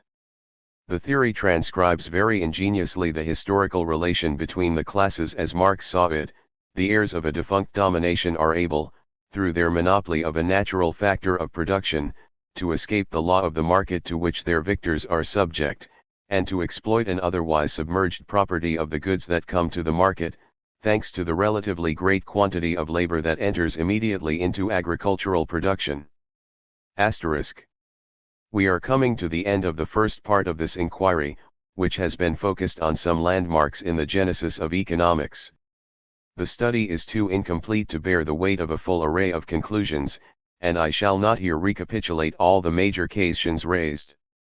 Yet, I want to underline a few points that have not been made explicit enough or that the limited focus on value in 103. The preceding section has removed from the center of our attention, while the subsequent study of Marx might obliterate or obscure them. I have insisted throughout on the substantialist approach that pervades the whole movement by which economics emerges. I mean by that expression the tendency to stress a single agent or element as a self-sufficient entity, to the exclusion or covert subordination of others, the self-sufficient entity affording the rationale or the vital core of the domain as a whole. This feature is of the essence of the Ricardian detour, which begins with Adam Smith, and Schumpeter's reader cannot help seeing it run like a red thread all through this part of the history of economic analysis. It explains, it seems to me, a good deal of the discontinuity that Schumpeter, as against Marshall, lays at Adam Smith's door with regard to many of the most promising suggestions of his predecessors. We have seen the fate of the category of value at the hands of three of the classics. How could the first outspoken representative of this substantifying tendency possibly do justice, supposing he had had knowledge of it, to Galliani's definition of value to mean a relation of subjective equivalence between a quantity of one commodity and a quantity of another? The relational aspect was just the thing to be eliminated, and, unbelievable as the feat may seem, it was progressively expurgated in successive steps by Smith, Ricardo, and Marx. Also, the subjective aspect ran contrary to the basic inspiration of our classics, for it meant locating value in the exchange relation between men while they were busy locating it more and more in things as produced. The two aspects of course go together, and, on a different level, there is the same revolution in thought between Galliani and Smith, as we found on record in Locke's two treatises. The new mode of thought was obviously in accord with the mood of the times. No wonder, then, that Ricardo got the better of Malthus in their controversy, not only as the better dialectician, but also as the more analytical versus the more sociological thinker, the one who isolates one variable, one factor, versus the one who tends to keep the others in mind. The second point has a tautological air. There is a strict 104. Congruence between the general ideological constraints bearing on nascent economics and the orientation and major contents of economic doctrine. On the one hand, we see emancipation from politics and establishment of a special relation to general moral ity, on the other, the natural harmony of interests, laissez-faire, or free trade, and, finally, economic liberalism as a universalist doctrine. In other words, These doctrines could not possibly have been replaced by others, they were implicated in the very existence of economic thought as an ideological category, they are nothing else but the direct assertion in concrete terms of the economic dimension. Therefore, they will on occasion be found more widespread in the general public than among the specialists. Much of this will change subsequently, once the economic category has been firmly established, though Gunnar Myrdal has shown how the normative aspect, albeit suppressed and hidden, survived and clung to the discipline. There is need here for a footnote qualifying this general statement as regards Adam Smith. Halevi had recognized the limits of the natural harmony of interests in the wealth. We should expect that, under the aegis of the ontological, Adam Smith would make room for the empirical. In a paper of 1927, Adam Smith and Laissez-faire, Jacob Viner shows first that the harmonious order of nature rules without qualifications in the theory of moral sentiments but not in the wealth. There, not only is the harmony often incomplete or revealed solely on a statistical level, but there are outright flaws in the natural order, conflict between masters and workmen, etc. Thus, even though the government is by nature unable to remedy many, perhaps most economic evils, yet Adam Smith concedes that its intervention is warranted in some cases, of which Viner has compiled an impressive list. On the whole, Adam Smith gives the impression that he is perfectly aware that economic life and progress rest on institutional preconditions, more so perhaps than his direct followers. I come to my third and main point. It deals with largely unsuspected relative valuations or hierarchical judgments in the ideology. The birth of economics actually implies a shift in primacy, which we have witnessed in some examples, from the 105 relations between men to the relations between men and nature, or rather between man and things. A corollary is a change in the category of wealth, or rather, I should say, the accession of the category of wealth as such, to which I referred in the introduction. The latter change has left a deposit in economic thought in the theory of rent. If only we could pause and look at that theory, I think my point would be illuminated, but in any case an informed reader or someone reading through Schumpeter on the question will easily grasp it. In conjunction with the substantialist stress on labor in classical economics, property in land and rent occupy a marginal and anomalous position indicative of a deep heterogeneity. As Marx perceived, they stand there as remnants of a former epoch very uneasily accommodated in the capitalist framework, that is, in the framework of wealth emancipated from political power. This is readily understood, as property in land is the new form of what was an indissoluble union of right in land and power over men in a system in which movable wealth was subordinated and disparaged. As the transition from Quesnay to Adam Smith must have suggested, land ownership and rent on the one hand, industrial capital and profit on the other, are so incompatible that it is a matter of either or, either the one is acknowledged and the other disparaged, or the reverse. 7. This situation continues with Ricardo and others, in the sense that rent remains an extraneous element that one must dispose of by one device or another. Ricardo does so first by recognizing no absolute rent and then by explaining relative rent through the law of decreasing returns. Nota bene, a differential or more or less marginalist consideration is thus reintroduced at the margin of a substantialist system. The case of rent is an illustration of a particular aspect of the general shift in values from relations between men to relations between man and things. Yet economics is not technology, it deals with human relations considered as a corollary of the stress on things and of the increasing mastery over them. The point to be borne in mind is that the stress on things, the mastery over things, is throughout a property of the individual, not of the society as a whole. It begins with private property in Locke, but it goes on, down to Marx. 106. Himself, with the agent of production remaining against all likelihood in manufacturing and in modern industry the individual man of the state of nature or of traditional handicrafts.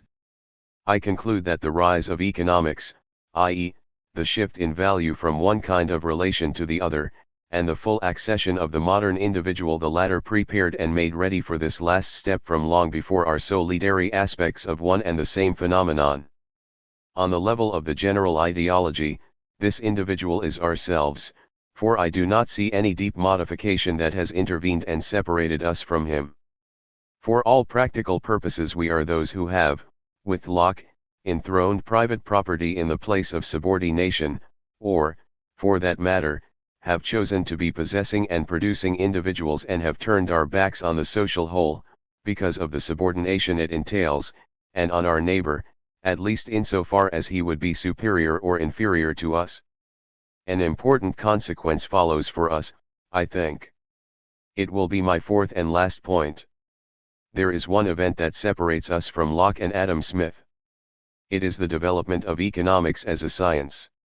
This development, however, is irrelevant to our discussion, just as our study of the relation between the general ideology and the beginnings of economic thought as a distinct kind of thought is irrelevant to the scientific attainments of economics. The way a scientific statement was arrived at is irrelevant to its status as such, if it is not irrelevant to the history of ideas in general.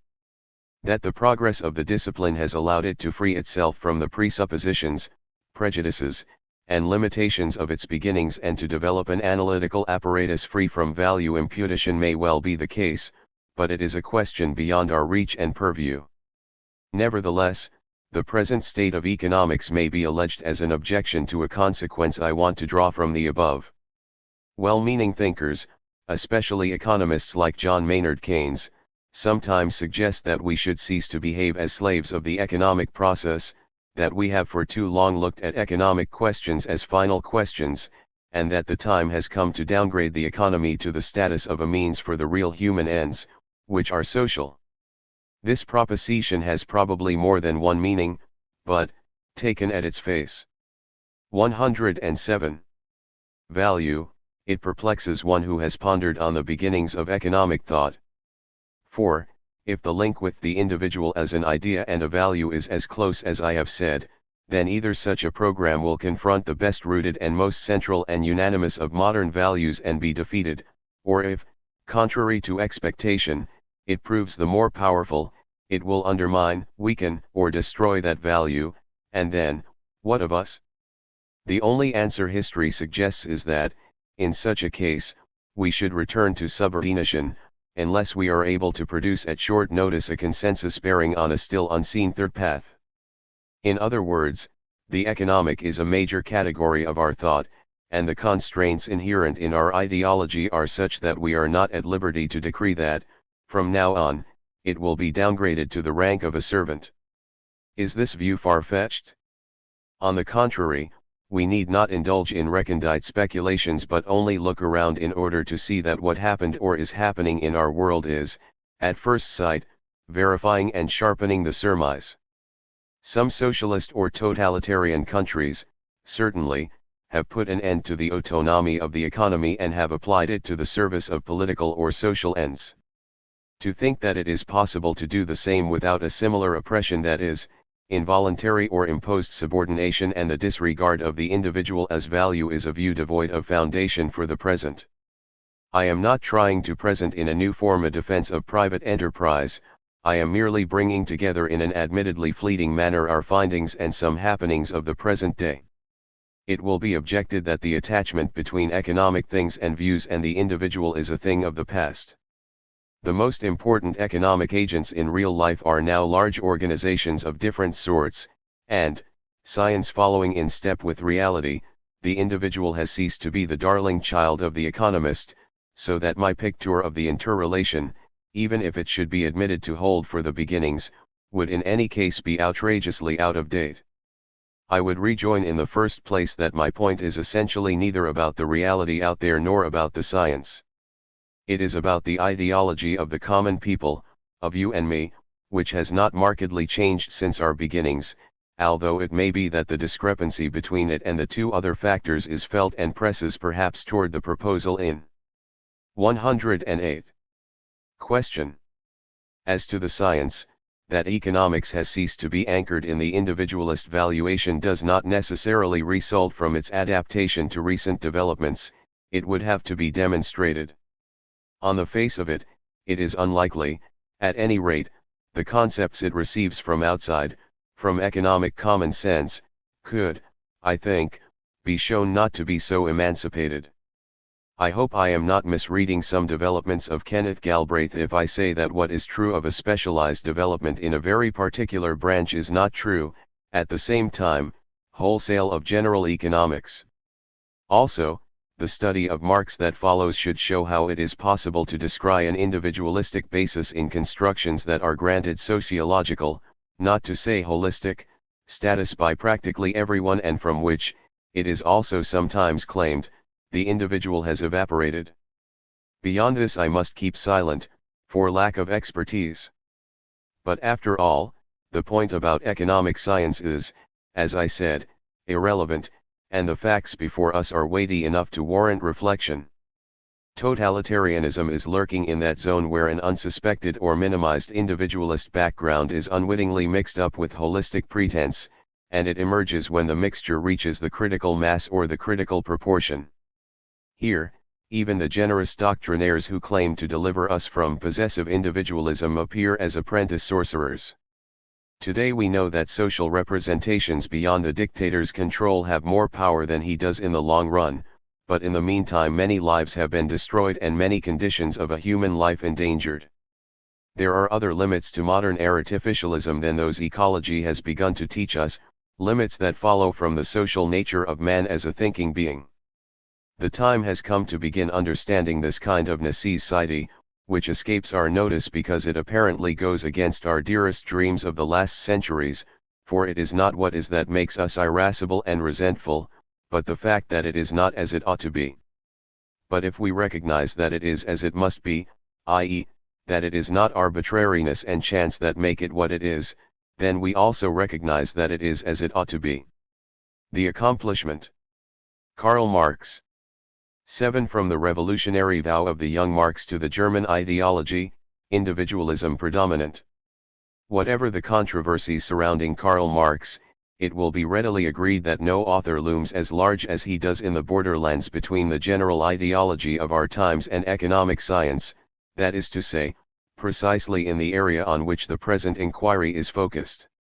I need therefore no justification for devoting to him the longest of the few soundings of which this study consists. Common sense even suggests at the very beginning what our conclusion is likely to be, that, whatever may be the case from the point of view of economic science, Marx has brought economic ideology to its point of maximum power and scope, to its apotheosis. With him, the economic consideration is not content with flourishing as a specialized pursuit, it conquers sociology, history, and politics. Moreover, without engaging in political controversy, it can be calmly stated that in his central and most general point Marx has stated what was to become in the century following him a matter of largely common and universal belief. It may be that the theory of infrastructure and superstructure is not universally admitted among scholars, but for the man in the street the predominance of economic phenomena in social life is one, perhaps the first, article of his creed. Even social scientists in America often give European students the impression of being Marxists without knowing it, as a friend once told me. I know that such notions are most generally taken as matters of fact, as the simple and honest reflection in the mind of the tremendous development of the economy out there. I think there is more to it than that, but even if this were the case, it would not diminish Marx's merit and importance. Our question is, how did Marx accomplish this? It so happens that his intellectual itinerary is of the utmost interest for our inquiry. As the inquiry is limited in scope, the focus will be on 111. 112. The works of Marx's youth and on that one of his mature works which is more explicitly sociological, the Grundrisse of 1857. The choice is thus quite different from that of Raymond Aron, who concentrated on the classical works of the mature period and particularly on the Capital, in order to give a general picture of Marx's historico-sociological thought as Marx himself saw it and willed it.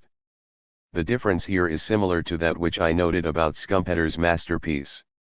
My modest inquiry is concerned with setting economic analysis back into its context, in this case, the thought of Karl Marx, or, rather, the basic presuppositions and articulations of his thought. I am aware that such a limited inquiry is beset with risks.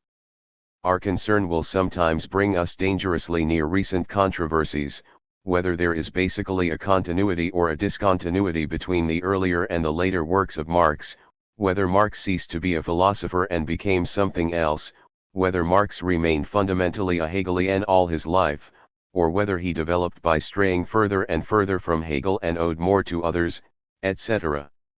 Up to a point I think it is easy to answer such questions. I shall insist that Marx remained faithful all his life to a moral commitment made in his youth and that his intellectual development was fundamentally determined by that fidelity. The commitment commanded him to abolish philosophy, but in a Hegelian perspective, what is abolished is present in another form, and no serious reader of Marx can maintain that Marx ever ceased to think in a Hegelian mold whatever the modifications he introduced, and that this is part of his strength as well as of his weakness. This does not discount numerous other encounters by Marx or influences upon him. Here lies a shortcoming of the present study, the originality, the personality of Marx, and hence his very thought would be better understood by someone more familiar with all the authors Marx read in his formative period and with his environment. Beyond a certain point, however, these questions are not the real questions, they are questions for the classroom, for coteries, or factions, which at best express socio-intellectual movements. Aaron is right to contrast the masterpiece on which Marx relied with a formless draft written in his youth, when he was still ignorant of economy and history. We need to distinguish between what Marx published, what he left unfinished, and what he wrote at one time for his own use, which was then published long after his death as the result of a kind of indiscreet adulation. Of such texts I shall make use, and extensive use, of the formless draft, the manuscripts of 1844. I view them not as finished products but as precious evidence relating to the question of how Marx became Marx, of how, in particular, he built up his basic presuppositions regarding the place of economic phenomena among social phenomena in general. One in turn have a question to ask in conjunction with the major one mentioned above. It springs immediately from the comparative approach I have taken. Is Marx, in our terms, individualist or holist? At first sight, the collectivist or communist aspect of his thought appears to put the stress on the social whole so much that, if we ask our contemporaries, they will classify him spontaneously as holist. I contend that this is only an appearance, reinforced perhaps through the fact that the person who asks the question perceives Marx as more holist than himself. For instance, this would seem to be the case for a student in the United States. My thesis, which I propose to test here, is that Marx is essentially individualist. This insight emerged a few years ago in connection with studies in the social history of India. As I wished to draw a sharp distinction between sociological thought and economic thought, I was led to doubt the accepted view that Marx was one of the founders of sociology and to conclude that he is not an economic sociologist, but a sociological economist. 1. At the point we have now reached, I hope the question will be seen as meaningful in relation to the question of Marx's attitude to economic thought. The two themes will interlock in what follows. The outline of the plan results from the major question I am asking and from the chronology of Marx's writings. The general orientation of his thought was set before he began to study political economy. It will be dealt with in this, the first of the 3 chapters devoted to a study of Marx. The second, chapter 8, will be devoted to the encounter with political economy and to what it becomes in the hands of Marx, in relation to the global framework of his thought. The third chapter will sum up the results of the inquiry regarding the ideology in general and will end with an excursus, into which some byproducts of the study will be collected. It is not too arbitrary to take Marx's theoretical socio-political writings as beginning in 1843. His thought crystallized around a criticism of Hegel's thought, especially in his philosophy of right. In his criticism Marx extended to the state the theory of alienation developed by Feuerbach for the criticism of religion. The initial period is marked by 3 texts, 2 of which were published by Marx in 1844, the Introduction to the Critique contains his revolutionary profession of faith, and the Jewish question complements it brilliantly in relation to a particular problem. The third text is the Critique itself, a detailed study of the state in Hegel's philosophy of right that Marx hoped to complete but finally left unpublished. Shortly afterward, in 1844, came his encounter with the economic literature, which is known to us through Marx's Paris manuscripts of 1844. The German ideology, written by Marx and Engels in 1845-46, or, more precisely, its first part, expounding in Engels's own words the materialist conception of history, combines in the first approximation the two lines of thought, if one leaves aside altogether less important influences. In actual fact, the German ideology, although later in time than the manuscripts, continues the line of the earlier writings in the sense that, while giving an important place to the economic aspects, it integrates them within a general view of history. The economic view is used to give a firm outline, a decisive character to what was already there. It is thus possible to proceed in two stages. In a first stage we shall pursue the development of the general theses from the first writings to the German ideology, while remaining alert to the connection between it and the manuscripts. In a second stage we shall single out the manuscripts as the record of Marx's discovery of economics. In the first stage, a complication will arise as our second theme is allowed to intervene. On the one hand, the texts here concede predominantly express or imply an individualistic view, on the other hand, the contrary view, of man as an essentially social being, is also present, very explicitly, in a few texts or passages. It is necessary to study the latter texts in the first stage of our consideration, wherever they may be found, and they are found mainly in the manuscripts, in order to throw into relief the problem posed by the juxtaposition of the two opposite conceptions and by their subsequent fate. Therefore we shall, after considering the first three texts, insert at their chronological place the relevant passages from the manuscripts that present the sociological apperception before we go over to the German ideology, where it is submerged and disappears forever. The brief text called Introduction to the Criticism of Hegel's Philosophy of Right was written by Marx at the end of 1843. He was 25 and had married in June 1843 after 7 years of engagement. The text was published in the spring of 1844 in Paris in the first and only issue of Marx's Enruges Deutsch-Französisches Jahrbuch. It can be called Marx's revolutionary profession of faith. Essentially, it proclaims the alliance of philosophy with the proletariat for making philosophy real and abolishing the proletariat.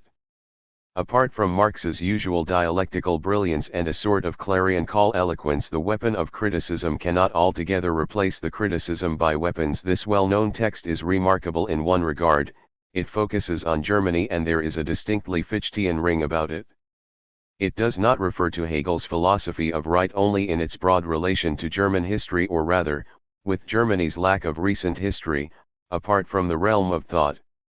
Hegel's work is, actually, as the crowning part of the German philosophy of right and of the state, the only German history standing on a par with the official modern present. The theme is well known, indeed it is a stereotype of German literature: while the other peoples act on the stage of history, the German people is excluded from it and reduced to thinking what the others live. As Fichte had, more than 30 years earlier, Marx takes this very deprivation as the basis for an unprecedented accomplishment. The parallelism with the situation of the proletariat elsewhere, if it is true that it was then non-existent in Germany, justifies an identification. The parallel with Fichte is very close: as Germany is fundamental, it cannot revolutionize except from the very fundament. Thus, the emancipation of the German is the emancipation of man. As for philosophy, it has accomplished its task: it cannot go any further without abolishing itself, and it cannot be abolished without being realized, nor realized without being abolished. Given a social class whose chains are radical, the alliance is in the nature of things: the head of this emancipation is the philosophy, its heart is the proletariat. There is a precedent, for Germany's revolutionary past is the Reformation: as then the monk, so now it is the philosopher, in whose brain the revolution begins. If weapons, that is, physical power or violence, are necessary, the theory becomes physical power as soon as it catches the masses. The proof of the radicalism or practical energy of German theory is found in the conclusion of the criticism of religion, that man is the highest being for man, whence follows the categorical imperative to throw down all the conditions in which man is a humiliated, enslaved, abandoned, and despicable being. We know from earlier texts that the radical stand, the basic attitude expressed in 1843, was not new. It can be traced back to Marx's philosophical dissertation of 1841 and even to the extraordinary letter to his father of November 1837 with its rejection, among other things, of the duality between is and ought. This rejection inevitably calls to mind the Hegelian criticism of Kant's morality. The general attitude of the young Marx is highly significant. On the one hand, it offers an example of a typical phenomenon of our world, the revolt of the educated young man. On the other, it is in continuity with German romanticism in the widest sense, namely, with that intensification of the dignity of man which is, according to Dilthey, one of the defining features of the German intellectual movement around 1800. The parallel is 117. Striking with the orientation of the young Hegel, which Marx could not know, but which is echoed in some manner in the later phenomenology of the mind, in which Marx found the core of Hegel's philosophy. Hegel, when working on the spirit of Christianity in 1798-99, was keen on surmounting all forms of separation, which is pain, and on recovering the spontaneous unison of the Greeks. He searched for a new religion, as Marx for a new society, and we shall hint more precisely at the parallel further on. It is noteworthy that the revolutionary vow of the young Marx is presented not on an international but on a German plane, as growing specifically from German conditions. The point is in keeping with German tradition in general, in which one is a man through being a German, and it evokes, beyond Fichte, a widespread German attitude to the failure of the French revolutionaries as due to their lack of moral fiber, in contrast to the serious and faithful character of the Germans, who alone could have brought such a grandiose task to fulfillment. I believe that this German allegiance of the young Marx should be taken quite seriously. Beyond the pregnant reference to Luther, there is an intimate link between Marx and German philosophy. We shall see an essential aspect of it, thanks to Robert C. Tucker, but even in very general terms one cannot understand the development of Marx if one does not see him carried along, as it were, on the wings of that philosophy. His intellectual boldness and his revolutionary project itself are inseparable from the speculation of those titans who thought they had gone beyond all contradictions and transcended all distinction between finite and infinite, subject and object, nature and spirit. At the same time, as Hippolyte noted, Marx substitutes class for the Hegelian nation as the actor on the historical stage. Instead of an elected people being called to dominate other peoples, as described by German thinkers in general, the proletariat will put an end to all domination or subordination. On this point, then, Marx transcends the German tradition. In close connection with this German aspect is the intellectual character of Marx's formulation. It is not the proletariat that seeks and finds an ally in the German philosopher, it is the 118. German philosopher searching for a solution to the national problem in terms of the relation between national thought and national life who finds a quasi-providential tool come ally in the proletariat. The revolution begins in the brain of the intellectual. From Luther through Fichte and Marx the filiation leads to a really international figure, the professional revolutionary of the 20th century.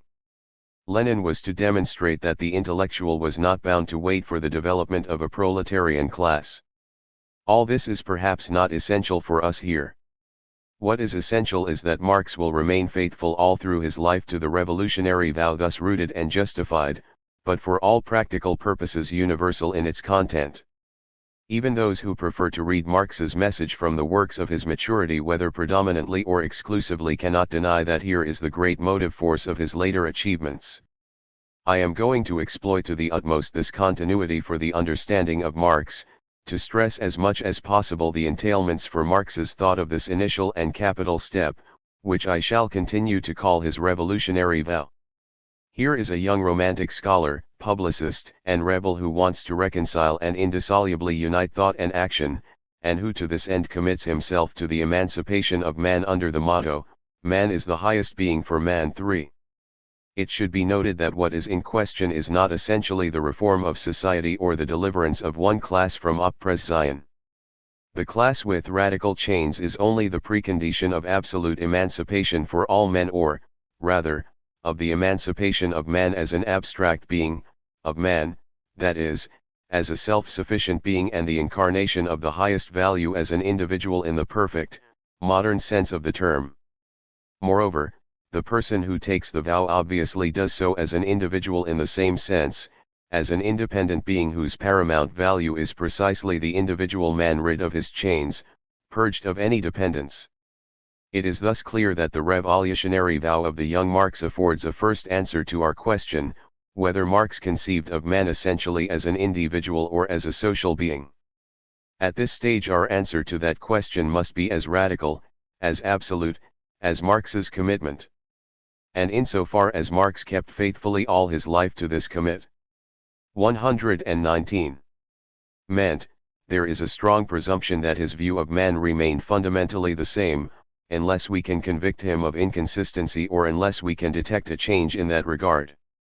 We may surmise that any other views Marx may have been led to take in the course of his long studies of economic and social life will, on analysis, be found to have been relatively secondary, limited, and superficial as compared to this one, which was rooted in the very orientation he chose to give his life. To test this hypothesis, we shall turn, first, to the other works of Marx's youth, for the most part unpublished in his lifetime, all written within the short span of 3 years. First in time as well as in importance for the subsequent development of Marx's thought is his manuscript critique of Hegel's philosophy of right. We know that Marx held Hegel to be the greatest thinker of the times, and it is by reference to the philosophy of right that he defined and planned his own work for several years. We have here a long, painstaking criticism, paragraph by paragraph, of the central part of Hegel's consideration of the state. Marx's close reading is by no means useless, to begin with, for the understanding of this difficult text. As to his criticism, its most incontrovertible aspect consists in showing that Hegel does not really, in many places, grasp the object philosophically but juxtaposes abstract logic and empirical admissions. Hegel gives to his logic a political body, he does not give the logic of the political body. Marx derides Hegel's deductions, especially regarding the monarch, the bureaucracy, and the two chambers, and he denounces the mediations and transitions, many of which deserve such treatment. The basic and general criticism consists of two observations, which bear on different levels. First, Marx reproaches Hegel for inverting the subject and the predicate. What should have been the starting point becomes the mystical result, and what should have been the rational result becomes the mystical starting point. Hegel takes as subject the state as spirit and predicates unto it, as its phenomenalizations, every social institution or aspect, from civil society to the constitutional monarch. According to Marx, the real concrete subject is the real. 120. Man of civil society, and the state is only its predicate. This is the well-known Marxian criticism of Hegelian idealism, dialectics, and consciousness in general as invert, as walking on its head and having to be put back on its feet. 4. The second point bears on the relation between civil society and the state. Hegel describes them as separate institutions. Hegel starts from the separation between state and civil society, the particular interests, and the general in itself and for itself. For Marx, this is true as a description of the modern state of things, and we have seen that, in the published Einleitung, he vindicated Hegel's achievement in this regard. But Hegel is not content with describing, he approves of this situation, and, accepting civil society as given, he delineates indeed, he prescribes his state accordingly. Marx, on the contrary, denies that this separation is in conformity to reason. And this denial of course corresponds to his revolutionary attitude.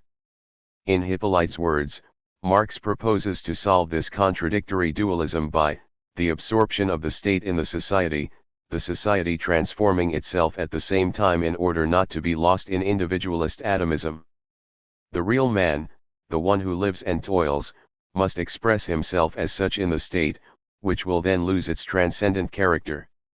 This is a momentous proposition, which Marx does not directly justify in this place.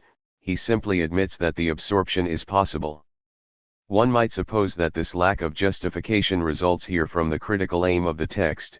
Hegel's adverse view is criticized, and Marx's own view is barely indicated. Other texts will perhaps be more explicit.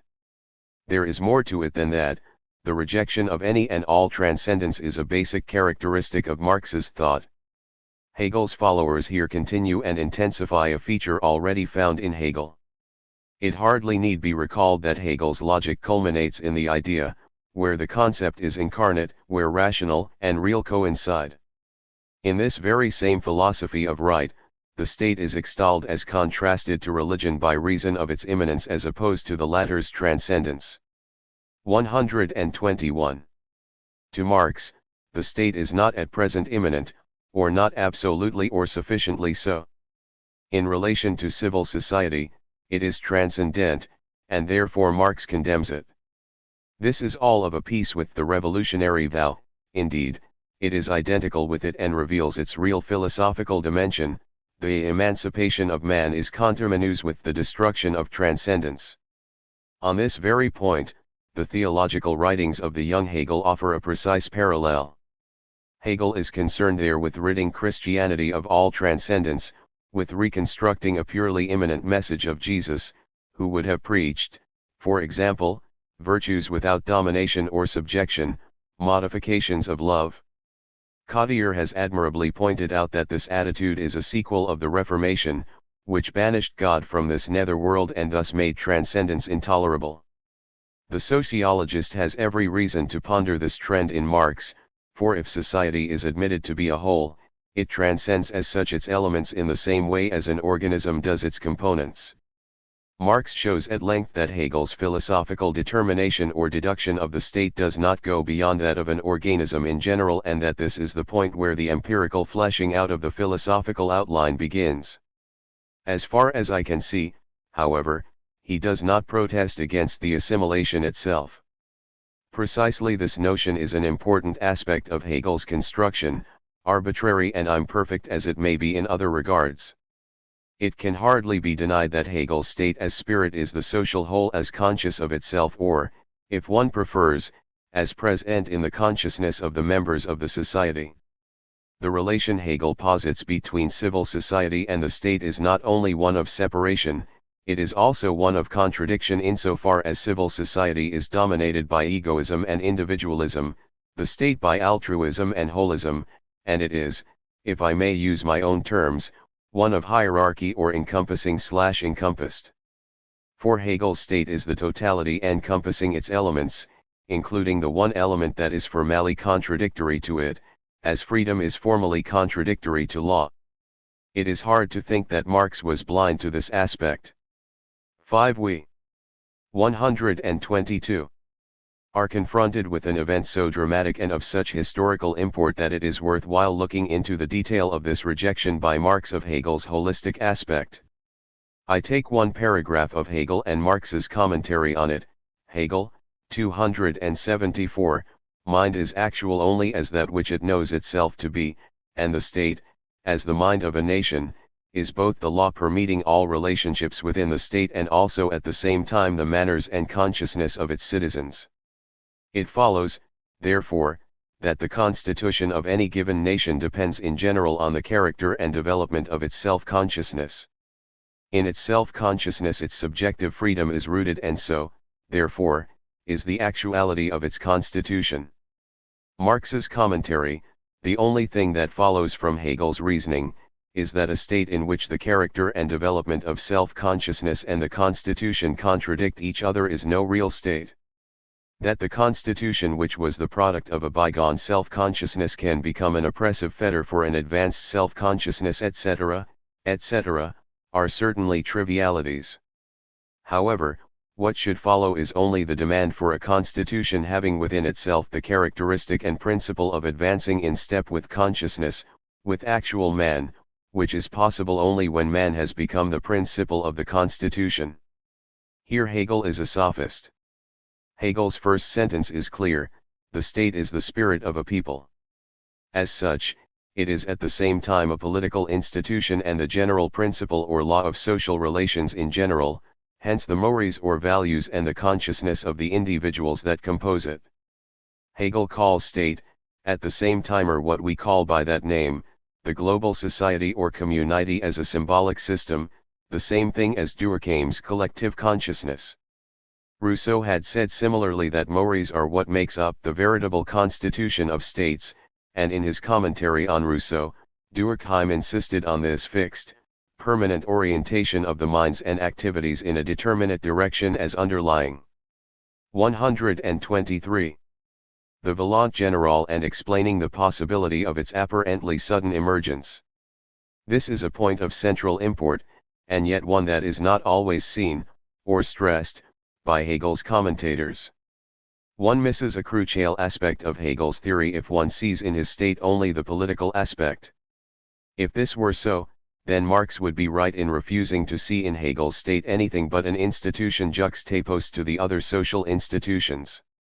If, on the contrary, we substitute the global society for the state, then it becomes evident that there is an intimate connection between it and all the particular institutions found within it, and that it not only subsumes but animates and sustains them. At least this is the basic postulate of holistic sociology.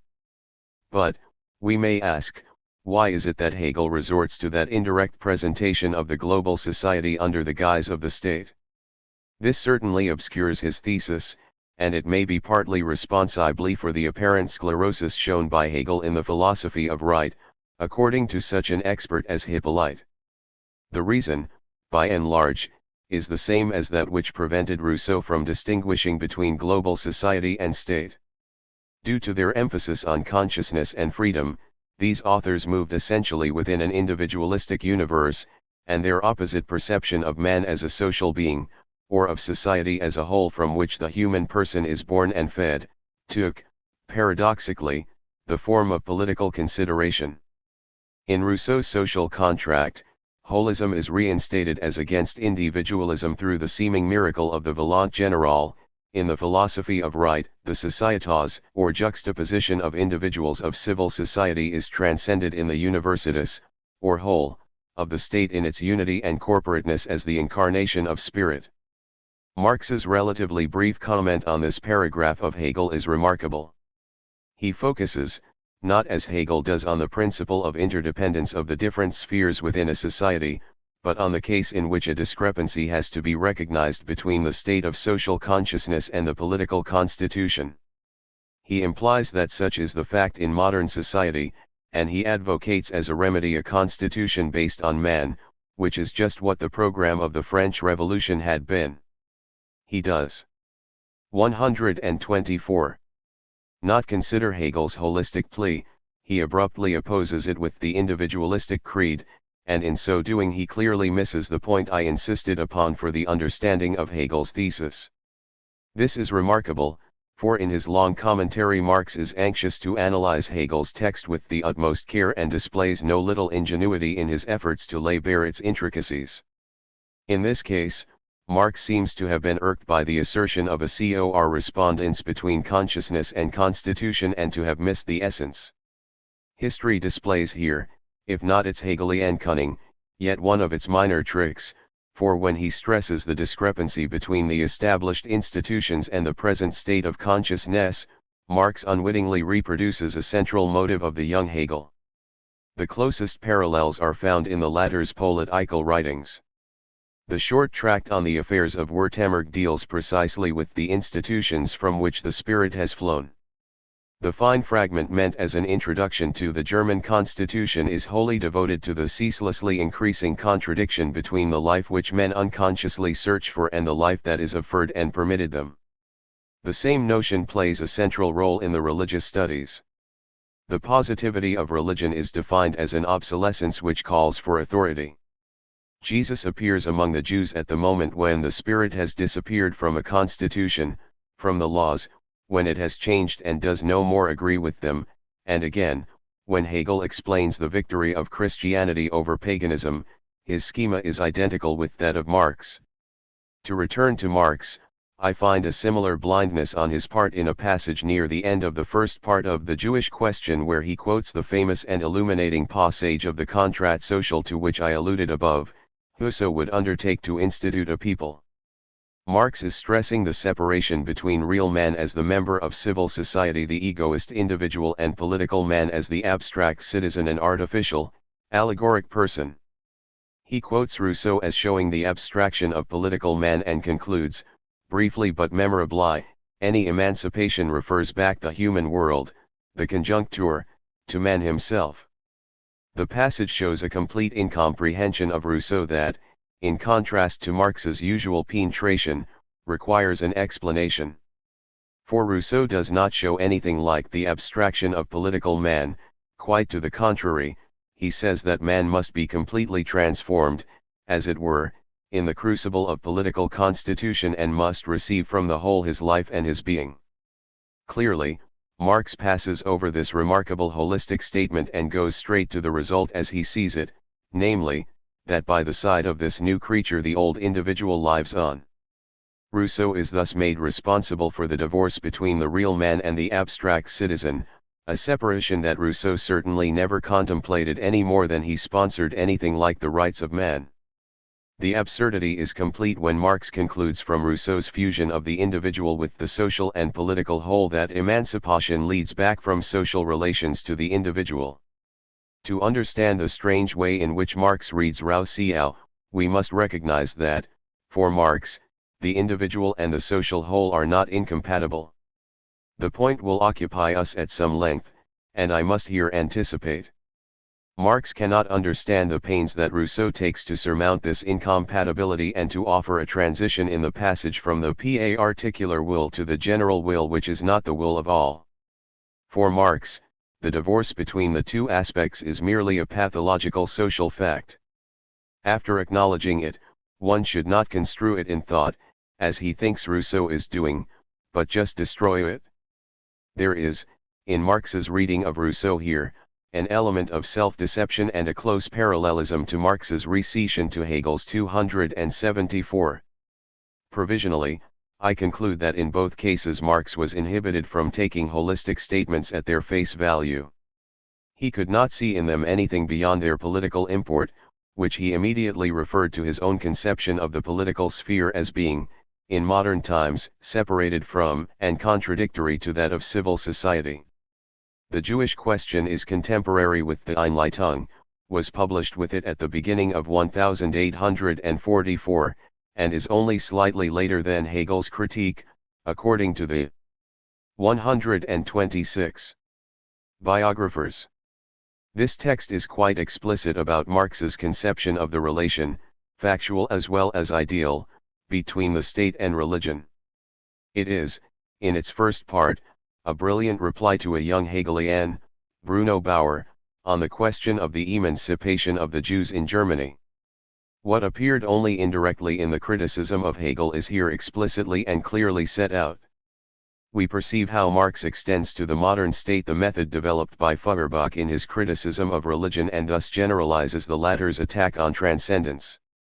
Just as man separates himself from himself in religion by attributing his own qualities to an imaginary, otherworldly being whom he worships, so also he is separated from himself in the modern democratic state. For this state is characterized by the disjunction of his real and his ideal being. There is, on the one hand, the individual of civil society, independent and egoist, real, but not true to the essence of man, an untrue phenomenon. On the other is the citizen of the political community, true to the generic essence or social essence of man, a moral but abstract, artificial person, deprived of his real individual life and filled with an unreal universality. The political state is to civil society as heaven is to earth. Man is acknowledged as real only in the form of the egoist individual, and as true only in the form of the abstract citizen. There is thus a deep affinity between the modern democratic state and the Christian religion. Indeed, the modern state as exemplified in the contemporary United States is the only form of state that is true to the Christian spirit. It does not acknowledge religion on the level of the state, 6 but it presupposes it on the part of the subjects, that is, on the level of civil society. This is so because the democratic state, on the one hand, and the Christian religion, on the other, are expressions on different levels of the same thing, namely, a certain stage of development of the human mind. Religion remains the ideal, non-worldly consciousness of the members of the state because it is the ideal form of the stage of development that is actualized in the state. Just as the Christian religion is the acknowledgement of man in a roundabout way, through a detour, through a mediator, so the modern man proclaims himself an 127. Atheist only through the mediation of the state, only in a roundabout way, and remains for the rest confined in religion. Or again, as Christ is the mediator whom man burdens with his whole divinity, his whole religious confinement, the state is the mediator in whom man transfers his whole undivinity, his whole human unconfinement. Marx thus arrives at a clear contrast between political emancipation, as realized in the modern state, and human emancipation, which will consist in doing away with all debtors and all mediators. We see here more concretely to what Marx committed himself in his juvenile enthusiasm, or should I say an anthropoenthusiasm. It comes out as nothing less than the realization of the Hegelian idea as the fusion of the ideal and the actual, the utopian program of a complete, material, absolute identification of value and fact. For the debtor to be abolished is in essence the recourse to idea and value for designating, judging, and shaping the raw datum of life. Even while leaving aside the issue of Jewish emancipation, there is more in the Jewish question for our purpose. From a long and on the whole magisterial discussion of the declarations of rights of the French Revolution, it is useful to extract the view Marx takes of the historical development since the Ancien regime with respect to the sphere of politics. Marx begins by stating what he calls the enigma of the French Revolution, that a people, which just sets about, to found a political community solemnly proclaims the legitimacy of the egoist man, divorced from his fellow men and from the community, and even degrades the community to a mere means for the maintenance of the so-called rights of man. Marx finds the solution of this enigma in the general historical development. In feudalism, civil society 7 had an immediate political character. Political emancipation has consisted in separating the two aspects, here the actual man, there the citizen as an artificial, if true, man. The French Revolution has differentiated the political community from the civil society. Real human emancipation will consist in reuniting men's empirical life with their universal or social essence, the latter ceasing to appear in political guise. Thus, the movement as a whole is for Marx the suppression of politics through a first stage, isolating it, and a second stage. 128. Dropping it altogether. But what is the meaning of politics here? It is, implicitly, subordination. Under feudalism, subordination permeated all aspects of social life. The revolution isolated, confined it, to a distinct sphere. What remains is only to suppress it in a free association of men, an association without subordination or mediation, where the whole will not transcend its parts but only be immanent in them. This is the outline, this is the design. To recapitulate, all that we have seen until now shows Marx adopting a predominantly individualistic view of man, I mean a view according to which humanity is embodied in each particular human being. In his profession of faith, Marx vows to emancipate that being. In his critique of Hegel he makes light of Hegel's perception of global society as prior to the particular institutions and to the human agents as found, for instance, in civil society. In the Jewish question he rejects as insufficient the political emancipation that, while excluding religion from the state, presupposes it on the part of its members. The real, human emancipation will do away at one and the same time with religion and with the state. Yet in all this, it can be argued, society itself is not negated. Man is called predominantly a generic being or essence. 8 But man is also called occasionally a social being. Thus we find in these texts a prefiguration of Tönnies' distinction between Gemeinschaft and Gesellschaft. The contemplated emancipation will not put an end to man's life in society but will actually amount to a reform of society, especially regarding its present-day political aspects. All this is true, but it is clear that the basis of this reconstruction is the individual person. For instance, civil society is real in a sense that the state is not, and, as we have seen, all emancipation is the reduction of relations to man himself. There is a deep-seated paradox in the fact that what Marx calls common, or community, must be eliminated. 129. While what he calls society, that is, the mere juxtaposition of individuals, will only be modified. Yet, in one detail, the holism predominant in German thought in general has not been expurgated. The emancipation of man will be attained, as it were, on German soil, through the solution of a purely German problem. It will be German emancipation and, by virtue of it, that of all men. I think we may conclude that, although the antithesis between individualism and holism has not been seen, as is clear from the enigma of the French Revolution, yet here Marx is clearly and unavoidably for an emancipator thinking of man in terms of the individual. 9. We shall see in the sequence that the same view holds of the first elaborate statement of historical materialism in the Ger Man ideology. But before proceeding to that book, I must make some mention of certain texts, chronologically intermediary between those already considered and the German ideology, where a different view is found regarding the nature of man. The main text is found in the 1844 manuscripts, which will be considered as a whole at a later stage. For the moment I shall only extract and briefly highlight one single theme from the manuscripts. In the third manuscript, after a discussion of the various sorts of communism comes a development that abounds in categorical affirmations of the social nature of man. Therefore the whole movement is essentially social, just as society itself produces man as man, it is produced by him. Activity and enjoyment are social activity and social enjoyment. Society is the achievement of the essential unity of man with nature. Even if my activity is scientific, etc., and if I engage in it mostly in isolation, I am social because I am active as man. My own existence is social activity. 10. The last passage in particular leaves no room for doubt. Here is an articulate statement of the perception of oneself as a social being, what I call the sociological apperception. It is interesting to note that the French translator of 1969, obviously a Marxist, understood it otherwise. As an orthodox individualist, he appended a note of his own to society itself produces man as 130. Man to explain that Marx had in view here the true society, that is to say, not the society in which we live, but the communist society of the future. Unfortunately for the simplicity of our inquiry, this view is not tenable.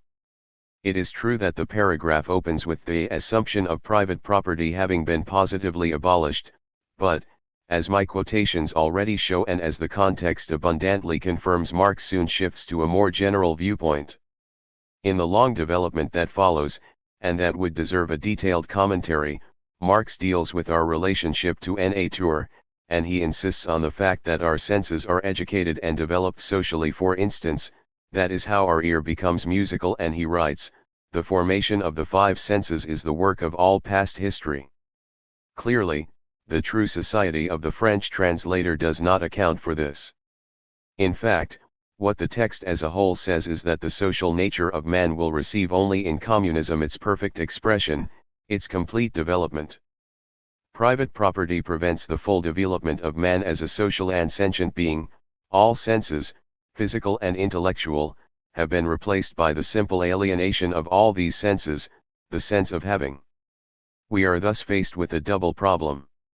We had already encountered the question of the relationship between man's generic or universal essence and his social nature. Now appears the relationship between this social nature and the communist society. On this point one passage is essential. Marx, who has just written, "My own existence is social activity," adds, and therefore what I do of myself I do for the society and with the consciousness of myself as a social being. Even though this passage can bear a wide interpretation, it is impossible not to see in it an allusion to the revolutionary commitment. There follows an explication that is worth pondering. My universal consciousness is only the theoretical form of that whose living form is the actual common being, social being. 11 Even if at the present day this universal consciousness is an abstraction from real life and, as such, confronts it as an enemy, it follows that the activity of my universal consciousness as such is also my theoretical existence as a social being. 131. At first sight, we find here the answer to our first question: the social or common being is actual, while the generic or universal essence is pure theory. In this sense, we should have here the transition, apparently definitive, from the abstract humanity of the philosophers to the concrete society of the sociologist. But this is not all. At present, my universal consciousness, that is, the generic essence of man, confronts as an enemy my actual life as a social being. It is the communist society that reveals that both essences coincide at bottom and collide only as long as society has not been reformed. Thus, the activity of my universal consciousness, that is, my revolutionary activity, is the expression of my social nature, for it is only through emancipation that the social nature will be fully realized in conformity with the universal or generic essence. The distance, the discord, between the species and the actual society is here transformed into a revolutionary motive. As we know, it is not a matter of understanding the world but of changing it. I conclude, if, on the one hand, Marx progresses here in principle from the theoretical view of the species to the sociological view of the concrete social being, on the other hand he keeps enough of the theoretical view to enable him to indict the contemporary society. All in all, both views are used and destroyed. This subtle dialectic, which unites and identifies in some manner Gattungswesen, Gemeinwesen, and the revolutionary project, would be worth a long epilogue. Marx continues, it is first of all necessary to avoid positing once more the society as an abstraction facing the individual. The individual is the social being. The first statement by itself might seem very happy, but actually it prepares the abrupt identification that follows: the individual is the social being. Let us try to understand this identification. First, the sequence shows that it does not mean, simply, each particular man is a social being, but in each particular man is found the human totality, or, in Marx's language, the ideal totality, the subjective existence for itself of the society as thought and felt. In short, it is a matter of the individual, in our sense of the term. Marx does not admit our distinction between individualism and holism, he claims to identify them. 132. Now, on what level does this identification apply? It is not a statement of fact, for Marx has just been telling us that in fact the two aspects are inimical. The statement is ontological, metaphysical, it is true in the depth of things, or in principle. In the final analysis it is a normative statement. One must act in such a way that the individual and the social being should coincide, or, to use an expression of Marx that we have encountered, the thing is true and should be made actual. We see that Marx was not naive in the manner of his present-day followers, he knew what he was doing. With him, the distinction between individualism and holism is replaced by the distinction between the present society and the ideal society. In the ideal society, by hypothesis, free individuals will constitute a community and thus become complete or perfect social beings. We thus obtain confirmation of something we had somehow perceived already: the vow to transform the actual society into the ideal society preempts under a purposive form and forestalls the intellectual recognition of the two opposed valuations, individualistic and holistic. Man is fully recognized as a social being only in the ideal society, because there only will have disappeared the contrariety between it and the free individual who alone can bring about the revolution. Incomplete as it is, our analysis of the theme of man as a social being in the manuscripts prepares us to understand what is to follow, The theme will be completely absorbed in revolutionary activity. At the deepest level, it will disappear from the subsequent work of Marx. There is perhaps a symbol of that fate in the fact that here Marx has struck out the greatest part of the development on the social nature of the physical and intellectual senses of man. A contemporary note of Marx falls into place here. It is found in his notebook on James Mill. It begins with the words, "If we suppose that we should produce as human beings." And Marx speaks in the first person as producer and addresses a second person as consumer, "In your enjoyment and use of my product, I should be conscious of serving as mediator between you and the human genus, a being known and felt by you as a complement of your own being and as a necessary part of yourself, a being acknowledged in your thought and in your love." I quote this more or less confidential fragment because it will contrast clearly with the corresponding 133 view we shall find in the German ideology. It echoes an idea of Feuerbach which Marx praises in a letter to him of August 1844, the unity of man with man based on the real differences between men. Actually, the two views of man that I have contrasted above are found within the covers of the German ideology as it has become customary to print it, for the book includes, at the beginning, Marx's pithy theses on Feuerbach, which Engels first published in his book on Feuerbach. The sixth thesis obviously links up with the passage of the manuscripts quoted above about generic essence and social essence, and it presents a quite categoric sociological statement. Feuerbach refers the religious essence back to the human essence. But the essence of man is not an abstraction inherent in the individual, actually, it is the whole of social relations. Let me first remark that in this passage Marx, having to do with the individual as a moral being, adds to the primarily biological expression das Individuum the adjective Einzeln.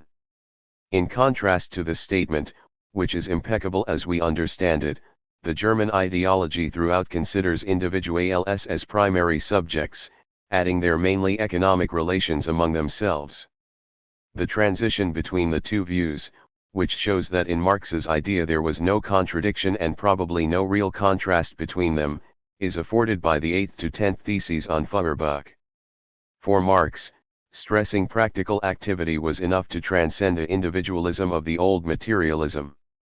All social life is essentially practical, and therefore the consideration of practical activity is sufficient for passing from civil or bourgeois society to the new conception of human society or social humanity.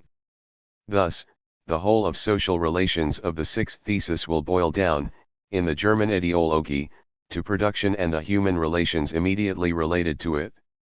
Asterisk.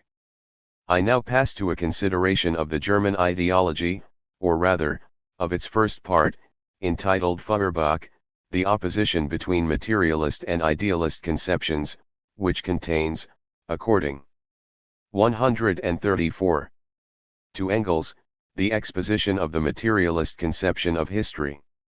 The book, written jointly by Marx and Engels and one or two others in Brussels in 1845-46, remained unpublished, owing to adverse circumstances, but according to Marx the authors had achieved their main goal, to get a clear view of themselves and liquidate their old philosophical theories. The first part is taken as the work of Marx and Engels. The manuscript is in Marx's hand entirely, as it seems. It looks as if the sociological apperception I have just stressed had gone overboard with the old philosophical theories and had been sacrificed to historical materialism for the sake of a clear, occasionally polemical contrast with the unhistorical materialism of Feuerbach as well as with the idealism of the critical critics. I shall give in some detail the starting point. The prime condition of human history is the existence of human beings. To begin without arbitrary presuppositions, one must start from the real individuals, their action, and the material conditions of their existence. I must here explain an important point of vocabulary. The German word used is das Individuum, a current term in the literature, used, for example, by Hegel, which designates primarily the biological individual, whether human or not. In the German text, the moral individual appears at any rate sometimes as das Einzelne Individuum, To uniformly translated as the isolated individual or the singular individual. The individual could be simply der Einzelne. It is well to bear in mind the Hegelian distinction, Besonderheit is particularity, Einzelnheit, individuality, that is, the particular as embodying the universal. The linguistic distinction between das Individuum and der Einzelne corresponds to my distinction between the empirical and the moral individual. In fact, however, German authors often confuse the two meanings under das Individuum, just as is currently done in English under the individual. Only in certain cases or contexts is the need felt for introducing der Einzelne. This is true of Marx and Engels in this text and of Marx in general. This complex of occasional distinctions and lack of distinction in principle is highly relevant to the present inquiry, as we shall have occasions to notice. 135. To return to the starting point of the German ideology and to sum it up as far as possible in the author's own terms, the first point, the first historical fact, is the production of material life itself. The second point is that, once the first need is satisfied, the action of satisfying it and the instrument of that satisfaction lead to new needs. The third point or relation consists in the fact that men not only renew their own lives every day but also create other men, they reproduce themselves, hence the family, the first social relation. These three aspects are given together, as three moments, from the beginning. The fourth point is the social relation, already present in the production of life. Any mode of production or any industrial stage is always accompanied by a certain social stage. It is only now, after we have already examined four moments, four sides of the original historical relations or conditions, that we find that man also has consciousness and, in the first place, a language, which is the practical, actual consciousness. Just like consciousness, language owes its origin to the need, the necessity of relationships with other men. Consciousness is thus from the start a social product, and so it remains as long as there are men in existence. But, this beginning is as animal as is social life itself at that stage, a mere gregarious consciousness. Instinct has become conscious instinct. Consciousness progresses with the increase of productivity, that is, of needs, population, and division of labor. Here then is what Engels called the materialist conception of history. In a sense the four moments are given together. Yet among them the fourth, the social moment, is distinctly singled out as relatively secondary, and this disposition will be maintained throughout Marx's work. Thus the relation to nature, i.e., production, is given priority over the relations between men, society, and consciousness. In other words, the economic creed is already present, and crudely so, social life is animal, consciousness is only conscious instinct. The German ideology thus presupposes the economic studies of Marx, which I shall consider further on. We also note that, with the obvious aim of cutting the ground from under the feet of any sort of idealism, the assertion that 136. Language and consciousness are social phenomena is overdone through what must be called an arbitrary assumption of materialism. Human society is first posited apart from any language and any consciousness, and it is only subsequently that one finds that man has also a language and some degree of consciousness, very little of it actually at the beginning, even though the notion that instinct somehow became conscious represents a problem by itself.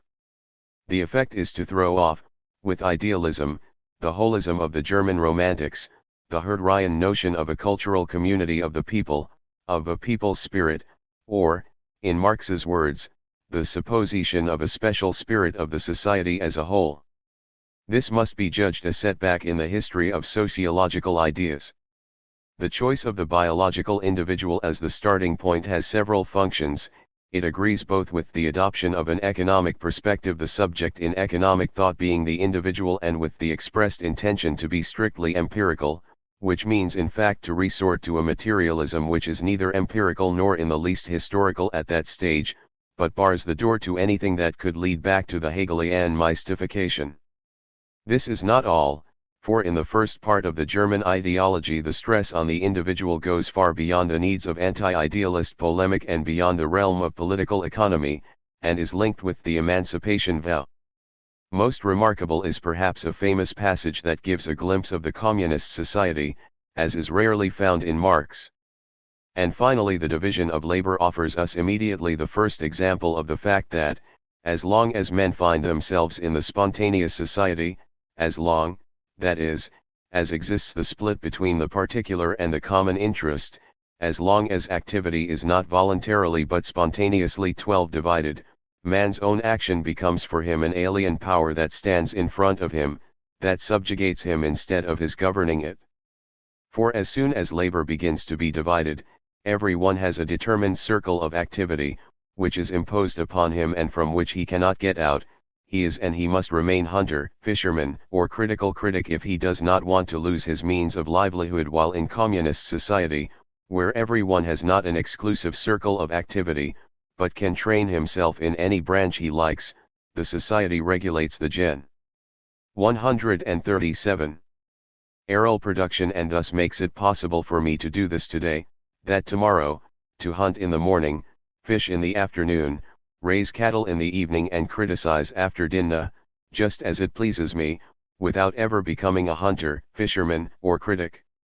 That coagulation of social activity, that solidification of our own product into a material power over us that escapes our control, thwarts our expectations, annihilates our calculations, is one of the momentous aspects of historical development to this day. A vast development of productivity, it should be recalled, is the presupposition of communist society. It is said repeatedly in this text that all social evils are conterminous with the division of labor and that the latter must be abolished for the former to disappear.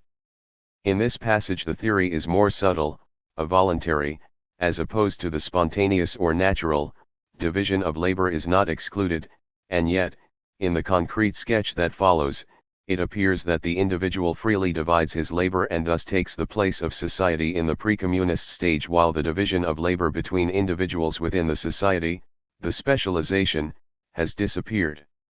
It is not clear what remains for the society to regulate. Indeed, the society would seem to have vanished at that level, for the sake of ridding the individual of everything that escapes his control, contradicts his expectations, reduces to naught his calculations. The individual has here his apotheosis, he has become a society in himself. Society, insofar as it transcended the individual, has simply gone, there is no social whole left, no collective ends apart from the ends of the individuals. Marx certainly thought of a community as existing at that stage, but we see here that this community is nothing more than the negation of the historically given community. Marx falls back on the very configuration he condemned in the French revolutionaries. The society is reduced to a means for individual ends. There is no need to insist that it is a picture of emancipation. All subordination as well as domination, material and mental, has gone. 13. At this point the reader who has still in mind the quite different inspiration of the passage I referred to above, from the notes on James Mill, may well ask what has happened. What has happened, more generally, to the fine and emphatic sociological apperception of 138. The manuscripts. How can we account for what appears to us as a contradiction and must, from the point of view of Marx, have been at the least a marked change? The question is the more important, as the German ideology was ready for publication and only by chance remained unpublished, while the previously written notes were not, as such, intended for publication. This particular discrepancy is actually only one element of a more general change that can be detected at this juncture. Without in the least wanting to split Marx up into chronological slices, one cannot help noticing a cleavage at this point. As contrasted with the original or philosophical Marxism of the first writings, we enter here into mature or militant, activist Marxism. The mold is set, and the Communist Manifesto will take up from the German ideology, but this general aspect is beyond my purview and I shall touch on it only from the angle of our particular problem. The German ideology was a joint endeavor, and one might ask whether Engels's views have not here inflected those of Marx. This would be idle speculation, except perhaps in the sense that the associates wanted to get rid of their philosophical past, as Marx himself said, and to establish a position that would be effective in terms of the political struggle. And just as the people to be emancipated are individuals, it is only as individuals that people can be mobilized. Marx's finer insights become irrelevant at this point. Fundamentally, it does not matter for him, for he postulates, as we saw, that the individual and the social being are one and the same and will necessarily come to coincide, once the emancipation has been attained. Perhaps we put our finger here on the very spot at which the dimension of action, the revolutionary resolve, determines the fate of ideas. The individual is a lever, the sociological apperception a dream. Precisely, the total abolition of the social division of labor is so implausible that it is easily seen as a basic demand of the unregenerate individual. 14 Now, the division of labor looms very large in the materialist conception of history. It is something like the main historical factor in the German ideology, and as I said, its suppression is a leitmotif of that work. But when Marx penned his nice fantasy in his notes on James Mill, he simply did not think of it. He thought then, as we shall see, in somewhat different terms, and at any rate he could suppose that we 139 should produce as human beings without the division of labor having disappeared. That such a speculation disappears in the later work shows the predominance of individualism. To this view of the German ideology it can be objected that the work is in line with the manuscripts on one point. The universal essence of man has now been replaced once for all by his common essence, that is, his essence as a social being. But if this is literally true, it is actually only a matter of the letter, for Gemeinwesen remains the kind of ideal representation that Gattungswesen was. The social nature of man is everywhere imperfect and will blossom only in the communist society. To show this, I shall consider two sorts of passages in the German ideology, some dealing with the individual and some referring to what is supposedly common in a society, common interest, community, etc. At a few pages distance, two distinctions, different but convergent, that bear on the individual are presented. First, there is a difference in the life of each individual between a personal aspect and an aspect that is subordinated to a certain branch of work, etc. between, literally, the individual as personal and the class individual. This distinction was still hidden in feudalism and in the estate of the realm. It becomes manifest in the class, itself a product of the bourgeoisie. Clearly, then, this distinction relates to the partial emancipation of the individual of bourgeois society from subordination to social conditions. What is the justification for speaking of a sort of latency of the bourgeois individual in previous forms of society, if not the presupposition of a universal essence of man, which our authors criticize in the philosophers? We touch here on a general point. While Marx has an acute feeling of the discontinuity between feudalism and bourgeois society, he stresses and conceptualizes mainly the continuity, whether factual or supposed, between them. This attitude is determined, not only by the belief in a unilinear historical development, but also and in the first place by the compelling belief in the universal value of the proletarian revolution to come. It will be the emancipation of man in general also in the sense that the bourgeois period has merely developed and made explicit what was already therein. 140. Some way, so that putting an end to it will end, by the same stroke, human prehistory in general. The second distinction is more general. It is maintained that in each epoch the people themselves distinguish in some manner between the personal individual and the contingent individual. Each epoch is characterized, first, by its productive forces. Those human relations that correspond to contemporary productive forces appear to the living persons whose lives are essentially production as part of their own activity, as personal. On the contrary, those social relations that exist only as a legacy or survival from former epochs appear to the living person as external to himself, as contingent immanence. This is a more ambitious distinction than the former one, little less than a social change theory of subordination. For whatever the individual perceives as limiting or potentially dominating him is due to obsolescence, oppression is the rule of the dead. It is a powerful prop for revolutionary action, when everything burdensome is presented as meaningless survival. We should not make too much of what is only a passing hint, but it is psychologically revealing. With the revolution, the voluntary union of individuals will replace their natural or unfree solidarity as members of a class. Both of the distinctions I have just recalled are based on the belief that it is possible to do away with all factual domination or ideological subordination in society. Up to this point, the program is the same as that of the French Revolution. But at the same time it is believed that, in so altering society, one will not destroy the possibility of any community. On the contrary, one will bring about the real or perfect community, a community of equal and free human beings. Let us turn to this aspect. What do we read in the German ideology about the global society in the past and in the present? Near the beginning, immediately following the appearance of consciousness, comes a text of fundamental import in which the main features and implications of the division of labor are indicated.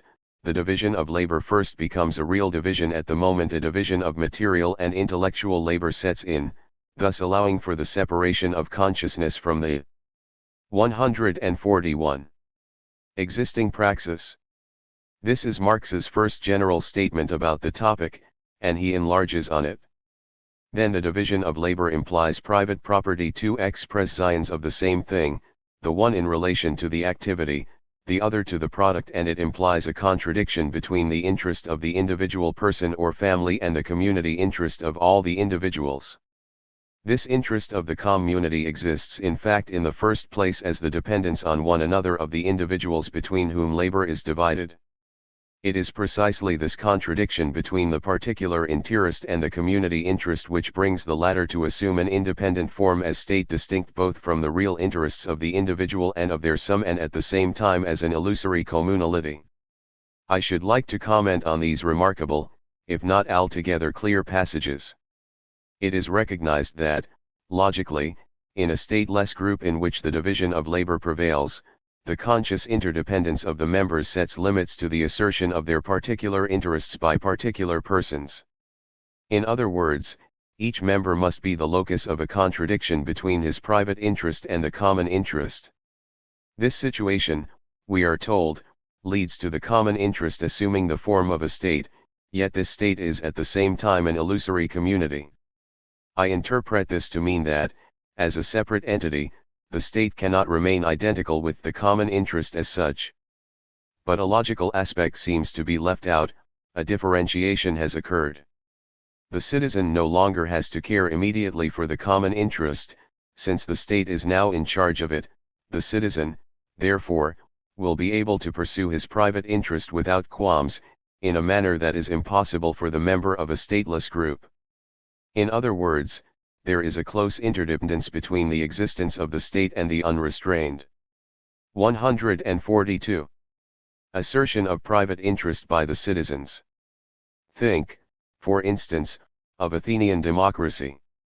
If there is perhaps something illusory in the state as community, there is certainly also an illusion in considering the unabashed assertion of private interests unleashed by the existence of an arena for their ordered fight as if it were independent of that very arena, the state. It shows in the author's mind a deep-seated tendency to take the individual as existing by itself. This logical mistake is surprising on the part of Marx, who excels in general in bringing forth all the facets of a given relation. 15. The passage quoted above is nevertheless valuable because it contains a recognition of something common to the members of a given society. At this stage, and all along, we are not told any more about language and consciousness as something common to all, but at least on the level of interest, which is the only one actually recognized, we are told of a common interest that consists roughly in preserving the framework within which the life and interaction of the members and the assertion of their private interests take place. What becomes of this recognition in more advanced stages of society? We know, of course, a rough general answer by Marx and/or the Marxists to this question. it is obtained by an exclusive focus on economy and on class. What we are concerned with here is how the global society, and the state, are conceived in the German ideology. In a section called Relation of State and Law to Property, the state is defined as the form under which the individuals of a dominant class pursue their common interests and in which the civil society of an epoch as a whole is summed up. A few remarks. Civil society is taken here in its general sense as defined elsewhere, the whole of the material relations of the individuals within a given stage of development of the productive forces. This usage is not isolated in this work. In the same passage the double meaning of the term is admitted, one more example of assumed continuity between the pre-bourgeois and bourgeois stages. The definition does not absolutely rule out the existence of something, some minor degree of interest, common to all, even if the main interests are common only within a class. 143. Actually, the definition seems contradicted by what immediately precedes it in the text. To minimize the contradiction, we must construe it as saying, where there exists a dominant class, the state is, for the preceding passage says, precisely, that in Germany, in the situation of transition between the Middle Ages and modernity, where estates and classes coexist, no part of the population is able to dominate the others, and the state is thus independent. The above definition thus appears as an unwarranted generalization from the modern situation, the more so as it is through the emancipation of private property from the community that the state has acquired a separate existence outside civil society. Be it noted en passant that the remark about the same term being applied in a restricted sense to modern conditions and in an extended sense to other conditions applies here to class and, elsewhere more distinctly than here, to private property. 16. Otherwise, common interests are discussed preeminently in passages relating to the replacement of one class by another as dominant. Thus, each new class that takes the place of the class that dominate before it is constrained, be it only in order to reach its ends, to represent its interest as the common interest of all members of the society. Already from the very fact that it confronts a class, the revolutionary class presents itself from the start not as a class but as the representative of the society as a whole, it appears as the entire mass of the society confronting the single dominant class. It can do this because at the beginning its interest is still truly linked more with the common interest of all the other non-dominant classes and because, under the pressure of the antecedent state of things, its interest has not yet been able to develop as the particular interest of a particular class. In brief, there is no common interest beyond the opposition between dominant and dominated except perhaps at the revolutionary instant when a new class comes to power. In the margin facing this passage Marx noted among other 144 things the illusion of common interests, adding, in the beginning this illusion is right. There is something illogical or uneasy here, as in the quotation above. 17. Of course the proletarian revolution must put an end to that state of things and reinstate a true community. How does this happen? In a remarkable passage on this question, the class is called a community, but it is a community of the wrong sort, a community to which individuals belonged only as average individuals, only insofar as they lived in the existential conditions of their class. Not as individuals, but as members of a class. The apparent community, which the individuals had previously constituted, always took an existence independent from them, and at the same time, as it was the union of one class against another, it represented for the dominated class not only a quite illusory community, but also a new chain. On the contrary, in the community of the revolutionary proletarians who put under their control the conditions of existence of themselves and of all the members of the society, it is just the reverse, the individuals participate in it as individuals. They do so by association or union, a free and voluntary union. And again, in the real community, the individuals acquire their freedom at the very time they associate, through their association and in it in contradiction to the surrogates of community one had had theretofore, the state, etc. Where personal freedom existed only for the individuals of the dominant class. All in all, we must conclude that the division of labor has initiated a drama of increasing intensity, it has created a divorce between particular and common interest which deepens with the increase in the division of labor. The result has been to isolate the common interest in illusory or insufficient institutions which dominate the individual from outside. Only with the suppression of the division of labor and the conscious regulation of the economy bv the voluntary association of individuals will they recover the sense of a true, immanent community. It is clearly difficult for us to realize how a mind of the caliber 145 of Marx's can have entangled itself in such an unreal construction under the bona fide claim of a soundly empirical, no-nonsense historical inquiry. Much more is involved than the relative ignorance of the young authors, as alleged by Engels. For one thing, we are wiser after the event, for we have the benefit of Tönnies's distinction between community and society and are thus enabled to see how Marx and Engels, who Axisian ally distinguished the two notions, have made a mess through their confusion.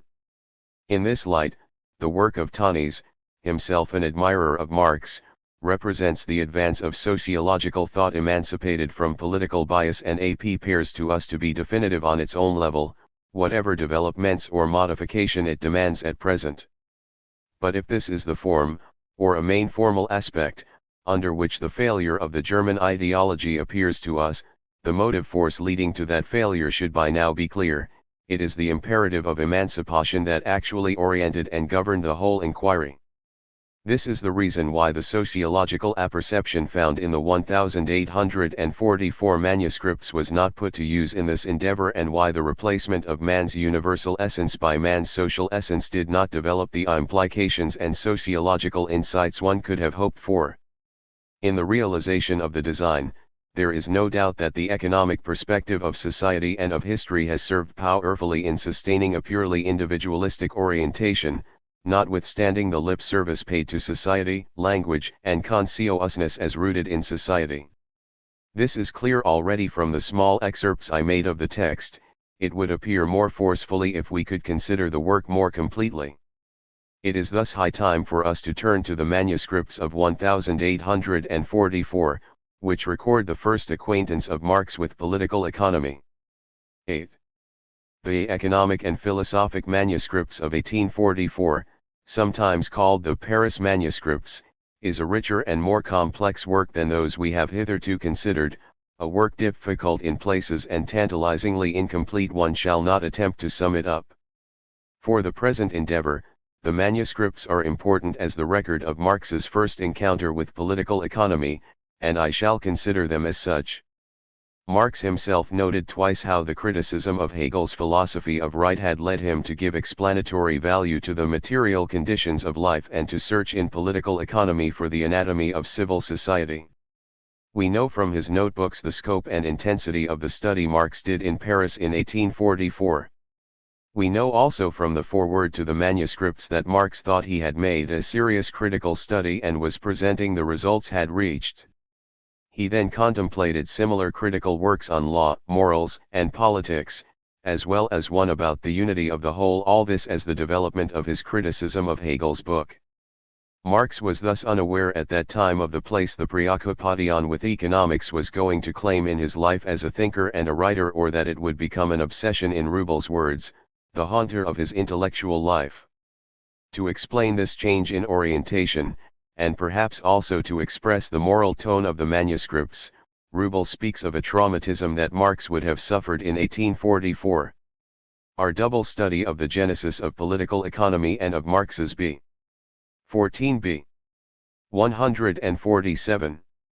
Beginnings should allow us to throw some light on the point.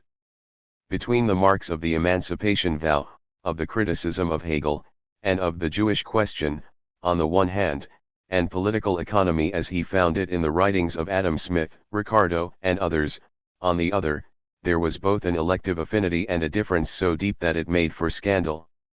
An elective affinity, I scarcely need to insist on the point after having stressed, against the background of the preceding chapters, the individualism of the vow, the immanentist criticism of the state, etc.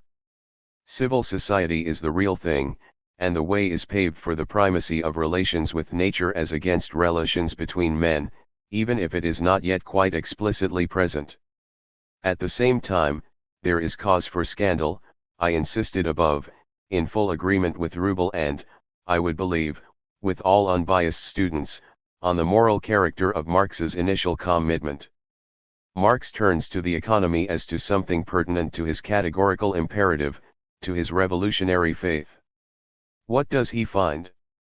He finds a discipline that, in order to constitute itself as an independent science, has had not only to neglect moral issues but to proclaim that they are irrelevant within its precincts, where the facts will deliver the norms. The clash is predestined, and at the same time its outcome appears predictable. The economic point of view is so germane to that of the revolutionary philosopher that he will need to remold economics to suit his purpose. This is what Marx, although he immediately begins the task, does not yet fully perceive in 1844, and what will make economics haunt his entire intellectual life. It is not to be wondered at that Marx found economic theory indispensable as affording a scientific demonstration of what had hitherto been an ethical norm. What appears in retrospect a matter of wonder is, rather, how little Marx had to change in the operational premises of the founders. He could build upon the basic framework of Ricardo, he had not to reject it in toto. This fact, again, we can understand, as we insisted after Muradal on the role played in the founders' theory by value judgments, which happen to be the same as those of Marx. More than a matter of scientific truth, it is a matter of general consensus on values in the modern world. A. 148. Matter of Marx's remaining within the basic assumptions of our modern ideology. But first came the clash. Moral indignation is in full display in a short pamphlet by Engels, anterior to Marx's manuscripts and published by him in his Jahrbucher in the spring of 1844, The Sketch of a Critique. The pamphlet is replete with expressions of moral contempt and abuse addressed both to the practitioners of trade and finance and to political economy, presented, we would say, as a rationalization of the practice. The whole makeup of modern economy, with private property and competition at its basis, is immoral. Notwithstanding its exceptional insights and its praise by Marx, who will take up some of its points, this pamphlet is a brilliant piece of journalism, interesting for the psychological background it reveals. The impression we receive from Marx's texts is very different. Not that the moral feeling and judgment are less intense, but the reaction sparks off at several levels simultaneously. Marx uses, applies, furthers, interprets, corrects, and condemns, all at once. He condemns altogether sparingly if magisterially. His meta-economic stand and radical distancing, his philosophical training, his moral commitment, give him an attitude of superiority, and he dashes into the enemy's camp for weapons and ammunition. He has no time to enter into a writer's mind. For instance, when Adam Smith concludes against his subjective tendency, let it be noted that the landowner's interest is always consonant with that of society at large, his statement is dismissed curtly as a stupidity, for the young Marx knows better.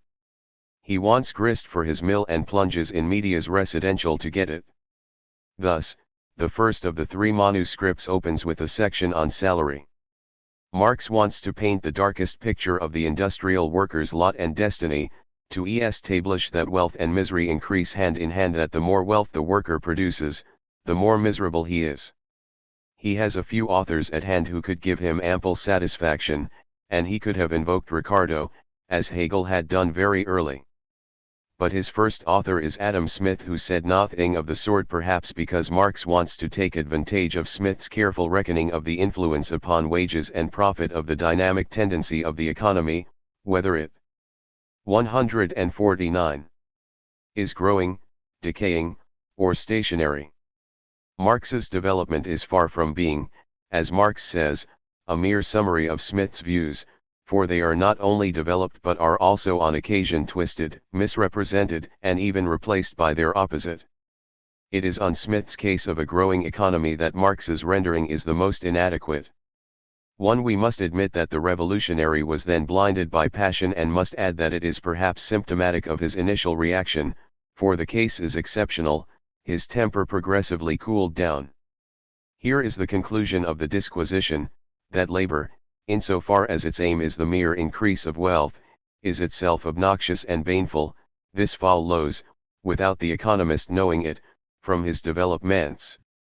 This approach to political economy by Marx, hurried, superior, and initially partial too, explains perhaps why Marx nowhere in the manuscripts comes directly to grips with the central issue that separates him from the economists, the moral issue. One would have expected an elaborate criticism of the notion of the harmony of interests.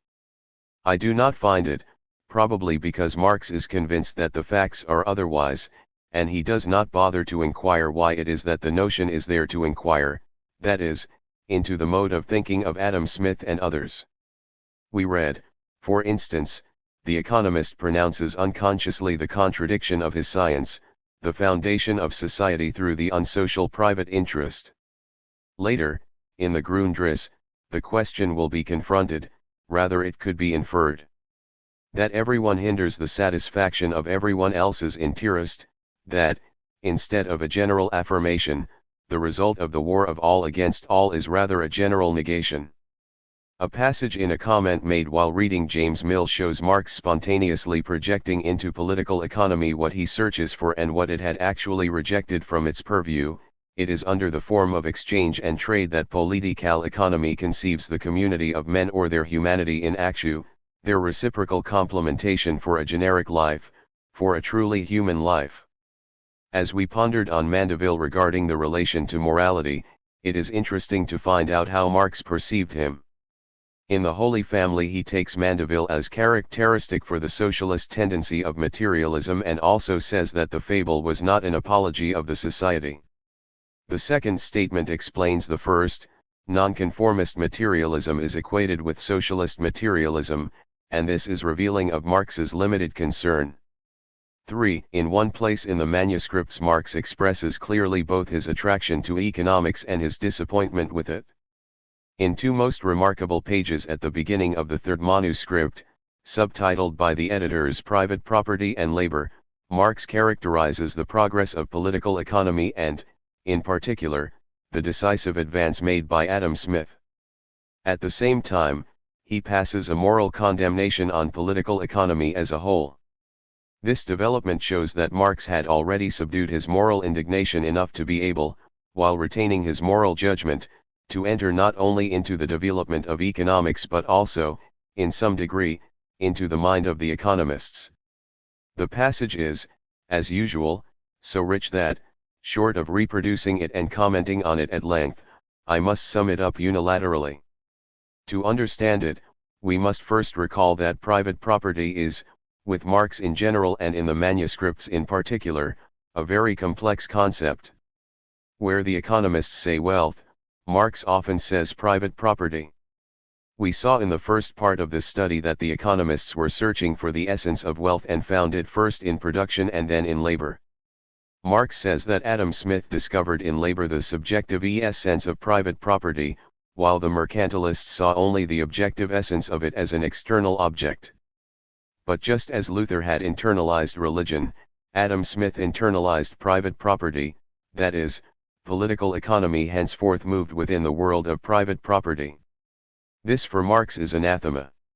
He does not say why, at this time, but we can understand it in at least two senses. First, it is clear from other texts that the compartmentalization of science cannot avail where human values are at stake. The stand is meta-economic. Second, more immediately and in relation to action, the bourgeois world is rotten and private property is doomed. Under the appearance of an 151. Acknowledgement of man, political economy, is rather the consequent accomplishment of the denial of man.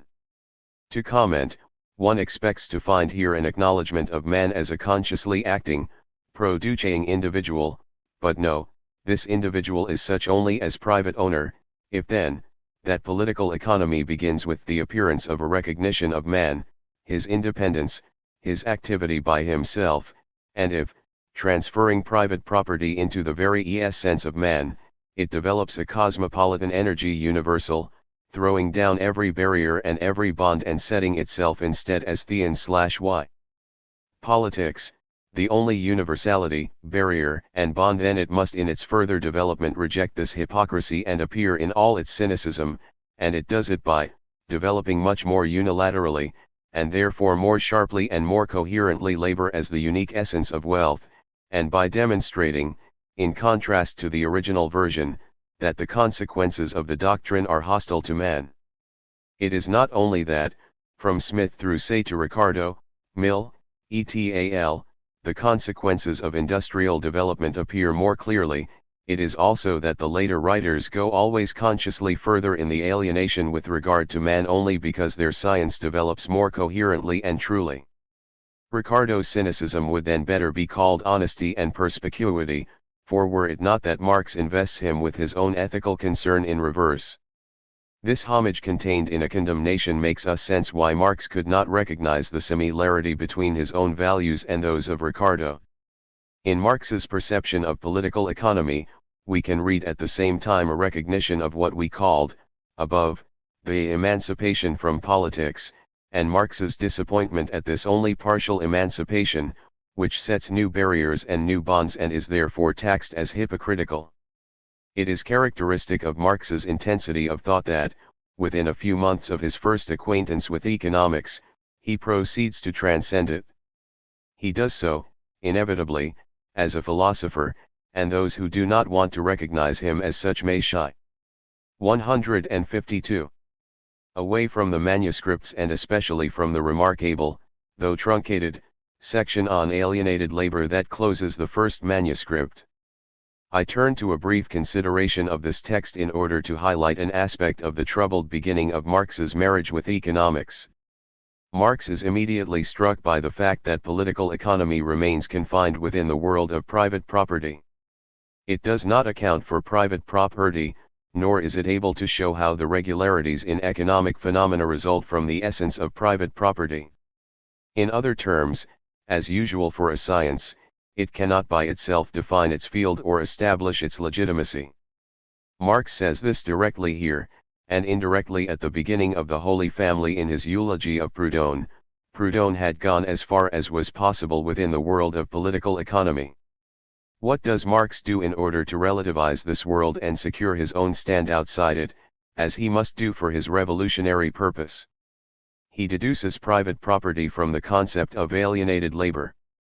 The starting point is the result of the previous criticism: the worker becomes the poorer as he produces more wealth, becomes a viler commodity as he creates more commodities, and so on. The worker, thus separated, alienated, from his product, is as a consequence alienated from his activity as producer and, again, from the manifestation in him of the characteristic of the human genus, namely, the free, conscious action on nature. It is from this triple alienation that Marx deduces, among other consequences, private property. This sounds strange. One would have expected an author who is following Marx's path to start from the everyday facts of the matter: private property, the relation between the employer and the worker, etc., and to build inductively anything like a concept of alienated labor. The reverse is true. Why? We have seen already that the recognition of labor as the subjective essence of wealth, or of private property, is taken as a great step forward for economics. But Marx himself explains his choice. Near the end of the development he expresses his satisfaction for having transformed the question of the origin of private property into that of the relation between alienated labor and the development of mankind. 153. For when one speaks of private property, one thinks one has to do with something external to man. While when one speaks of labor, one has immediately to do with man himself. This new way of asking the question implies already its solution. A little earlier, Marx admits that in actual fact there is a reciprocal action between private property and alienated labor, and that he has extracted the concept of alienated labor from observation, from the movement of private property. Yet, he adds, the analysis of the concept shows private property to be a consequence of it, just as the gods are originally not the cause but the effect of an aberration in human understanding. We perceive here that private property, as something that appears external to man, is less real than labor, that is, man himself, insofar as he is defined as conscious activity or production. Why is property relatively unreal, like the gods? It is a human institution, a social phenomenon, while the activity of the individual as such is universal, as constituting the essence of man. I propose tentatively two almost identical formulations of Marx's hierarchical judgment: the individual is primary as against society, the relation between man and nature is primary as against relations between men. If I am right, there is something ironical about the result of Marx's elaborate attempt. He succeeds in removing what blocked the way to revolution. Political economy begins with labor as the very soul of production, and then goes on to attribute to labor nothing and everything to private property, but he remains within the limits of economic thought. Marx is already haunted by economics. It is also clear that alienated labor is a very general category that, although derived from the capitalist regime of production, can be and is taken more vaguely or implicitly as applying to other stages of economic development, nay, to economic development in general. This is the advantage of a philosophical category, a kind of ideal type after all, referring to the individual human subject in largely psychological terms, much in the manner of 18th century constructions, but derived from 154. Historical social relations instead of from nature. The Hegelian parentage is obvious, and yet it is a great credit to Tucker to have traced back the ancestry and described the genesis of the concept with such precision and completeness that he has given the real answer to the question, why alienated labor? His book must be read. Most immediately, it shows Marx's concentration on alienated labor to be the direct outcome of his Hegelian cum Feuerbachian philosophy. Hegel has the key to political economy, and conversely, Hegelianism has truth value on that level. As to our particular inquiry, the first lesson is that the concentration on the human individual subject emphasized above is basic, issuing from philosophy reconstructed insofar as it had strayed from that subject, while of course remaining rooted in it all along and flowing into economics with perfect continuity.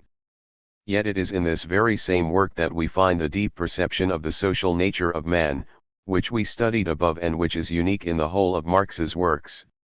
It would seem that the narrow conception of human life entertained by the economists caused in him a revulsion and led him, in contrast, to dwell at length in the third manuscript as nowhere else on the delights of a perfect social life, at the opposite pole from James Mill's possessive individualism, and thus to stress psychological and aesthetic aspects that are absent from the works of his maturity.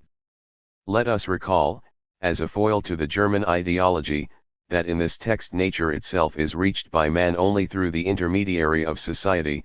The human sense of nature exists only for man as social.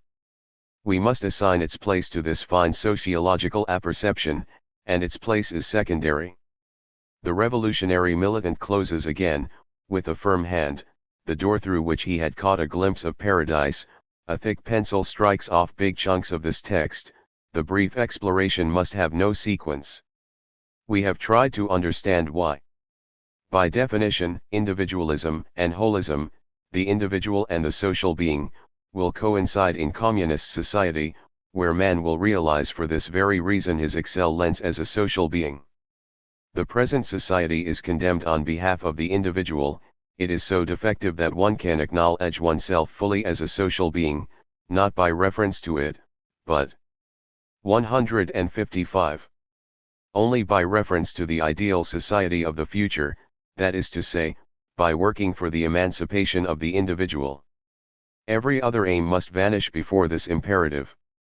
In this dialectic, it is clear that the individual has primacy over the social being and that the revolutionary project replaces and forbids the full recognition of man as a social being here and now.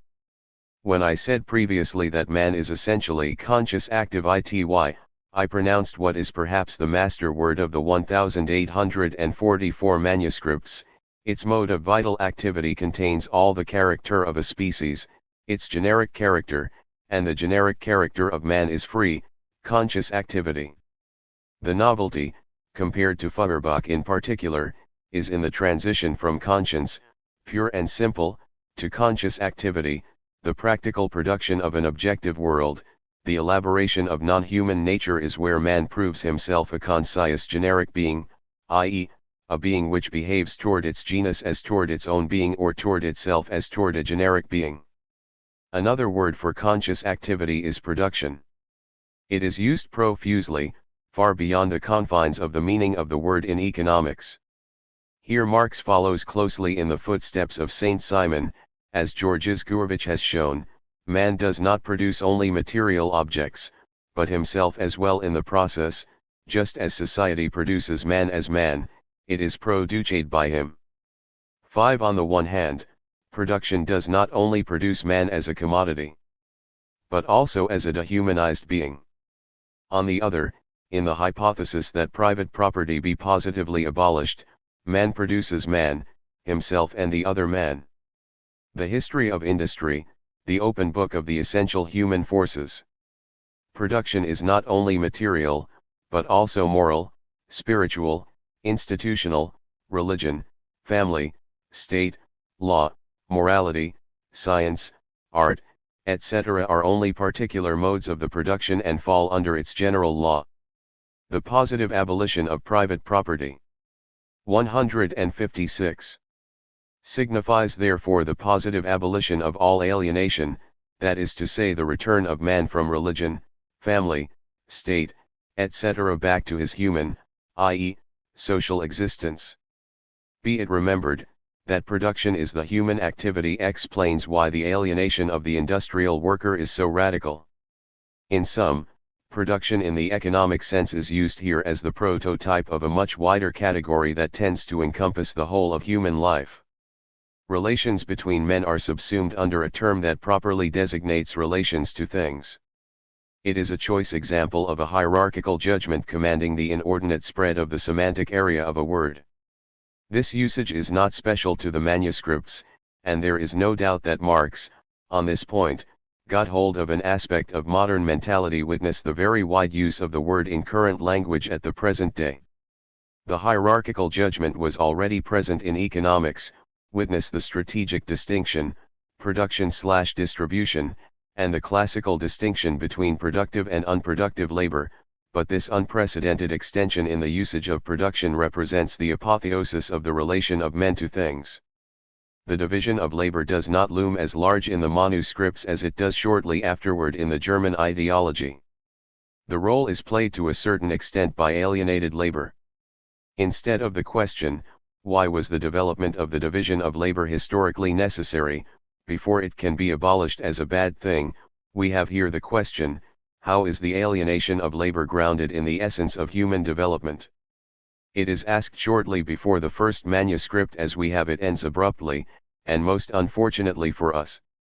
The answer Marx later gave to this question is, roughly, that economic development demands the production of a surplus, and that men will not by themselves produce a surplus in excess of their needs, they must be constrained by others idlers, or at any rate unproductive persons. Again, near the end of the third manuscript there is a careful stock-taking of the economist's views, in which Say is praised for admitting that the division of labor impoverishes and degrades the activity of the individual. Again, the text breaks off after Marx has listed the questions he wanted to treat and has announced. 157. That he would prove what the economist cannot prove, namely, that labor is the essence of private property. Division of labor and exchange are formations of private property, and this proves that human life needed private property to realize itself and that it now needs its abolition. For a non-Hegelian, there is something here that is highly arbitrary or paradoxical. The facts of the matter show that economic production is a social process. Marx has insisted, against the economist, on the social nature of man, yet he does not take society as the real subject of the production process but follows the economists in concentrating on the individual subject. Production in its reality, that is, in its development, supposes that one man works for another. How then can it be maintained that production, that is, the fundamental relation between men and things, is independent of the relations between men and exclusively a matter of man as an individual? Or again, if human truth resides in the individual, then it should not be searched for in production, which has progressed only thanks to the individual's alienation and is thus practically identical with alienation. From whence comes the hope, or the certainty, that this state of things can be upset, if not from the state of nature? I am afraid the real answer to such questions is that the deeper the contradiction under which mankind has labored until now, the grander the revolution the redemption promised to us. A rather involved paragraph shows that Marx sensed the paradox implied in a sociologist's rejection of the division of labor. The division of labor is the economic expression of the social character of labor within alienation. Or, since labor is only an expression of man's activity within alienation, expressing the externalization of life as the alienation of life, the division of labor itself is nothing but the foreign, alienated positing of human activity as real generic activity, or as the activity of man as generic being. This passage is important as providing the transition from alienation to the division of labor, which alone will be retained in the German ideology. To make it clearer, if we call work the free activity of man, and labor his alienated activity, then division of work would be all right as the expression of man's social. 158. Nature, but unfortunately only division of labor is actually found. Yet, the division of work implies a will or control at the social level. How could it be, in fact, voluntary on the part of all? Between man as a social being and man as an individual for whom any form of social life will mean some sort of alienation, Marx has actually chosen already. The picture of man's free work in the communist society which we encountered in the German ideology now appears as entailed by Marx's earlier choice. Asterisk. There is a marked change of climate when one moves from the early to the late works of Marx. In the early works, Marx's self-definition or self-assertion has a pronounced polemical aspect, whether directed against the young Hegelians, the economists, or Proudhon. In the Grundrisse and subsequent works, all discussion is certainly not absent, but the tone is much more serene. Moreover, if economic disquisitions and revolutionary design certainly remain close to each other, they no longer intrude upon each other. The foreword to the Critique of Political Economy closes with 2 verses of Dante, which Marx transfers from the infernal gate to the threshold of science. It is clear that the intention to work constructively on the level of science has absorbed the initial impatience with political economy as it was. Marx now conceives his scientific contribution as being of revolutionary import by itself. Considering only the introduction of the Grundrisse, the general impression, in contrast to the dry schematism of, say, the German ideology, is unmistakable. Here is balance, maturity, mastery.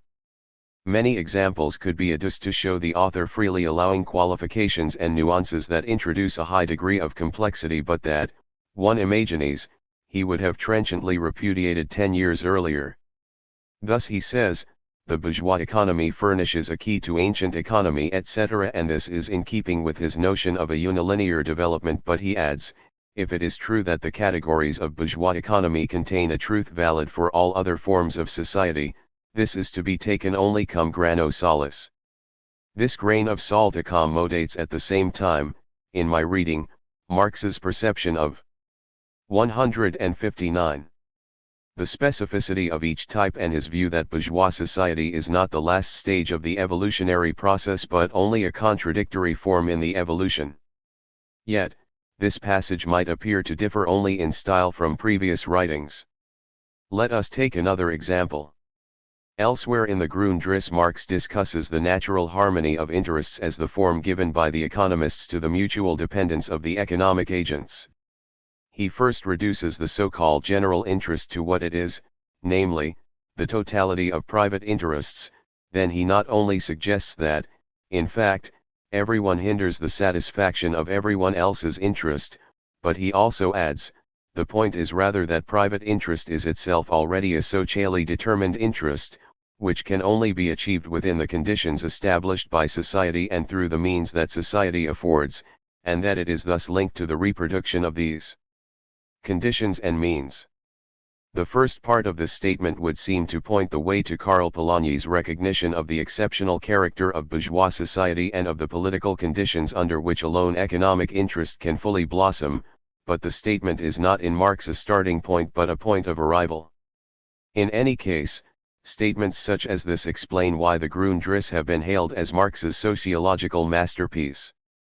Self-directed humor or irony is perhaps not entirely absent from the introduction. Discussing at length the relation between production and consumption, Marx seems to conclude by expounding three modes under which the two are identical, but he goes on, hence, nothing is easier for a Hegelian than to treat production and consumption as identical. And this has been done not only by socialist writers of fiction, but even by economists. The important point is that production forms the actual starting point and is, therefore, the predominant factor. Consumption thus appears as a factor of production. Thus, a long drawn-out Hegelian exercise is suddenly cancelled. 160. By a brief statement of immediate positivity. This is part of a long and brilliant discussion of production in relation to consumption, distribution, and exchange, the conclusion of which is worth pondering. There are two senses of production. One designates production as different from distribution, exchange, and consumption, while the other sense is much wider. Production, distribution, exchange, and consumption are, all members of one entity, different aspects of one unit. This entity is called in its turn production because production predominates in it. Production predominates not only over production in the opposite sense of that term, but over the other elements as well. A definite form of production thus determines the forms of consumption, distribution, exchange, and also the mutual relations between these various elements. Of course, production in its one-sided form is in turn influenced by the other factors. I find this conclusion very remarkable. In the first place, it is a typical hierarchical judgment. Here is a whole made up of four elements, that is, the economic whole or, as we might call it, using an earlier expression of Marx, the whole of the movements of private property. This whole receives the name of the one of the four elements which is thought to be predominant, production, and production, in the encompassing sense, becomes so much the essential thing that the other, proper sense of the term is called production in its one-sided form. Or, to take the structure in reverse, here is production writ large. It contains within itself four elements, namely, production and three others, just as in the book of Genesis Adam as first created is succeeded by two beings, the male Adam and his counterpart Eve, fashioned in the meantime from one of his ribs, that is, symbolically encompassed in him. Such a hierarchical structure embodies a value judgment. Here there are two judgments implied, that the economy as a whole has to be called by the name of one of its components, that its predominant component is the one that embodies more immediately man's relation to nature as against relations between men. This Marx does not say here, but we may say that it underlies his thought. 161. It is to be noticed that Marx is led to this hierarchical conclusion by his honesty in trying to express the relation, as he conceives it, between production and the other aspects. The Prechting development is replete with observations that, like the one above, regarding consumption, could have led in other directions, but the conclusion to be reached is predetermined. Marx must join Ricardo and the classics precisely in isolating production from the other aspects, for otherwise there would be no necessity to consider value as issuing from production, to search for its essence in the production process, and we might end who knows with a marginalist theory of value. One more remark, is this conclusion of Marx not open to the sort of criticism made by Marx, at least by the young Marx? If we take a materialist, nominalist, empiricist stand, what can we make of this hierarchical arrangement, of that production which encompasses production and its contraries of one or the other sort? Someone like the young Marx, if confronted with such a statement, might well have called it hypocrisy or cynicism, if not mystification. We had already noticed in the manuscripts how Marx, following Saint Simon, tended to make production the prototype of all human activity and life altogether. Here is a more clear-cut, if more limited, case of encompassing, and this privileged status is in strange contrast with the young Marx's impatience with any subordination or transcendence, for transcendence is indeed reintroduced with Marx's hierarchical judgment: here is your God, ye moderns. The third and most significant section of the introduction to the Grundrisse contains a statement which also has a hierarchical aspect, but which I shall stress as the assertion of an important sociological principle. It is the idea that in each type of society one form of production predominates and gives its imprint to the other forms that may coexist with it and to the whole economy and, in Marx's view, society. This principle is accompanied by a truly structural consideration of the relative complexity of an element here, a category in relation to its place in the whole. Marx argues that a relatively simple category can express either dominant relations in a relatively undeveloped whole or subordinate relations in a relatively developed whole. Abstract categories like labor appear as the consequence of a complex historical development. While, thanks to their generality, they can be in a sense widely applied, yet they are fully valid only for the conditions in which they have appeared. Marx is especially concerned with the order of his general exposition. One should not begin with land ownership and land rent because in the modern period they are dominated and modified by the overall predominance of capital and profit. What I want to praise here is the recognition that the unity of a social system corresponds to the predominance in it of certain institutions which it is the duty of the sociologist to determine, not only as present by the side of others, but as giving its character to the social whole. In Marx's own words, under all forms of society there is a certain production which by itself and by its conditions determines the rank and influence of all the rest. It is the general light in which all the other colors are dipped and which modifies them in their particularity.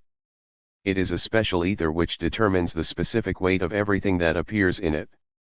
The aesthetic feeling is not so frequent in Marx. It marks here an intense perception of the specificity of each type of society and of its unity. We may call it a holistic and hierarchical perception. Yet, the reader might say, these declarations, remarkable as they are, relate in the last analysis to the economy, or to the society perceived as or reduced to an economy. This is true, and when all is said and done, what I shall have to show is that all these blossoming developments, in which the bare bones of Marx's materialism almost disappear from view, do not in actual fact transcend the limitations set by the writings of his youth. They may well modify or even contradict the initial views on particular points, but the fundamental presuppositions are not replaced or doubted, they stand. Regarding the social nature of production, the introduction to the Grundrisse and especially its first part, which we shall now consider, is more articulate than the manuscripts or the German ideology. Actually, Marx opens the introduction by insisting on the need not to abstract the individual, as the agent or subject of production, from its social setting. This initial statement is directed in the first place against the adoption by 163 contemporaries like Bastiat, Carey, and Proudhon of the 18th century notion of the man of nature as an isolated individual. Marx points out that this notion is part of the ideology of bourgeois society. There is only a short paragraph, yet one is surprised that Marx, who had studied law, does not hint at the link with natural law theories and assigns to the individual man of nature only a very short pedigree, the 18th century individual, constituting the joint product of the dissolution of the feudal forms of society and of the new forces of production that had developed since the 16th century.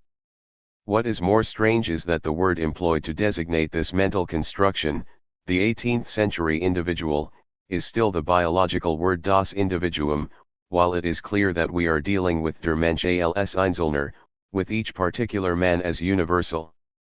Actually, the word appears a few lines further on, when Marx says that in that period for the first time the different forms of social interdependence confront the individual as a mere means to his private ends, as an external necessity. Here the reference is to the thinking subject, and therefore the biological expression was untenable. The next sentence has still more. The view is called that of the isolated individual or, better, individualized individual. it is clear that Marx has failed to distinguish systematically between the individual as empirical fact in relation to species or genus and the individual as value or as self-sufficient, thinking subject. The point is not unconnected with Marx's general argument, for we may ask, which of the two sorts of individuals is the subject of production? And why is production referred to such an individual as its subject, given the fact that production is essentially a social process? A first answer is that the subject of production is the empirical individual. We must think concretely. Production is essentially labor or work. The working agent is man as a separate agent, as a biological individual. As Marx put it, it is false to consider society as a single subject, it is speculative. In that sense, then, Marx 164 is content at the start with cutting the individual to size as the empirical agent of production and insisting for the rest on the social determinants of production. But this is not quite the end of the matter. Marx goes on, the further back we go into history, the more the individual and, therefore, also the producing individual appears as dependent, and as belonging to a larger whole. 6 In this sentence as a whole, the individual is again clearly a mental construct and not a mere biological being. It is obvious that in such a state of dependence, not the particular agent, but the larger whole of which he is a part, the family, the clan, etc., should be taken as the subject of production. The same is the case in a passage of Capital on primitive cooperation in which the individual is yet as little detached from the umbilical cord of the tribe or community as the individual bee from a swarm of bees. Here again the human individual is the mental construct. Marx goes very far toward relativizing the notion, his own notion of the individual, for he immediately notes that the ideology of the individual accompanies the highest development of social relations. 7 And he adds, man is in the most literal sense a zoon politikon, not only a social animal, but an animal which can develop into an individual only in society. The evidence shows that Marx has actually generalized a modern category, the individual, without applying his own precept concerning the grain of salt. The grain of salt here would have consisted in distinguishing between the biological empirical and the moral normative individual. Marx did not do it, and he could not do it within his system. On the crucial question of who is the subject of production, Marx in this introduction comes very near to transcending his initial view, and finally he does not. This can be seen from 2 passages found within 4 pages. In the first, it would seem that society is on the verge of winning the contest. In the second, the individual triumphs again. The comparison is instructive. 165. Therefore, whenever we speak of production, we always have in mind production at a certain stage of social development, or production by social individuals. All production is appropriation of nature by the individual within and through a definite form of society. The individual is the subject and society a mere determinant. In the second passage, the main concern is property, or appropriation, and we thus get a significant indication that production is a relation to nature, an appropriation of nature. Now the appropriator as such is clearly more than an animal, a moral person. We have seen that at the beginnings of society it would be more proper to speak of the appropriation of nature by the family, etc., than by the individual. What about the other pole of the development? Let us take one of Adam Smith's well-known pinmakers, who is specialized in one operation among the many into which pinmaking is divided. Can we speak meaningfully of that man as appropriating nature, or is it not rather at the very least the whole team of workers, or the manufacture, that can be said to appropriate a part of nature, or, better, to effect a first stage in the appropriation that will be complete only when other people will consume the pins? We know that such cases are considered by Marx as alienated labor or the like. In any case, it is difficult to find a justification for maintaining, from a universal point of view, that the individual is the subject of production. As to the single human being, we may say only that he is the elementary agent of production, or, should I say, of a particular technical process, and, as such, its main agent as long as the techniques remain relatively simple and the division of labor little developed. As to the individual in the modern sense of the term, who would be able to stand as the real subject of production, we know on Marx's own admission that, on the one hand, he is non-existent or at best only latently present in most societies and, on the other hand, that in modern society he is not really the subject of production because alienation, or the 16b division of labor, estranges him from his product and from his productive activity. The conclusion seems obvious. On the level of description, the individual has no place here, and production is essentially a social process. Properly speaking, society is the subject of production. Sometimes Marx comes very near to admitting this, as when he says in the same development, it is always a certain social body or social subject that is active in a totality of branches of production. Yet on the whole, he maintains his individualistic formula. Why? We must recall that he had posited from the start, remember, the German ideology that the individual is the alpha and the omega. Society, language, consciousness, came far behind production in the determination of human life. Now Marx has found his way to stressing the social aspect more strongly, but even his most advanced statement, that man can individualize himself only in society, does not lead him to discard his non-sociological initial presupposition. All he can do is qualify it by speaking of individuals producing in society or of the socially determined production of individuals, of social individuals. There is a good reason for this.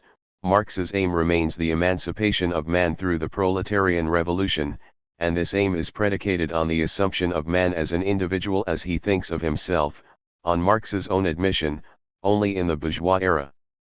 Another formulation of production admitting another subject than the individual human being would appear to him, on the face of it, to sever the link between economic theory and revolutionary active ity. This may be one of the reasons why Marx, who perceived something of the question the swarm of bees, could not disentangle in the individual the empirical and the normative aspects. He could not look critically into his own valuation.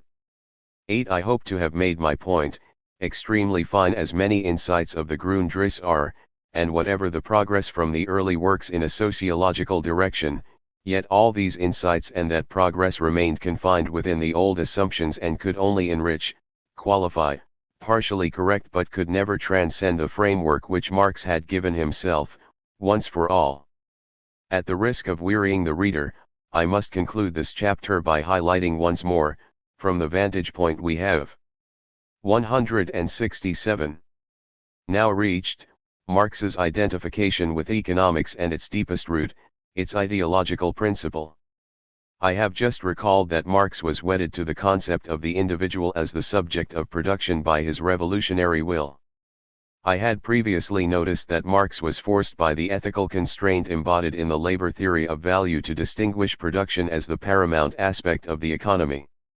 These two are still partial statements regarding Marx's relation to economics in general. They must be completed and integrated.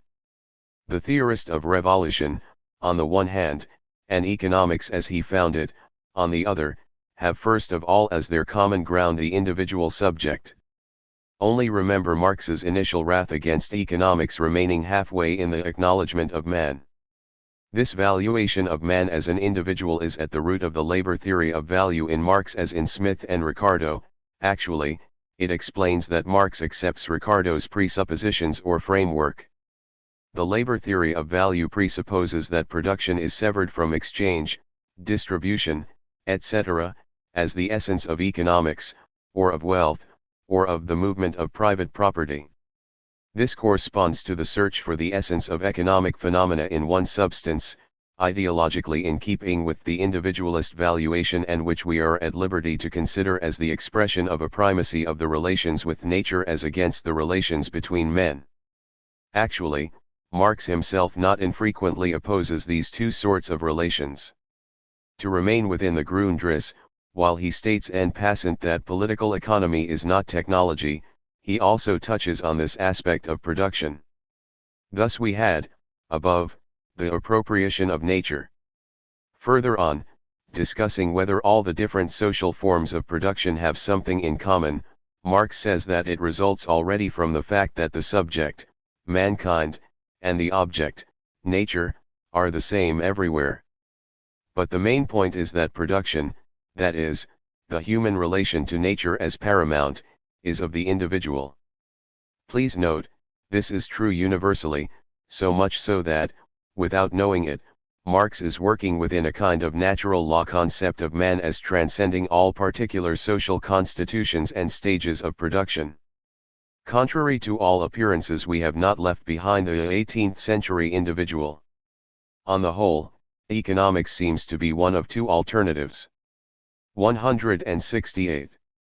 It stands in opposition to the valorization of relations between men, which entails in one way or another the paramountcy of the social whole as against the individual, that is, holism, and hence again in some manner hierarchy, that is, the recognition of subordination, transcendence, etc., as rooted in man's nature.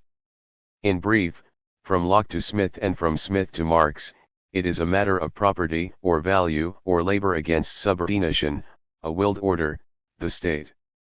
It is economics, not by the side of politics, but superseding it. Yet, if this hierarchical aspect is clear in Locke and in Marx, it is not so clear in Adam Smith, and we shall now consider Marx's achievement from that point of view. 9. We can regard Marx's general theory of society and history as the affirmation of the paramountcy of economic phenomena. If such a paramountcy was, as I tried to show, implied from the start, and if it is so widely admitted in the modern world as to constitute an important or central aspect of its ideology, then Marx can be said to have brought economic ideology to its accomplishment, whatever may be thought of the scientific value of his economic theory or analysis. Although Marx's contribution in this regard seems peerless, whether the achievement is exclusively his own is irrelevant from the present point of view. I am contending essentially that the feature is present in Marx, and I am asking why.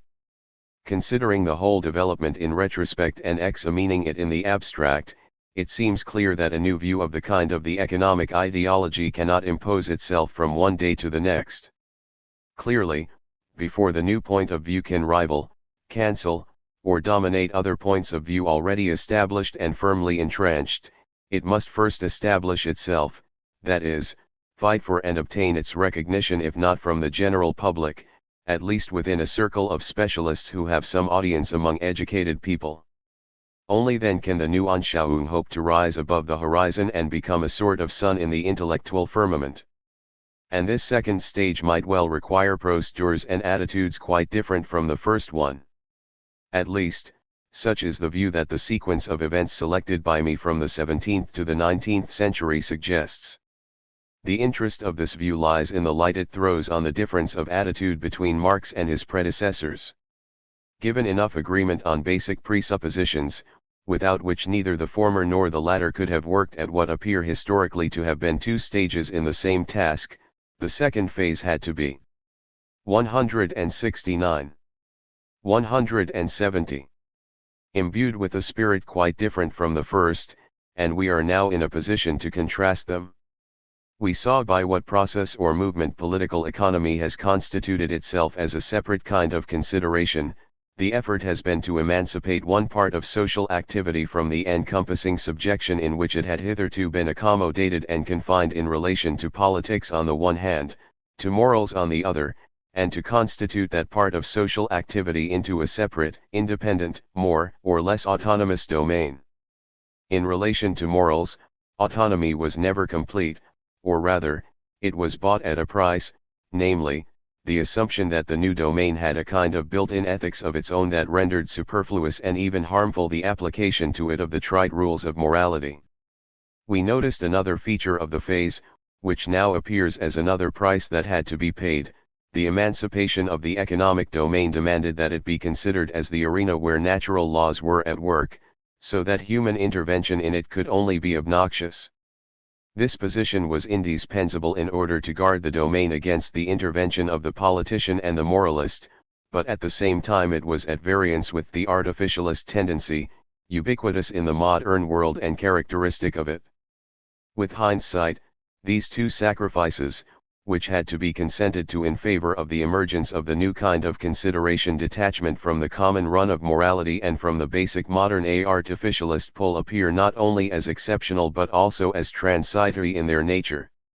Dictated by necessity, they would be redeemed if destiny favored the newly born natural science of the individual in society, for it is what economics was to be, its focus on wealth, production, etc., being entailed by this point of view. That Marx was unaware of all this is a minor reason for his clash with political economy when he first encountered it. The major reason is that he turned to the field with a deep motivation that was fundamentally opposed to the attitudes of the classics as egregiously incarnated in Adam Smith. Where they had been concerned with cautiously establishing their claim, reconnoitering the estate, and cordwoning it off against maraud. 171. Ing raids, here comes the young rebel who lays a claim to it in the name of the wholeness of man, as a base in his war against all established institutions and especially against everything that separates, mediates, partitions, mutilates, dominates, or humiliates man. Foremost in this man are perhaps his ethical commitment and his hatred of transcendence, bonds, and laws. With him, economics will become the scientific warrant of the most grandiose enterprise ever proposed to man's will. Economics is reintegrated with full rights in the society of doctrines. Indeed, it claims a right of suzerainty, or rather, of greater power over the whole of human action and human history. Thus, by a movement precisely opposite to that of the Founding Fathers, economics comes to its maturity and its apotheosis as an ideology, and displays in full light what it had contained in the seed.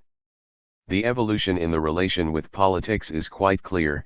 Economics developed from a humble maid, to a kind of umbrageous rival, to nothing less than an abusive mother. As we noted above, in this reversal of supremacy the content of primacy changes. It was a matter of hierarchy and teleology, economic means being subordinated to political ends. It has become a matter of factual primacy, the supposed cause is potent and hence superior in relation to the supposed effect. In relation to morality, there has also been a reintegration, but the matter is more complex. The modern artificialist claim, which had been temporarily banished, is reinstated, and human intervention is now allowed in the name of morality, nay, it is advocate on an unprecedented scale on the very basis of economic findings. But this again is obtained at a price, namely, that economic science issues in a condemnation of the very society that gave birth to it. In other words, economic reality is contradictory, and it can be made humanly meaningful, or moral, only through its partial destruction, sifting as it were the good aspects, which will be kept, from the bad ones, that is, those that have survived their usefulness which will be discarded.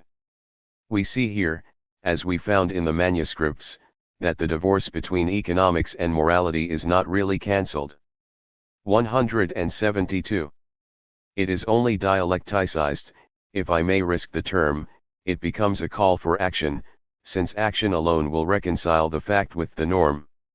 Not only is the articulation between socialism and economics dialectical, but also contradiction is enshrined at the heart of economic reality. If it were not, thought would not immediately issue into action. Do not ask why it is that throughout their long history men had to pay so heavily for their progeny to attain at last to a truly human life, for such a view is the necessary counterpart for mobilizing the maximum of energies in the present. Contradiction is the nerve center, the power pile of a doctrine built as a weapon. All in all, a built-in moral constraint has determined the development of economic inquiry in our authors. In this trend of thought, economics has not really succeeded in emancipating itself from morality. As to Marx himself, not only his economics but also his doctrine as a whole develops the initial moral commitment, the vow. In closing this essay, I should insist on its limits, lest it be taken for what it is not. It does not pretend to completeness in any sense. It is selective regarding not only the authors but also the aspects that have been retained. Regarding its proper object, the relation between general ideology and economic thought, two misunderstandings should be avoided. The first would consist of assuming that the choice of authors corresponds to some kind of value judgment on my part, as if they were taken to be more ideological and less scientific than others. It should be clear that, as stated in the introduction, nothing can be more remote from my mind than such a judgment and the dichotomy on which it rests. To take the example of Malthus, I hinted at the fact that in his controversies with Ricardo he seems much less characteristic than the latter of the ideological aspect I have been pursuing. But if we shift the ground to the theory of population, to the Godwin-Malthus controversy and to Malthus's essay, especially in its first form, we have a clear example of an ideological controversy in which the naturalist view, as opposed to the artificialist, is strongly stressed. Indeed, there is so little ground for assuming a geometrical progression on the one hand, and arithmetical on the other, that one may well ask whether this genial trick is not at bottom a mathematical expression of Na. 173. Tour's superior creative power as against man's. The second misunderstanding would be to assume that, within its limits, the present inquiry has exhausted its object. Here the reader is reminded of what I stressed in the introduction as the partial, provisional character of the attempt, starting from the comparison of the modern with one particular other civilization and the few conclusions or hypotheses issuing from it as the modest tools of the present endeavor. The only claim that this study makes is that modern ideology, thus set if imperfectly in a comparative perspective, throws some light on the thought of our authors, and that, reciprocally, their thought so considered throws some light on our modern ideology in one of its major aspects. Asterisk. Returning now to Marx, this section will gather some remarks which fall outside the mainstream of the preceding inquiry. They imposed themselves, so to speak, as the work went on and are in that sense byproducts of the study. These notes are somehow intermediary between the foregoing limited study and a general study of Marx that will not be attempted. The standpoint is different. We are now concerned with Marx's final stand on general questions of sociology and history and its adequacy or inadequacy. The mature works should be in the foreground and the early works used only to supplement them. One begins by noticing that, in the exuberant growth of Marx's brilliant, powerful, passionate, and painstaking, often recurrent analyses, the results or the insights are very unequally integrated into the general theory. Then one perceives the beginning of a pattern. There are recurrent socio-historical perceptions that stand in an uneasy relationship to the theory. Marx's perception is wider than his doctrinal framework and bursts out of its limits here and there, but it also suffers in its development from the imposition of those uniform presuppositions that the German ideology set out with perfect clarity. For scientific as against revolutionary purposes it is useful to recover those views in order to see where they would have led Marx, and where they would lead anyone who takes them seriously, if unhampered by the operation of a reductionist factor. My remarks will bear on two general conflicts. First, the 174.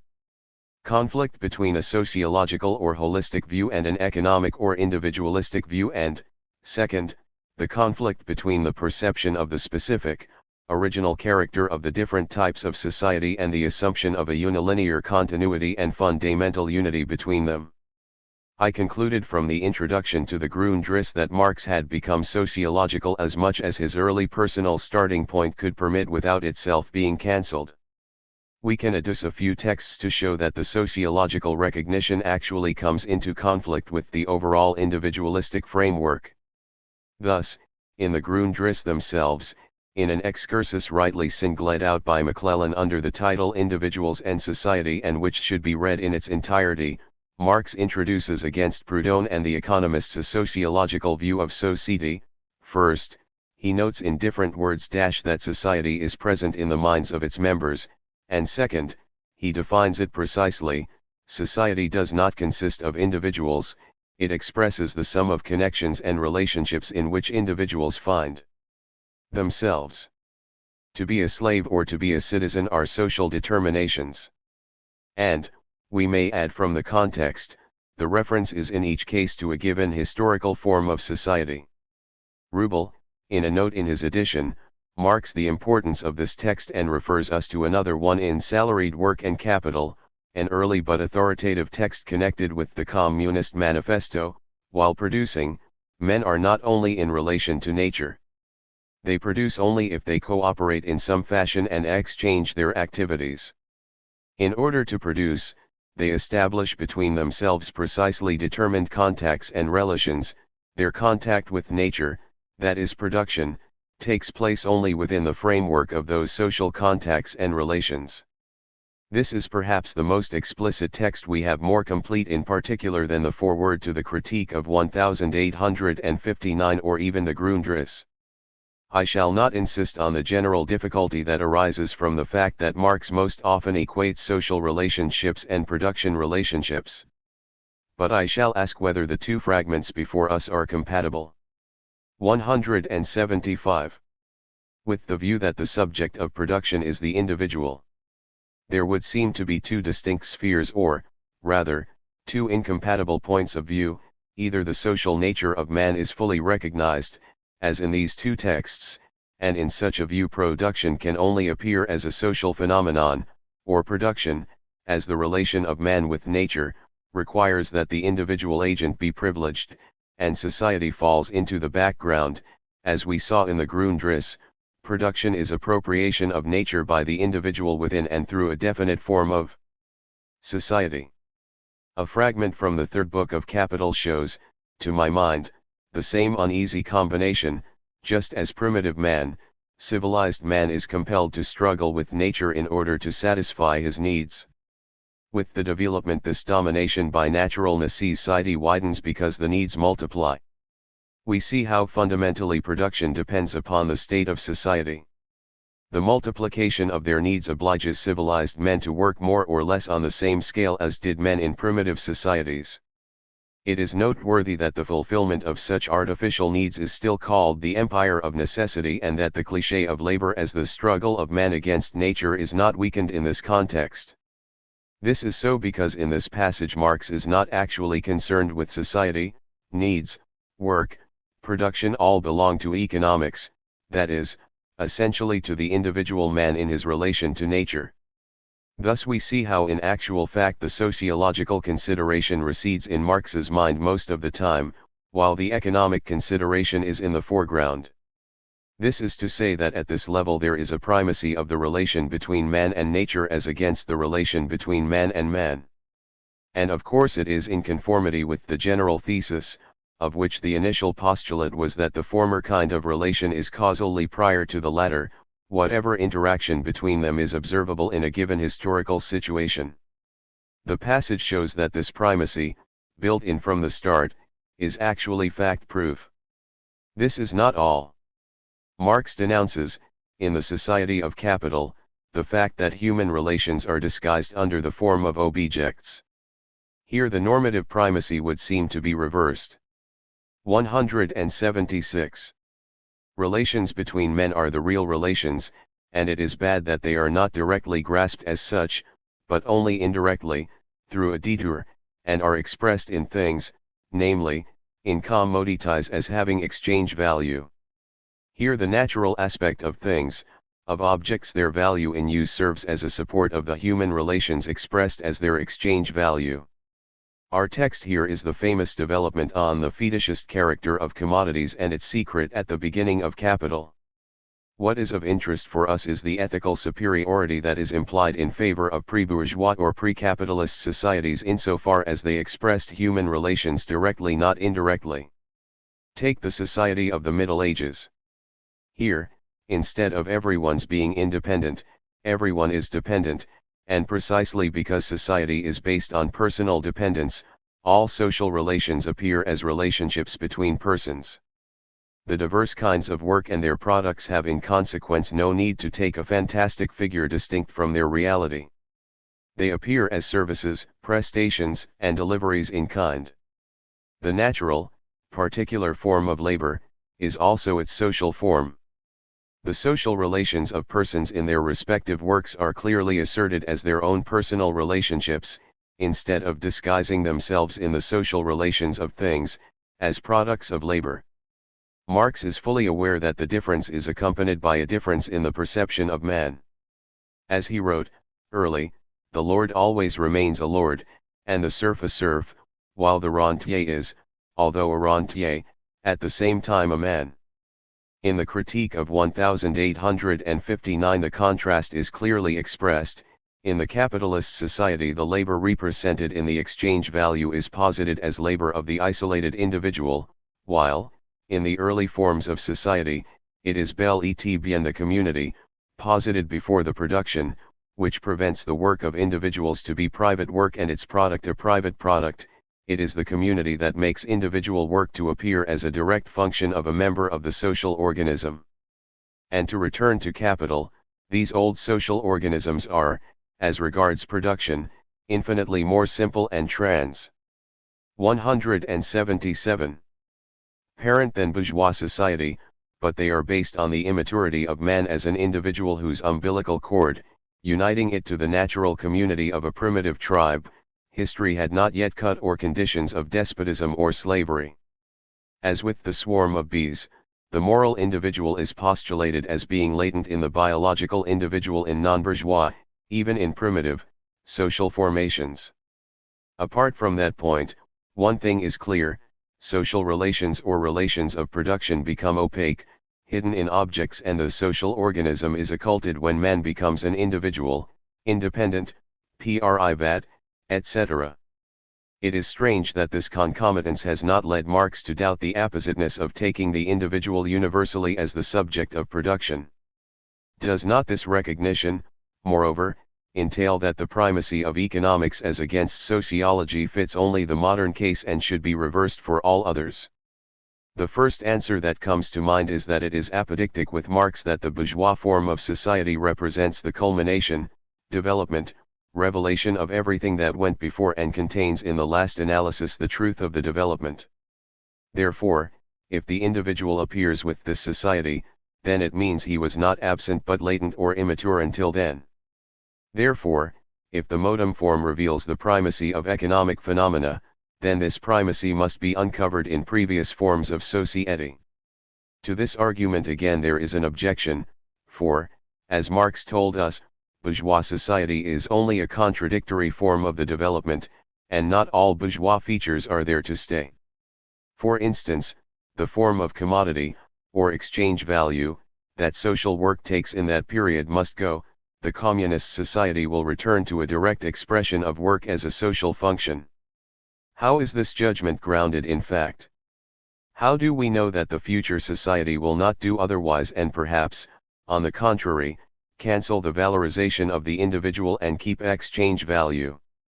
It is tempting at this juncture to say that the normative judgment of Marx's revolution as the primary purpose is the only answer.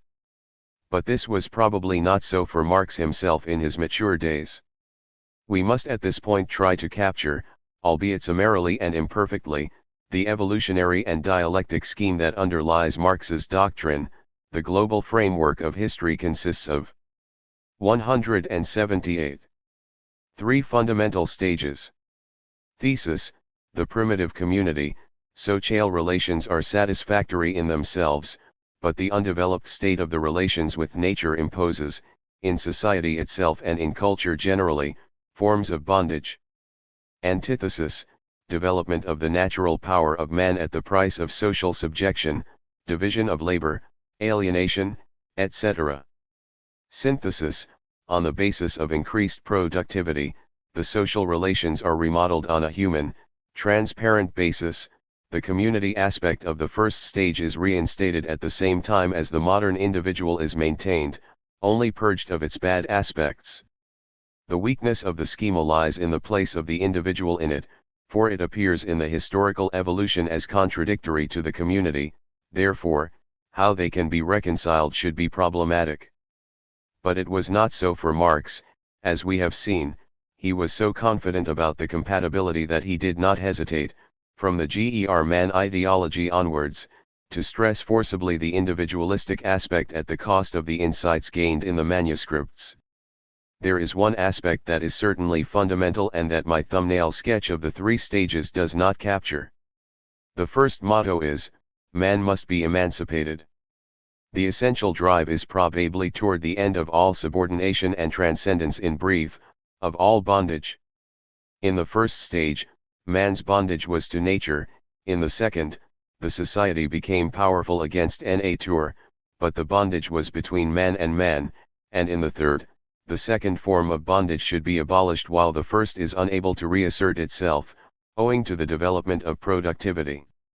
Furthermore, the second stage is clearly distinguished into two phases. Thus, the Grundriss, relationships of personal dependence, are the first forms of society under which human productivity develops, though only to a slight extent and at isolated points. Personal independence founded on material dependence is the second great form. In it there developed for the first time a system of general social interchange. Free individuality, founded on the universal development of individuals and the subordination of their communal, social productivity as being their social resources, is the third stage. 179. The word subordination is surely important. On a collective or communal level, the formula is similar to that of Locke. On an individual level, subordination is relegated to man-to-things relations. To comment, men will be equal only if subordination is confined to things, and they will be free only if their wealth is common to all. History was able to rid men of dependence only toward men, that is, seemingly or incompletely, and a conscious submission of things to the community is necessary to purge them of their hidden content of human bondage. On the whole, the real axis of history is from dependence to independence through the contradictory bourgeois stage. Independence is the article of faith, located in the future, which allows us to see a continuity in all societies of the past. If we do not subscribe to this creed, then bourgeois society will stand in clear opposition to all others, with their stress on human relations, which Marx approves as against bourgeois hypocrisy or fetishism, and hence on subordination and dependence, which Marx rejects because he has gone to the bourgeois school, or, I should say, to the Christian school, for the matter has old roots. Thus it is that Marx's value judgment is introduced among the objective facts of history, and it prevents him from recognizing the obvious fact that the individual in his full development is historically a bourgeois phenomenon linked with commodities, etc., that is, linked with the indirect expression of the social nature of man. Of course, Marx did not underestimate the stringency of factual dependence. He said in the German ideology, in the representation, the individually, are freer under the sway of the bourgeoisie than before, because their conditions of existence are to them contingent. Actually they are of course less free because they are subordinated to the power of things. The transformation begins with the division of labor, which transforms the powers or relations from personal to factual. Therefore, the division of labor must be abolished and the factual powers must be again subordinated to the individuals. We have thus seen how it is that Marx did not exploit to the full his clear perception of the opposition between nature, or things, and men as the objects of human relations. But, the reader may ask, what would be the practical result of this? 180. Perception as regards the post-revolutionary society. It is all very simple. According to what we know, there must be dependence of a sort in society. To suppress the indirect or factual dependence present in bourgeois society is most probably to invite the reappearance of the age-old direct dependence between men in its most arbitrary form. As Locke had already taught us in Amanda, to do away with property must lead to the reintroduction of subordination. There is no merit in stressing this point in our time, but it is piquant to find that in one place Marx made the point, or very nearly so.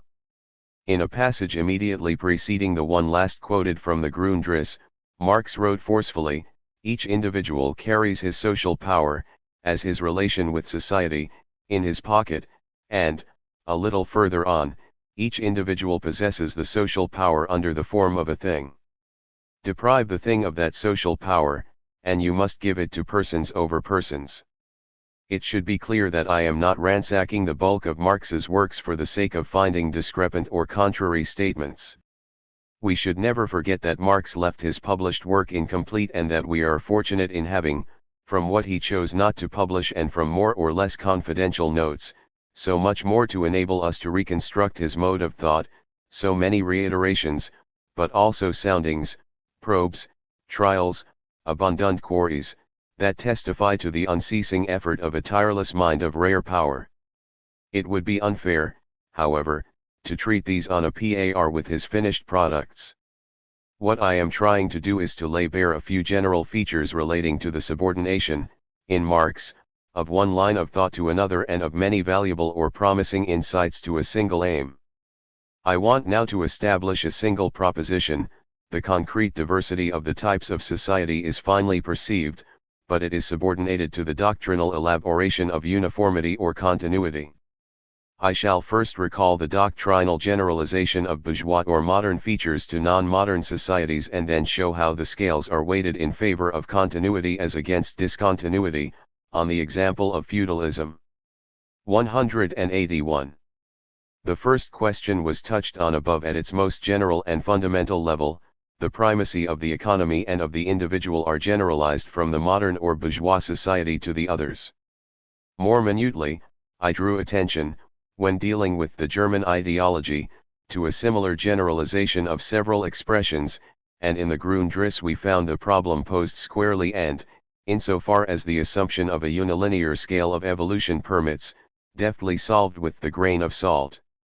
The case of the German ideology is interesting because it shows how the young authors, given their presuppositions, were naturally driven to extend the meaning of several basic terms and to conceive all societies on the modern model. Thus civil society occasionally designates the relations of production so called later before the accession of the bourgeoisie. Class is first opposed to estate before encompassing it and being generalized, as in the Communist Manifesto.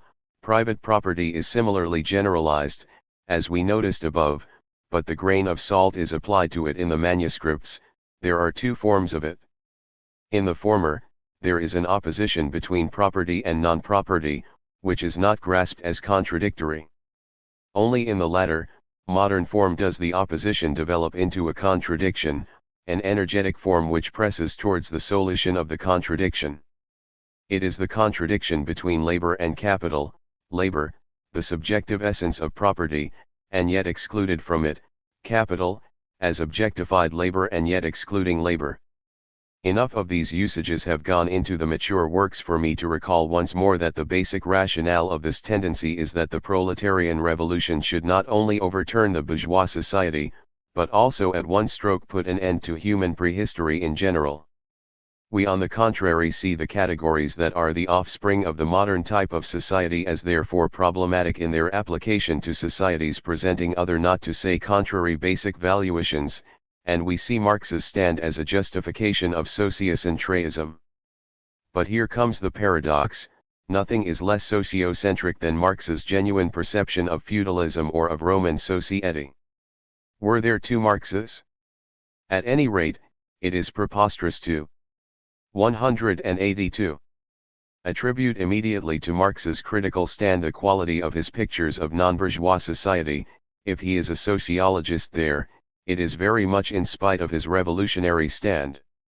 Nevertheless, it is not psychologically unconnected with it, insofar as his empathy with, say, the Middle Ages is not unrelated to his negative attitude toward the bourgeois world.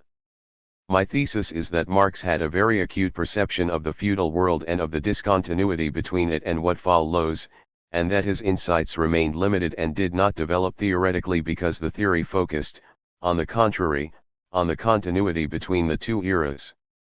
We saw it a moment ago with regard to personal versus material relations, an opposition close to that between a primacy of the dependence between men and a primacy of the relation between man and nature, between politics and economics. But the same is the case also in other respects, from the Jewish question and the 1844 manuscripts to the third book of Capital, with its very long section on land rent, not to speak of the long discussion of the same in Mere Word. The problem is intimately connected with the question of land ownership, and we know that Marx spent the last years of his life working on pre-bourgeois agricultural societies. There is thus plenty of material, but here I shall be content with recalling some general points from the early works and leave out the question of land ownership and land rent in the mature works. To document within a brief compass Marx's vivid grasp of feudal society, we may return to the 1844 manuscripts. In 2 pages regarding the relation to land prior to the capitalist period, everything is present. As to the political aspect, there is confusion between lordship and land possession. Feudal land ownership gives its name to its lord as a kingdom to its king. It is a narrow type of nationality, and the situation of the lord in relation to those who cultivate his estate is thus directly political. As to the personal and sentimental aspect, the relationship has not only a political but a sentimental side. There is the appearance of a more intimate relation than that of material wealth between the possessor and the earth. The land is individualized with its lord, and it appears as the external body of its 183 lord and, at the limit, as a person. Then comes the absence of the distinct economic motivation. Does not endeavor to get the greatest possible advantage out of his estate. On the contrary, he consumes what is there and calmly leaves the cares of procurement to the serfs and farmers. Finally, Marx seizes on a popular expression of the contrast that will grace an exemplary footnote on the first page of chapter 4 of Capital, the opposition between on the one hand the power of land ownership based on personal relationships of domination and dependence, and on the other the impersonal power of money, is clearly expressed in the 2 French dictums. Nul terra sans seigneur, l'argent n'est pas de maître. At the same time, one finds in this passage, interspersed among the expressions I have quoted, expressions of a quite different trend. The passage is introduced with these words. Feudal property already implied the domination of land as an alien power over men. The serf was an accessory of the earth. It is not simply a matter of distinguishing contrary aspects, some ethically negative, others positive. The personal aspects are largely appearances. The domination of private property begins altogether with land possession. It is its basis. It was necessary that this appearance should be suppressed, that property in land, being the root of private property, should be engulfed completely in the movement of private property and should become a commodity. This is reductionism. It is the assertion that continuity is more important than discontinuity in this matter. The assertion is emphatic, hurried, and harsh, because it is weak. It is as if Marx, shrugging his shoulders, thought, one domination is no better than another. All these attractive features are only appearances. We know it because we are in possession of the law of history. At bottom, feudal property in land was not political, it was economic. It was the root of 184 private property, and therefore all adornments had to go. The trouble is that the relation thus posited is simply not true. Privat property here means private property in the modern, bourgeois, capitalist sense. One can hardly speak of property in land in any precise way in feudal times. Actually, the whole question of land ownership and of rent looms very large in political economy and in Marx's work, and the detail of the case proves precisely that, in the modern period, property in land is an aberrant and problematic phenomenon, which Marx himself refused to recognize as such and which is only with the greatest difficulty reduced to a particular form of private, that is, essentially movable, property. It may be argued that Marx was unaware of these facts in 1844. Yet he says clearly that property in land was engulfed in the movement of private property. This expression implies a heterogeneity between the two and contradicts their identification. The assertion of continuity, wiping out or belittling the fine insights of Marx, is arbitrary and willful. It covers up a yawning chasm. The truth of the matter is that private property is separated from feudal property, so called, by a revolution in thought and in deed, and Marx knows it pretty well. I insist on this point because it is of the utmost importance regarding the Marxian and Marxist broad conceptions of history. For reasons that are not far to seek, a discontinuity that is obvious to us, and that was already quite notable for Marx himself, between pre-bourgeois and bourgeois society is submerged, leading to the facile generalization of essentially bourgeois concepts to the rest of history. If this is so, if the last and nearest to us of the great historical transitions is obscured in Marx himself, It follows that not much interest can be attached to what can be said, in the same approach, of more remote historical forms of society. The contemporary discussions about so vague a thing as the Asiatic mode of production are little more than scholastic disputes about how the sun can continue to circle the earth. The task for historians on that level should be, rather, to reach a sound formulation of the modern revolution. That it has not yet been done may come as a shock. Yet the fact must be admitted. 185. Think, as soon as one admits that it is more than a matter of external events and quantitative changes. On the question of the ideological change, all that we have at our disposal are stray recognitions and partial insights due to various scholars, not a global, integrated, and sufficiently articulated picture. Marx's last word in the matter is perhaps found in 2 pages of the Grundrisse, where he again comes to grips with the problem. The passage is inevitably somewhat involved. It centers on the substitution of material dependence for personal dependence, and it is remarkable for an almost complete lack of prejudice in favor of one or the other forms or in favor of similarity or difference between them. In other words, it comes as near as Marx could, within his general presuppositions, to a scientific, structural comparison of the 2 ideological universes. It evokes, closer to us, Talcott Parsons' set of alternative variables, which actually belongs here. As Jürgen Habermas justly remarks, it is the last and the most precise in a series of sociological perceptions of this change. I would add that its ambition to present an analysis of the universal conditions of social action is justified, and is justified only insofar as it is through the perception of this change that we have access to such universal conditions. At the same time, its universal orientation hides its real nature, and it captures the whole phenomenon only on a very abstract level. Witness our simple distinction, in line with that of Marx, between relations to things and relations between men. It is heartening to find that the same author I just referred to introduces a similar distinction in an effort to reformulate some Marxist or Marxoid problems. To sum up, as soon as we cease to favor our own ideology, the different historical eras and types of society appear discontinuous and heterogeneous. To acknowledge this discontinuity or heterogeneity and then to master it by comparison without any damage to the historical continuity when it is actually given, as in the case of the medieval-modern transition, is the shoal-early task that Marx has left to us, even though it is quite different from what was his primary concern. Appendix. Value and Labor in Adam Smith. A detailed commentary on a few paragraphs in the first book of The Wealth of Nations. Part 1 of this appendix deals with the beginning of Chapter V of The Wealth of Nations, which blandly asserts that value consists in labor. In order to reveal the logic underlying this assertion, we must first pluck from Chapter 6 its initial section, which presents a picture of the original situation on which the whole view or theory hinges.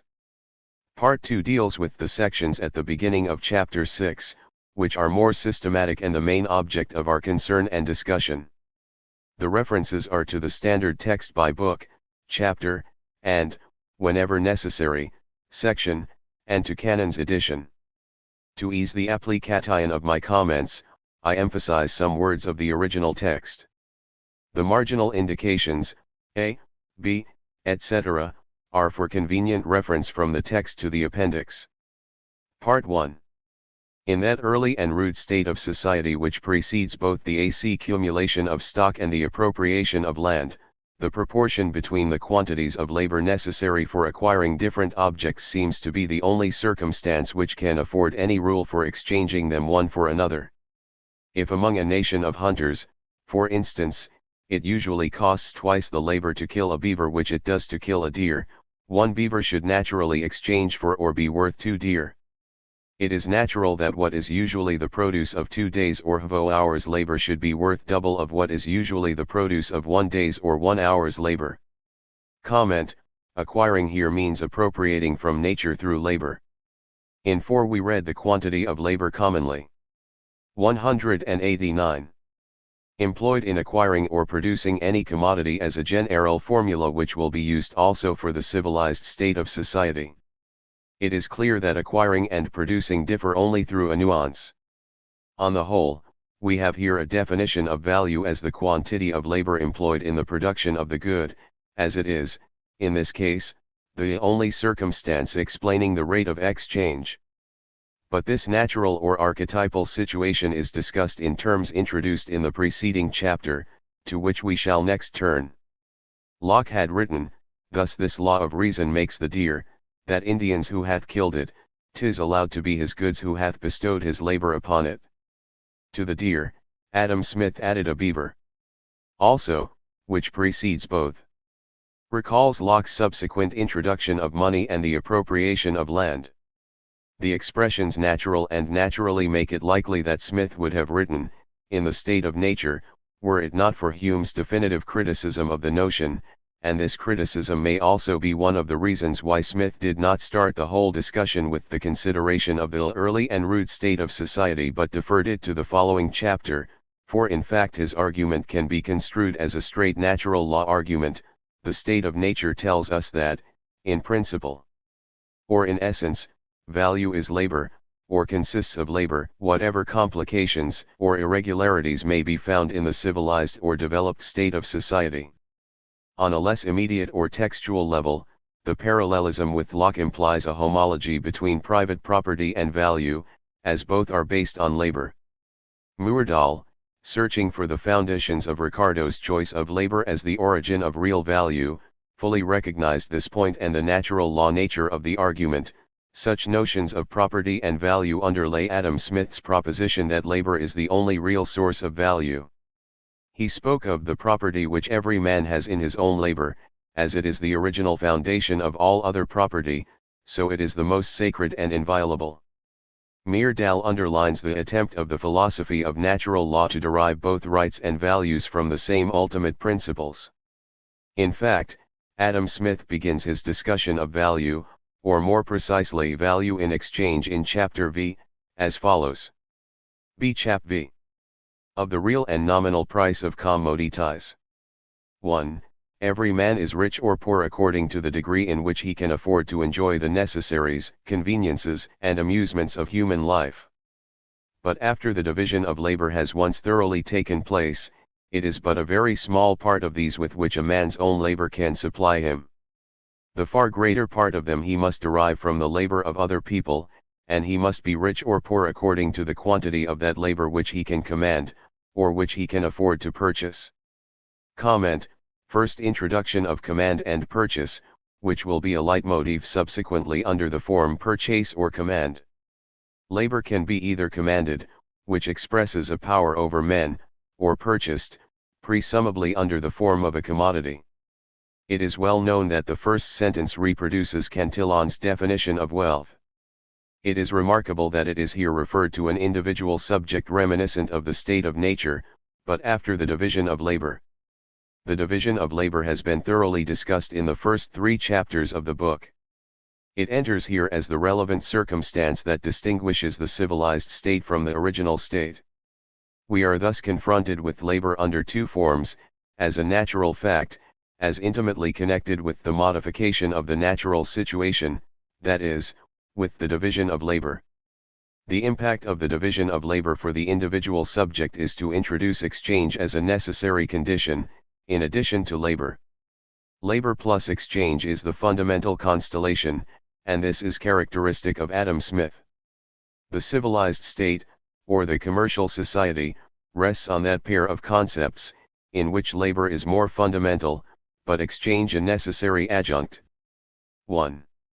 The value of any commodity, therefore, to the person who possesses it, and who means not to use or consume it himself, but to exchange it for other commodities, is equal to the quantity of labor which it enables him to purchase or command. Labor, therefore, is the real measure of the exchangeable value of all commodities. Comment: We go on with the individual subject. It may seem strange that the value of a commodity is defined, not as a social phenomenon, but with reference to an individual subject taken in a particular situation. But for Smith, the situation of exchange is the fundamental situation from which the value of the good emerges. And once the individual is given, he must be made to turn away from the value in use. In the context of an exchange of commodities in general, to purchase comes before to command. Labor is the real measure. We note, after others, that Smith is not content with stating that labor is the essence of value, he wants it also to be its measure, a preoccupation that will lead to difficulties. Actually, here the transition is easy, from quantity of labor to labor as measure. On the whole, this paragraph asserts forcefully the author's thesis. The state of nature, in which a man is supposed to depend entirely on his own labor for the necessaries etc., of life, is present only by implication. The passage echoes a similar one at the beginning of chapter 4. Yet the implication is decisive, for it introduces labor as something antecedent to exchange and more fundamental, in which exchange can thus find its law. Instead of trying to demonstrate his thesis, Adam Smith very ingeniously contrives to make it plausible, and then, as in the following, to make it familiar by repetition. The next paragraph will say very much the same thing as forcefully as possible. 193. See to the real price of everything. What everything really costs to the man who wants to acquire it, is the toil and trouble of acquiring it. What everything is really worth to the man who has acquired it, and who wants to dispose of it or exchange it for something else, is the toil and trouble which it can save to himself, and which it can impose upon other people. Comment, again, the first sentence bids us go beyond the social situation of exchange to the root of the matter, that is, the individual in isolation toiling hard to acquire a thing. The insistence on really, marks the transition to the meta-economic, ontological ground. Then, in the second sentence, this ontological ground is substituted in the actual situation of exchange. Moreover, when to command becomes to impose upon, one senses that Hobbes is not far. 2. What is bought with money or with goods is purchased by labor as much as what we acquire by the toil of our own body. That money or those goods indeed save us this toil. They contain the value of a certain quantity of labor which we exchange for what is supposed at the time to contain the value of an equal quantity. Labor was the first price, the original purchase money that was paid for all things. It was not by gold or by silver, but by labor, that all the wealth of the world was originally purchased, and its value, to those who possess it, and who want to exchange it for some new productions, is precisely equal to the quantity of labor which it can enable one to purchase or command. Comment, if rhetoric is the art of persuasion, and if repetition is a powerful rhetorical device, then this passage is a set of rhetorical variations on a theme of Hume: everything in the world is purchased by labor. Smith plays with great effect with two meanings or nuances of to purchase, to acquire and to buy. Labor was the purchase money. Notice that the stylistic device is used here to bring into close proximity, almost to identify, the natural or original situation and the contemporary one. Everything was originally acquired by labor or toil. This manner of acquisition is paralleled with the modern way of purchasing with money, that is, labor is equated rhetorically or meta-economically with exchange. At the same time, it is asserted that the original acquisition has not disappeared but underlies the modern purchase, for obviously goods must be produced before they can be exchanged. The same stylistic device is used elsewhere. Thus chapter 8 opens with, the produce of labor constitutes the natural recompense or wages of labor. Remarkably also, we return in this passage from the individual's viewpoint to a global viewpoint. And here a quite solemn effect is reached: we see mankind from its beginnings toiling to produce wealth, that is, money and goods, to the effect that we may be saved the toil. The upshot is that everything is labor, and labor is everything, so that we labor even when we do not but are content with exchanging. A purist would perhaps remark that near the end, it refers literally to all the wealth of the world, actually only to a part of it. All in all, we have here two definitions of wealth, or value. One, which is rather left implicit, refers to the original situation, and we can complete it by what we have excerpted at the beginning from chapter 6, Value consists in the quantity of labor that enters into the production of a good. I shall call it the definition of value in production. The second definition is, on the contrary, clearly expressed: the value of a good consists in the quantity of labor that one can get in exchange for that good. It defines value through exchange. As it contains labor plus exchange, it is clearly superior, for Adam Smith, to the definition in production alone, and yet it should not be forgotten that it rests on the latter. At the same time, it is true that the explicit definition alone should count. Perhaps the foregoing slightly distorts Adam Smith's thought by interpreting it in the light of his successors, who did attribute to him two definitions of value. The former one is hardly a definition at all, as it is left implicit. We should not forget that exchange is present even in the original state. One first posits that the beaver is exchanged against 2 deers, and then only one proceeds to suppose that the quantity of labor necessary to acquire a beaver is double that necessary for acquiring a deer. In this case, value in production and value 195 through exchange coincide, but Adam Smith knows in advance that they will not always do so, and therefore he retains only the second formula, the only one, according to him, that applies to the civilized state. If I may introduce a comment within the comment, it will be about the relation to Hume of this remarkable first page of Chapter V. We noticed that the hammered-in assertion that value consists in labor was in keeping with the statement of Adam Smith's valued friend David Hume.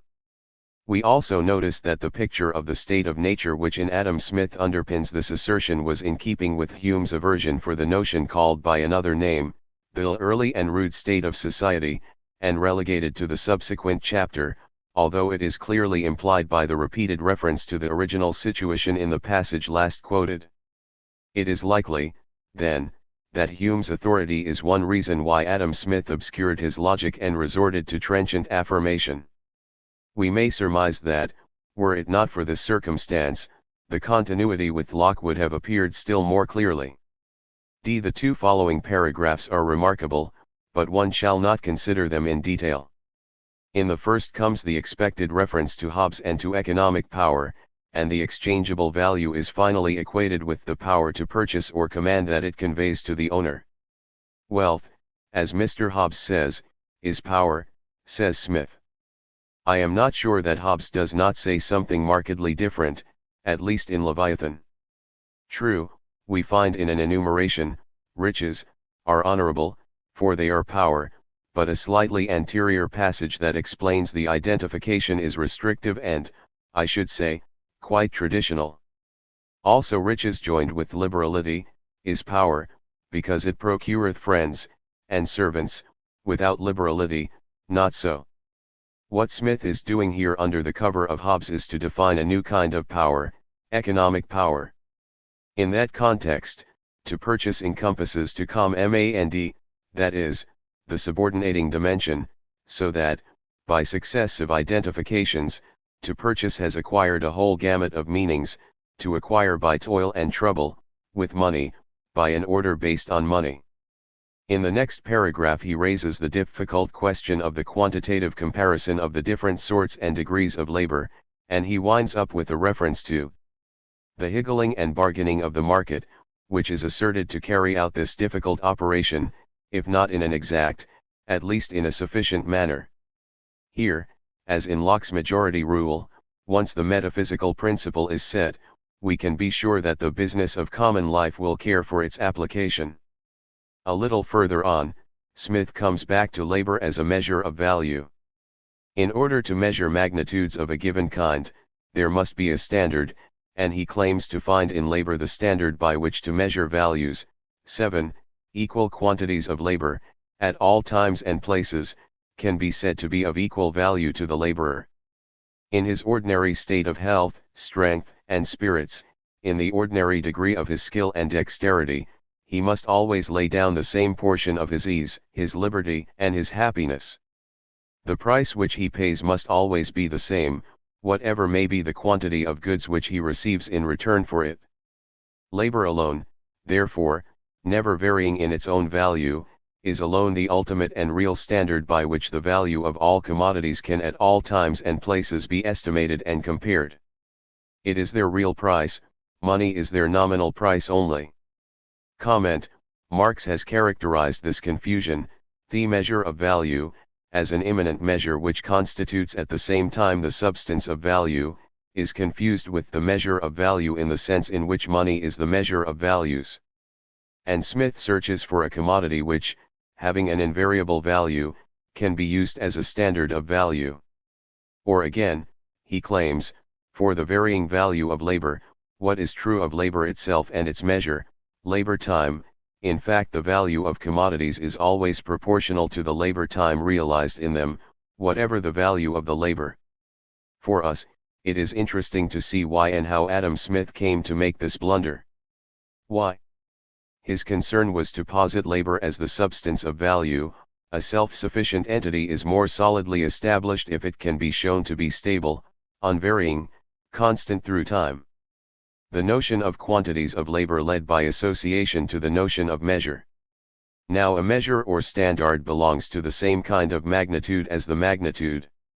197. Measured by it, a length is measured by a standard of length, therefore, to measure value, labor seemed to be a value. A strange reversal took place, brought about perhaps through the absolute meaning of value. How? It is his recourse, already noted, to the individual subject or agent which this time led Adam Smith astray. He detached value completely from the social setting, and, resorting once more, perhaps unwarily, to the isolated man of nature, he asked him about the value of his labor. Myrdal takes this passage as stating the classics' general assumption of labor as psychological disutility and links it with a metaphysical conception of man's place in nature. Man was always used in the singular. Smith's man of nature is a Christian for whom work is a curse, and, as is well known, psychology was the ordinary expression of 18th-century individualism. Actually, Cannon gives a quotation from Hutcheson that shows Adam Smith to be in line with his master. A day's digging or plowing was as uneasy to a man 1,000 years ago as it is now. The same passage stresses a constancy in labor and subsistence goods, while the variation of money hides the phenomenon. We touch here a more general connection of the stress on labor, the shift from monetary analysis to real analysis. In the text immediately following, Smith is actually obliged to reintroduce the economic value or price of labor. To avoid contradiction, he does it with all sorts of precautions, first from the point of view of the person who employs the worker, and then by speaking, not of value, but of the price of labor in a popular sense, returning in the end to the point of view of the laborer. The laborer is rich or poor, is well or ill rewarded, in proportion to the real price of his labor. This time, this real price is the true, social price, and Smith will adopt this view, at least implicitly, in the sequence. The reader is asked to bear in mind these last points in connection with the discussion to come. The muddle is complete, for regarding commodities, their real price is their price in labor, their nominal price their price in money, but regarding labor, its real price is its price in goods. And yet the author goes on equating the 2. The distinction between the real and nominal price of commodities and labor is not a matter of mere speculation. Part 2e Chap 6. Of the component parts of the price of commodities. General construction. The first part of this chapter, up to 10, inclusive, is clearly and emphatically articulated into 3 sections dealing respectively with the state of nature, or rather that early and rude state of society, the modification introduced by the accumulation of stock, the modification introduced by the appropriation of land, to which is added a recapitulation. The first section opens with the paragraph relating to deer and beaver I quoted at the beginning. The conclusion asserts that, in that primitive state, the quantity of labor contained in the good is equal to the quantity of labor obtained through exchange. In our terms, value can be defined in production as well as through exchange. We must become familiar with the formulation, in this state of things, the whole produce of labor belongs to the laborer, and the quantity of labor commonly employed in acquiring or producing any commodity is the only circumstance which can regulate the quantity of labor which it ought commonly to purchase, command, or exchange for. Comment: acquiring or producing, only a nuance, commonly emphasizes that the statement bears on the social average and not on a single, possibly exceptional case. We had previously to purchase or command, here Adam Smith adds, or exchange for. Obviously, he wants his formula to be exhaustive. I would point to a general aspect of the formula. Clearly, its complication does not result from the case at hand, which could be put more simply. It results from its orientation to the more complex cases which are yet to come. It is tailored on them, not on the simple, natural, or original case. This is seen also from the use of the word laborer, for, after all, the primitive hunter can be called a laborer only by a rather far-fetched anticipation, and if we call him a laborer, we should add that he is also his own employer. He is a laborer only thanks to a stress on the physical aspect of production at the expense of the human relation aspect of production. The second section, which deals with the situation created by the accumulation of stock, ends with a conclusion that strictly parallels the preceding one. In this state of things, the whole produce of labor does not always belong to the laborer. He must in most cases share it with the owner of the stock which employs him. Neither is the quantity of labor commonly employed in acquiring or producing any commodity, the only circumstance which can regulate the quantity of labor which it ought commonly to purchase, command, or exchange for. An additional quantity, it is evident, must be due for the profits of the stock which advanced the wages and furnished the materials of that labor. Comment: always, in most cases, precaution to exclude the case when the laborer is his own employer. This is hardly necessary, but it shows the care Adam Smith takes of covering all possible cases. We see now the reason for the complicated formula.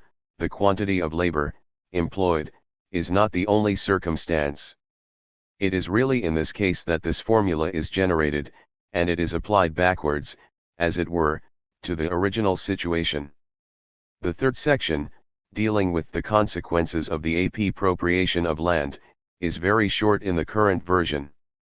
But we know from canon that the last two sentences of the paragraph have replaced a much longer development in the first edition, which contained, as expected, the following: in this state of things, neither the quantity of labor commonly employed in acquiring or producing any commodity, nor the profits of the stock which advanced the wages and furnished the materials of that labor, are the only circumstances which can regulate the quantity of labor which it ought commonly to purchase, command, or exchange for, and the commodity must commonly purchase, command, or exchange for, an additional quantity of labor, in order to enable the person who brings it to market to pay this rent. Comment: one detail, near the end, an additional quantity of labor throws light on the more elliptical an additional quantity in the section above. I quoted this passage from the first edition to show that the parallelism that is found now between the conclusions of the first and second sections then extended to the third. It is not complete in my excerpts. The first part, in sections 1 and 2, which I shall call Part A, the produce of labor belongs to the laborer, is lacking in section 3, but this passage was added, so canon tells us, in the second edition, so that in the first edition the three sections actually closed with the same form of words. The quantity of labor commonly employed is the only circumstance. Now, the central problem for us arises from the apparent discrepancy between Part A and Part B of the statements, as read most conveniently in section 2 above. From this point of view, differences between the text of the first edition and the definitive text and left no doubt that rent was subtracted from the produce of labor, must give up to the landlord a portion of what his labor either collects or produces. Yet, in the first edition, rent was given as a third source of value. Smith must have sensed the incongruity of this statement, not only in the passage, but in connection with another view of rent by which it is not even a proper component of price but its effect. To have rent as a dubious component of price is more than enough, without making it a third source of value. All this is not absolutely irrelevant for us, but, Due to the heterogeneity of rent in relation to wages and profit in this school of thought, it is only marginally relevant. Let us then concentrate on the conclusion to section 2, as quoted above. We see a discrepancy between Part A and Part B. Part A seems to say that profit is deducted from the produce of labor, Part B that profit is an independent source of value or, at any rate, of 201. Price. Part A is reinforced by an unambiguous statement found on the preceding page: the value which the workmen add to the materials, therefore, resolves itself into two parts, of which the one pays their wages, the other the profits of their employer. Now, we know that the discrepancy was not found in the concluding sections in the first edition, which had only Part B, and that the author added Part A in the second edition. It would then seem that he was not aware of any discrepancy. On closer inspection, however, it seems more likely that he was, for, Canon tells us, Part A is taken over from the first lines of Chapter 8, on wages, and we observe that the same chapter has, only one page further on, another formula that echoes the one just quoted: he shares in the produce of their labor, or in the value which it adds to the materials. It is clear, then, that Adam Smith, while preparing the second edition, wanted to introduce a statement of the kind, and that he avoided the more articulate phrase in favor of the one that does not refer explicitly to value. Moreover, the statement of Part A originates straightforwardly from the original state: the whole produce of labor belongs to the laborer, while the statement of Part B, as we observed, originates from the civilized or contemporary scene and is generalized to the original state. It appears then that the modus operandi of Adam Smith on this point is the one on which we have already insisted: he brings as close as possible to each other, as if to amalgamate them, a normative view and an empirical view. Considered from the state of nature, the only source of value is labor, the produce of which the workman is obliged to share with the capitalist and the landowner. Considered from contemporary observation, the actual price of a good falls into wages, profit, and rent. As Marx put it, the first viewpoint is esoteric, the second exoteric. The first unveils the real nature of the process, the second describes the appearances. For there is no doubt that what Adam Smith transcribes in Part B is an equation like, wages plus profit equals price. Since Ricardo and after Marx, what we do not understand is why Adam Smith transcribes this in language that contradicts Part A coming after Marx. We understand easily that, in this trend of thought, there is no identity between wages and the value created by labor, which can be analyzed into wages and a surplus value that accounts roughly for profit and rent. In the first approximation, Adam Smith was misled by his previous confusion between labor as the source of value and labor as a value. On the level of observation, the value of labor consists in its wages, and, as all values are in the last analysis quantities of labor, the above equation is rewritten: Chi plus profit equals Q2, where Chi is the quantity of labor corresponding to the wages, the quantity of labor commonly employed in acquiring or producing any commodity, and Q2 is the quantity of labor corresponding to the value of the commodity, the quantity which it ought commonly to exchange for. A textual comment is inevitable about the shift in meaning of the expression the quantity of labor commonly employed in acquiring or producing any commodity from the first section of this chapter, where it refers to direct acquisition in the original state, to the present text, where it refers to the wages paid to the worker for the indirect acquisition of the product by the master. It is perhaps the point at which the link between ontology and actuality is the most strained. Yet we can understand that Adam Smith has been driven to this formulation because he wanted to bring close together the original and the modern situations while preserving two aspects that were apparently essential for him: exchange, and the actors' roles. We saw in passing how the original situation differentiated itself, so to speak, into the modern one.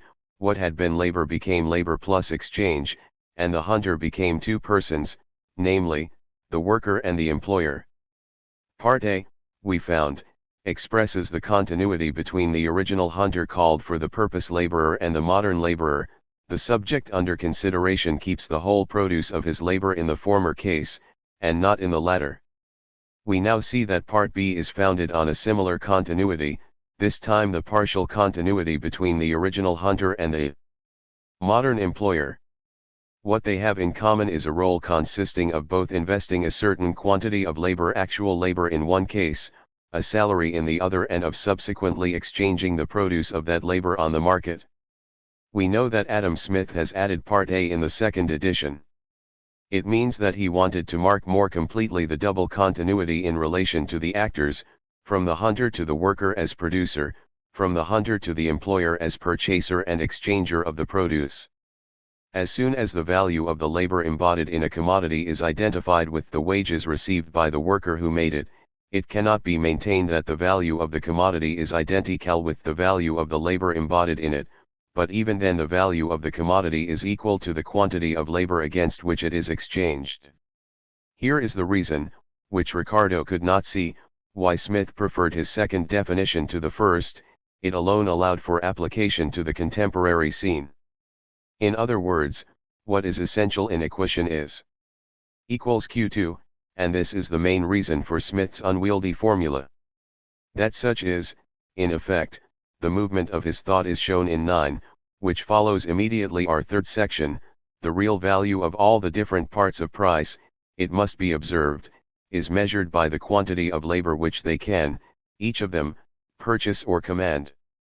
Labor measures the value not only of that part of price which resolves itself into labor, but of that which resolves itself into rent, and of that which resolves itself into profit.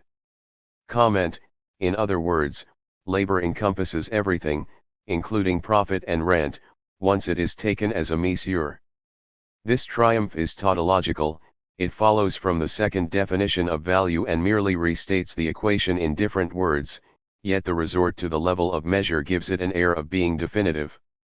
It looks very much as if the complications of Adam Smith's theory of value had their source in the few paragraphs of Chapter 6 that we have just studied and in the difficulty he experienced in squaring his ontological theory with the actual transactions he wanted to describe. I conclude that this difficulty explains two features of the theory: the preference for the definition of value through exchange, as the definition of value in production could not cover, in Adam Smith's eyes, the contemporary case, the conception of labor, not only as the substance, but as the technical measure of value, as alone able to encompass the apparently heterogeneous elements of profit and rent and thus to vindicate the ontological thesis.